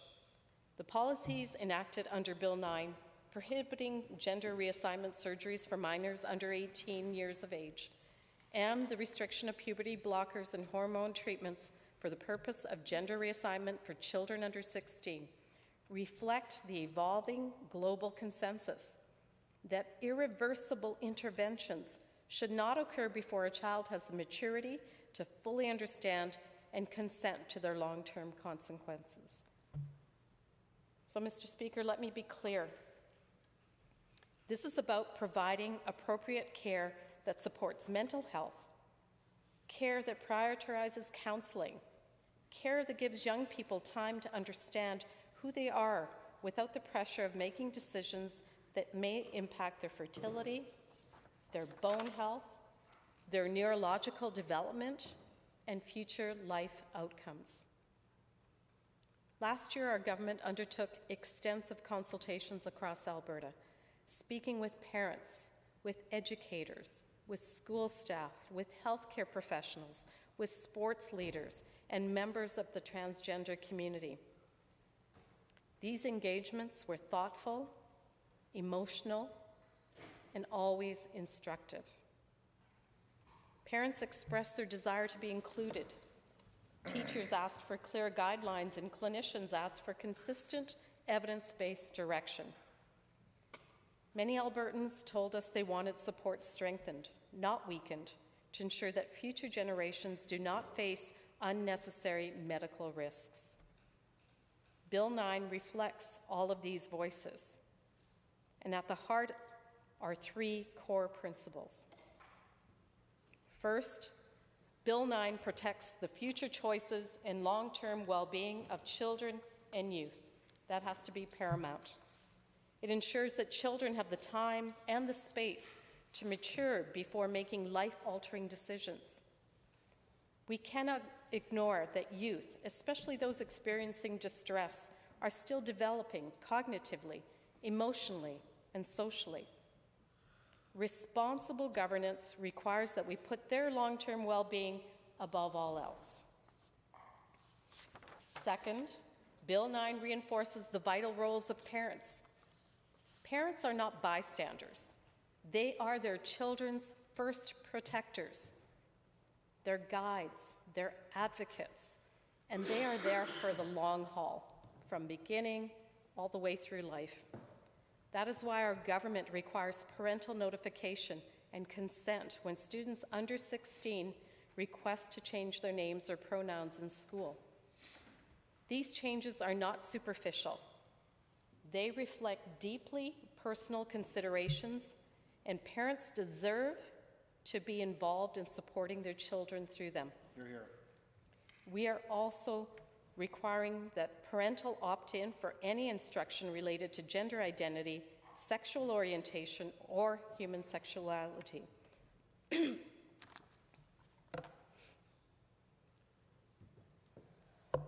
These measures ensure that parents remain at the center of their child's development, where they rightly belong, Mr. Speaker. Third, Bill 9 defends fairness and safety in women's and girls' sports. Alberta has been clear. Participation in female sport categories must be limited to those who are born female. This is not exclusion. It's about preserving a level playing field, ensuring safety, and protecting opportunities for young women and girls across our province.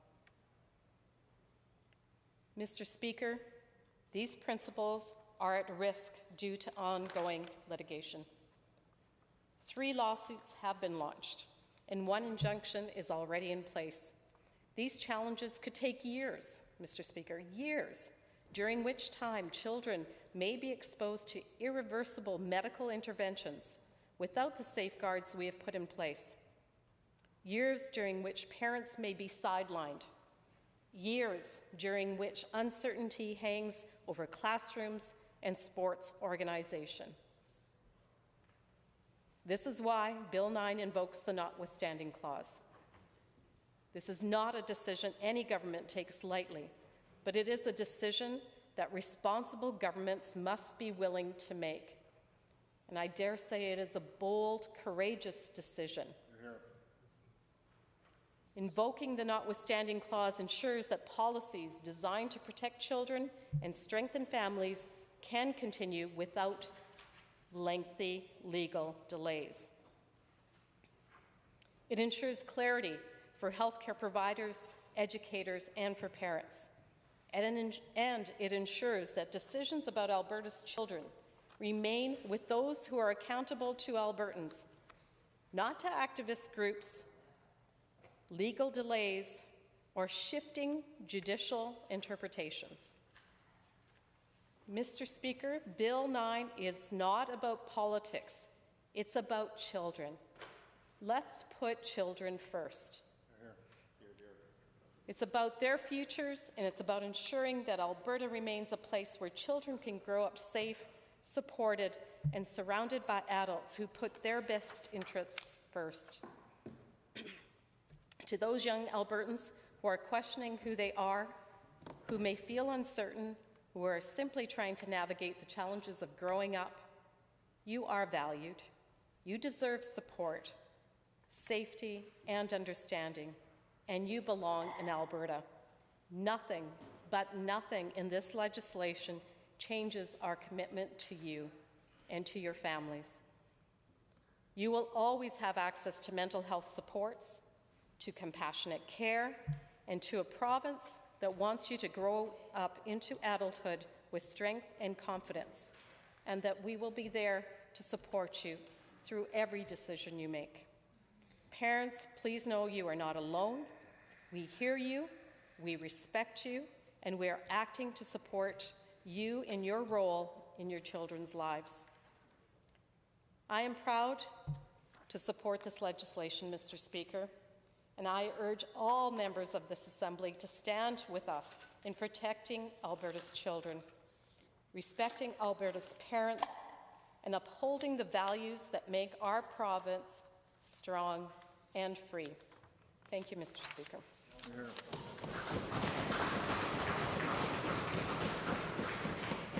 The honourable member for Calgary Curry. Thank you, Mr. Speaker. That just sounded to me like a relitigation of the conversation that we had a year ago about Bills 26, 27, and 29. Not once did the Minister of Health reference their choice, and it is a choice, to use the notwithstanding clause. It is a coward's way out of the legislation. If the legislation held its own water, which the Premier said it did, we would not be here talking about Bill 9, rehashing what is immensely emotional, painful, deeply personal, and very difficult decisions. And rather than hear the minister stand up and defend their choice of the notwithstanding clause again, they use the opportunity to relitigate and rehash what we had the agony of having to sit through a year ago.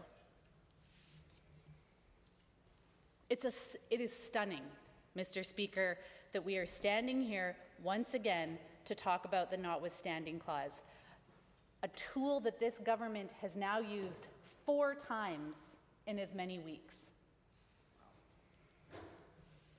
And so we can hear about the soapboxing from the minister opposite as often as she may like, they may like. But we did not hear any conversation about Bill 9, which is the item of our debate this evening.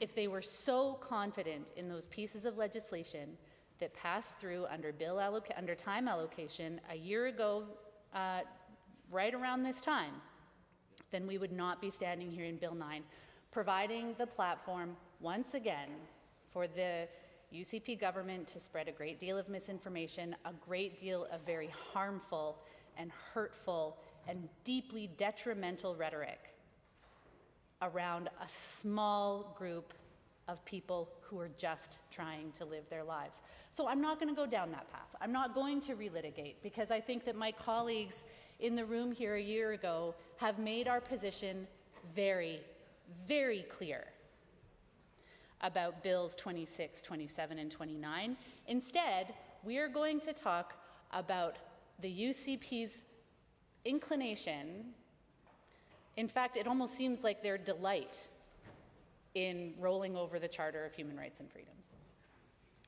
in exercising the notwithstanding clause that should be used under only the most exceptional circumstances. But, you know, if that's your hammer, everything looks like a nail.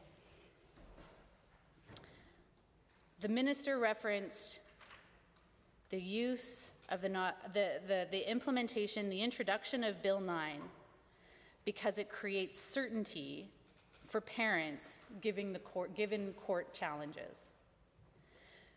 If there is any uncertainty, it is of the UCP's making, Mr. Speaker. What was already a very challenging and difficult, very personal decision to be made by youth or adults facing some challenging conversations and some challenging questions about who they fundamentally are and how they see themselves.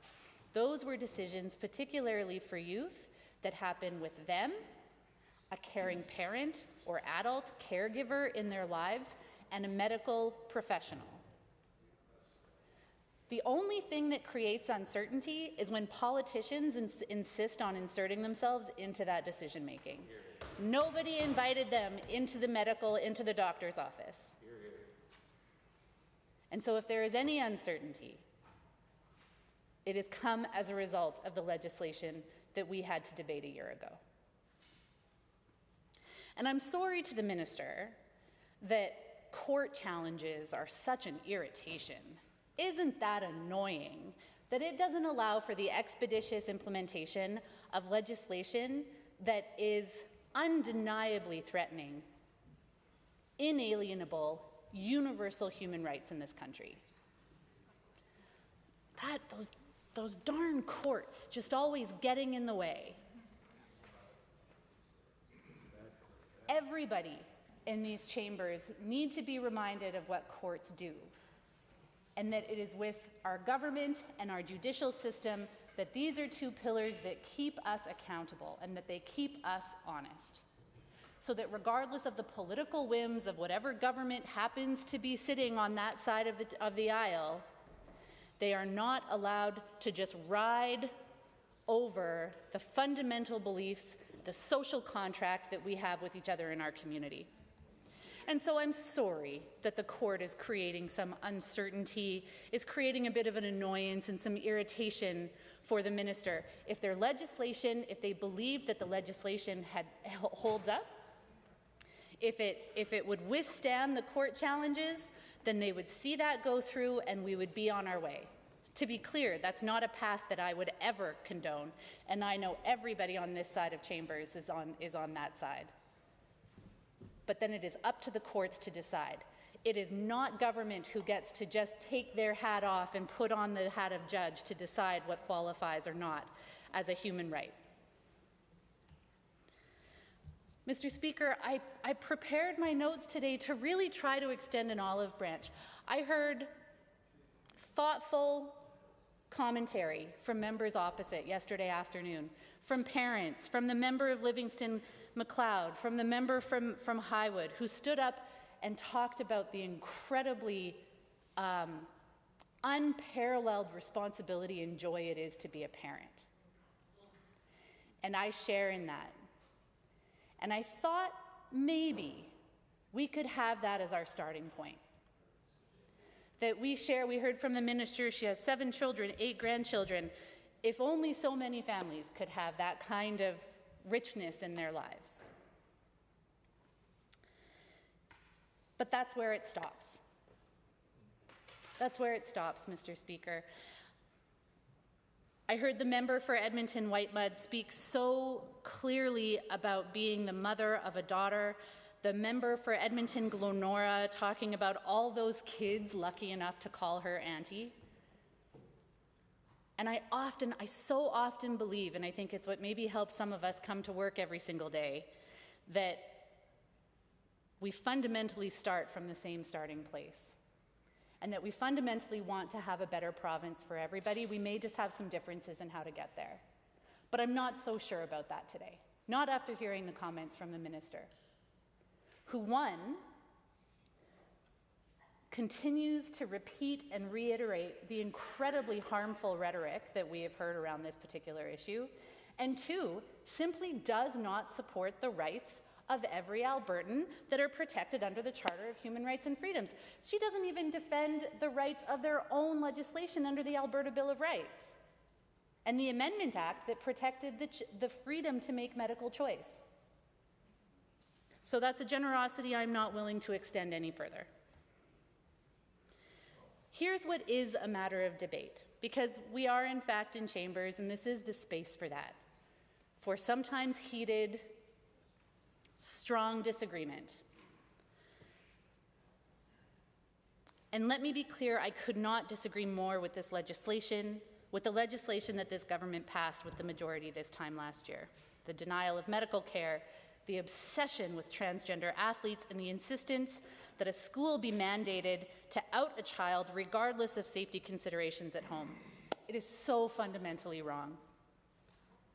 It violates the right of a parent to make medical choices with and for their child in cooperation with a medical provider, and it forces an unprecedented breach of privacy for every girl over the age of 12 who wants to compete in sport in school. And we stood for many hours in these chambers laying out our case why this legislation was so wrong. And it saddened me greatly that an issue, that a subject that is so sensitive, so personal, so difficult, would be politicized by this government to appease their base. It is chum in the waters. These are health decisions that should never, ever have been asked of members in this chamber to weigh in on.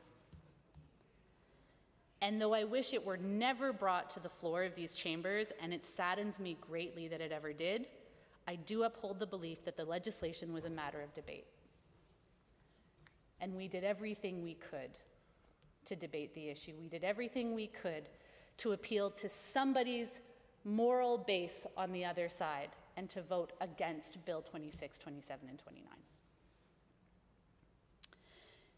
But what is not a matter of debate in these chambers or any other house across this country are the inalienable, universal rights that are contained within the Charter of Human Rights and Freedoms. Those, Mr. Speaker, are not up for debate. And yet the members opposite the UCP government treat it as such. They are the rights to the freedom of expression, freedom of religion, freedom of assembly, the rights to equality, the rights to life, liberty, and the security of the person. Those are the fundamental rights that exist regardless of what government is in power. They are the rights that protect all members of our community. UCP, NDP, and everything else in between. And for a government that is so excited about putting strong and free on every piece of every license plate, of every letterhead that they have, it is not strong and free for everybody. Far, far from it. And that is evidenced today in Bill 9 with the use of the notwithstanding clause. If they were so strong and free, they would show that their legislation would hold up in the courts. The Charter is not to be thrown out at the political whims of a government. The use of the notwithstanding clause in Bill 9 shows that they know that their legislation would not hold up and that they didn't think it through. It's just like the recall legislation, Mr. Speaker. Oh, hey, I've got a good idea. Let's implement some legislation because that would really do damage to the other guys. But then as soon as the tables are flipped and the same piece of legislation has to be used against some of their own, well, then all of a sudden the holes are showing, and we'll see pretty soon here if that recall legislation is in fact recalled. We also saw it in Bill 2 just a couple of weeks ago when we saw teachers forced back to work. They could have done their homework. They could have made a substantiated claim that teachers needed to be back without the use of the notwithstanding clause. But instead of doing the work, and instead of standing by their legislation to defend it in the court of law, they apply the notwithstanding clause and they're off to the races. The Charter of Human Rights and Freedoms is not to be respected or not when they feel like it, because they didn't do the homework. It should not be easy. The use of the notwithstanding clause should not be easy. Our fundamental, defendable, universal, and inalienable human rights and freedoms should not be just driven over at the whim of a government. Mr. Speaker, I have a daughter in grade 9, and much to the joy of my father, a former junior high social studies teacher. Social studies is her favorite subject. And I should add also that she is a stellar soccer player.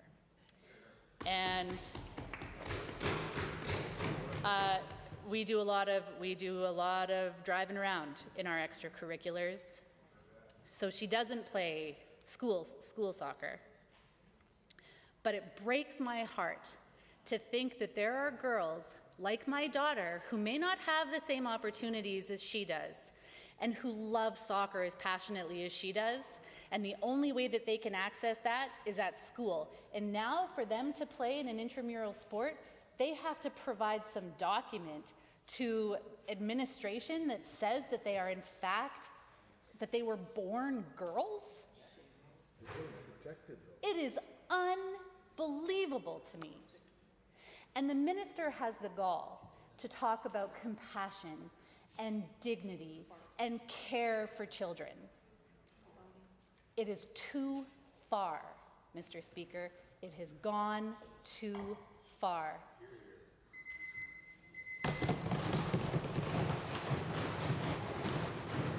The honourable member for Calgary Varsity.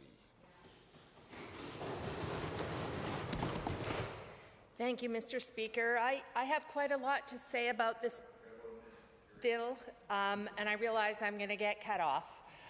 So all I'll be able to say today is that this is Bill 9, which should be called the Removing the Protection of Alberta's Children Amendment Act.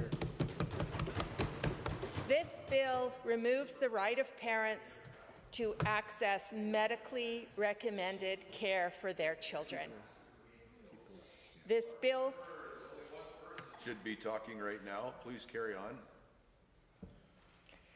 This bill removes the right of healthcare providers, such as physicians, nurses, psychologists, to provide recommended care to patients. This authoritarian government has decided that they will make medical decisions for children in Alberta. This government believes that they know what is best for Alberta's children, not the parents and the care providers and the children themselves who have been working through very painful and distressing situations. This government does not know what is best for every single child.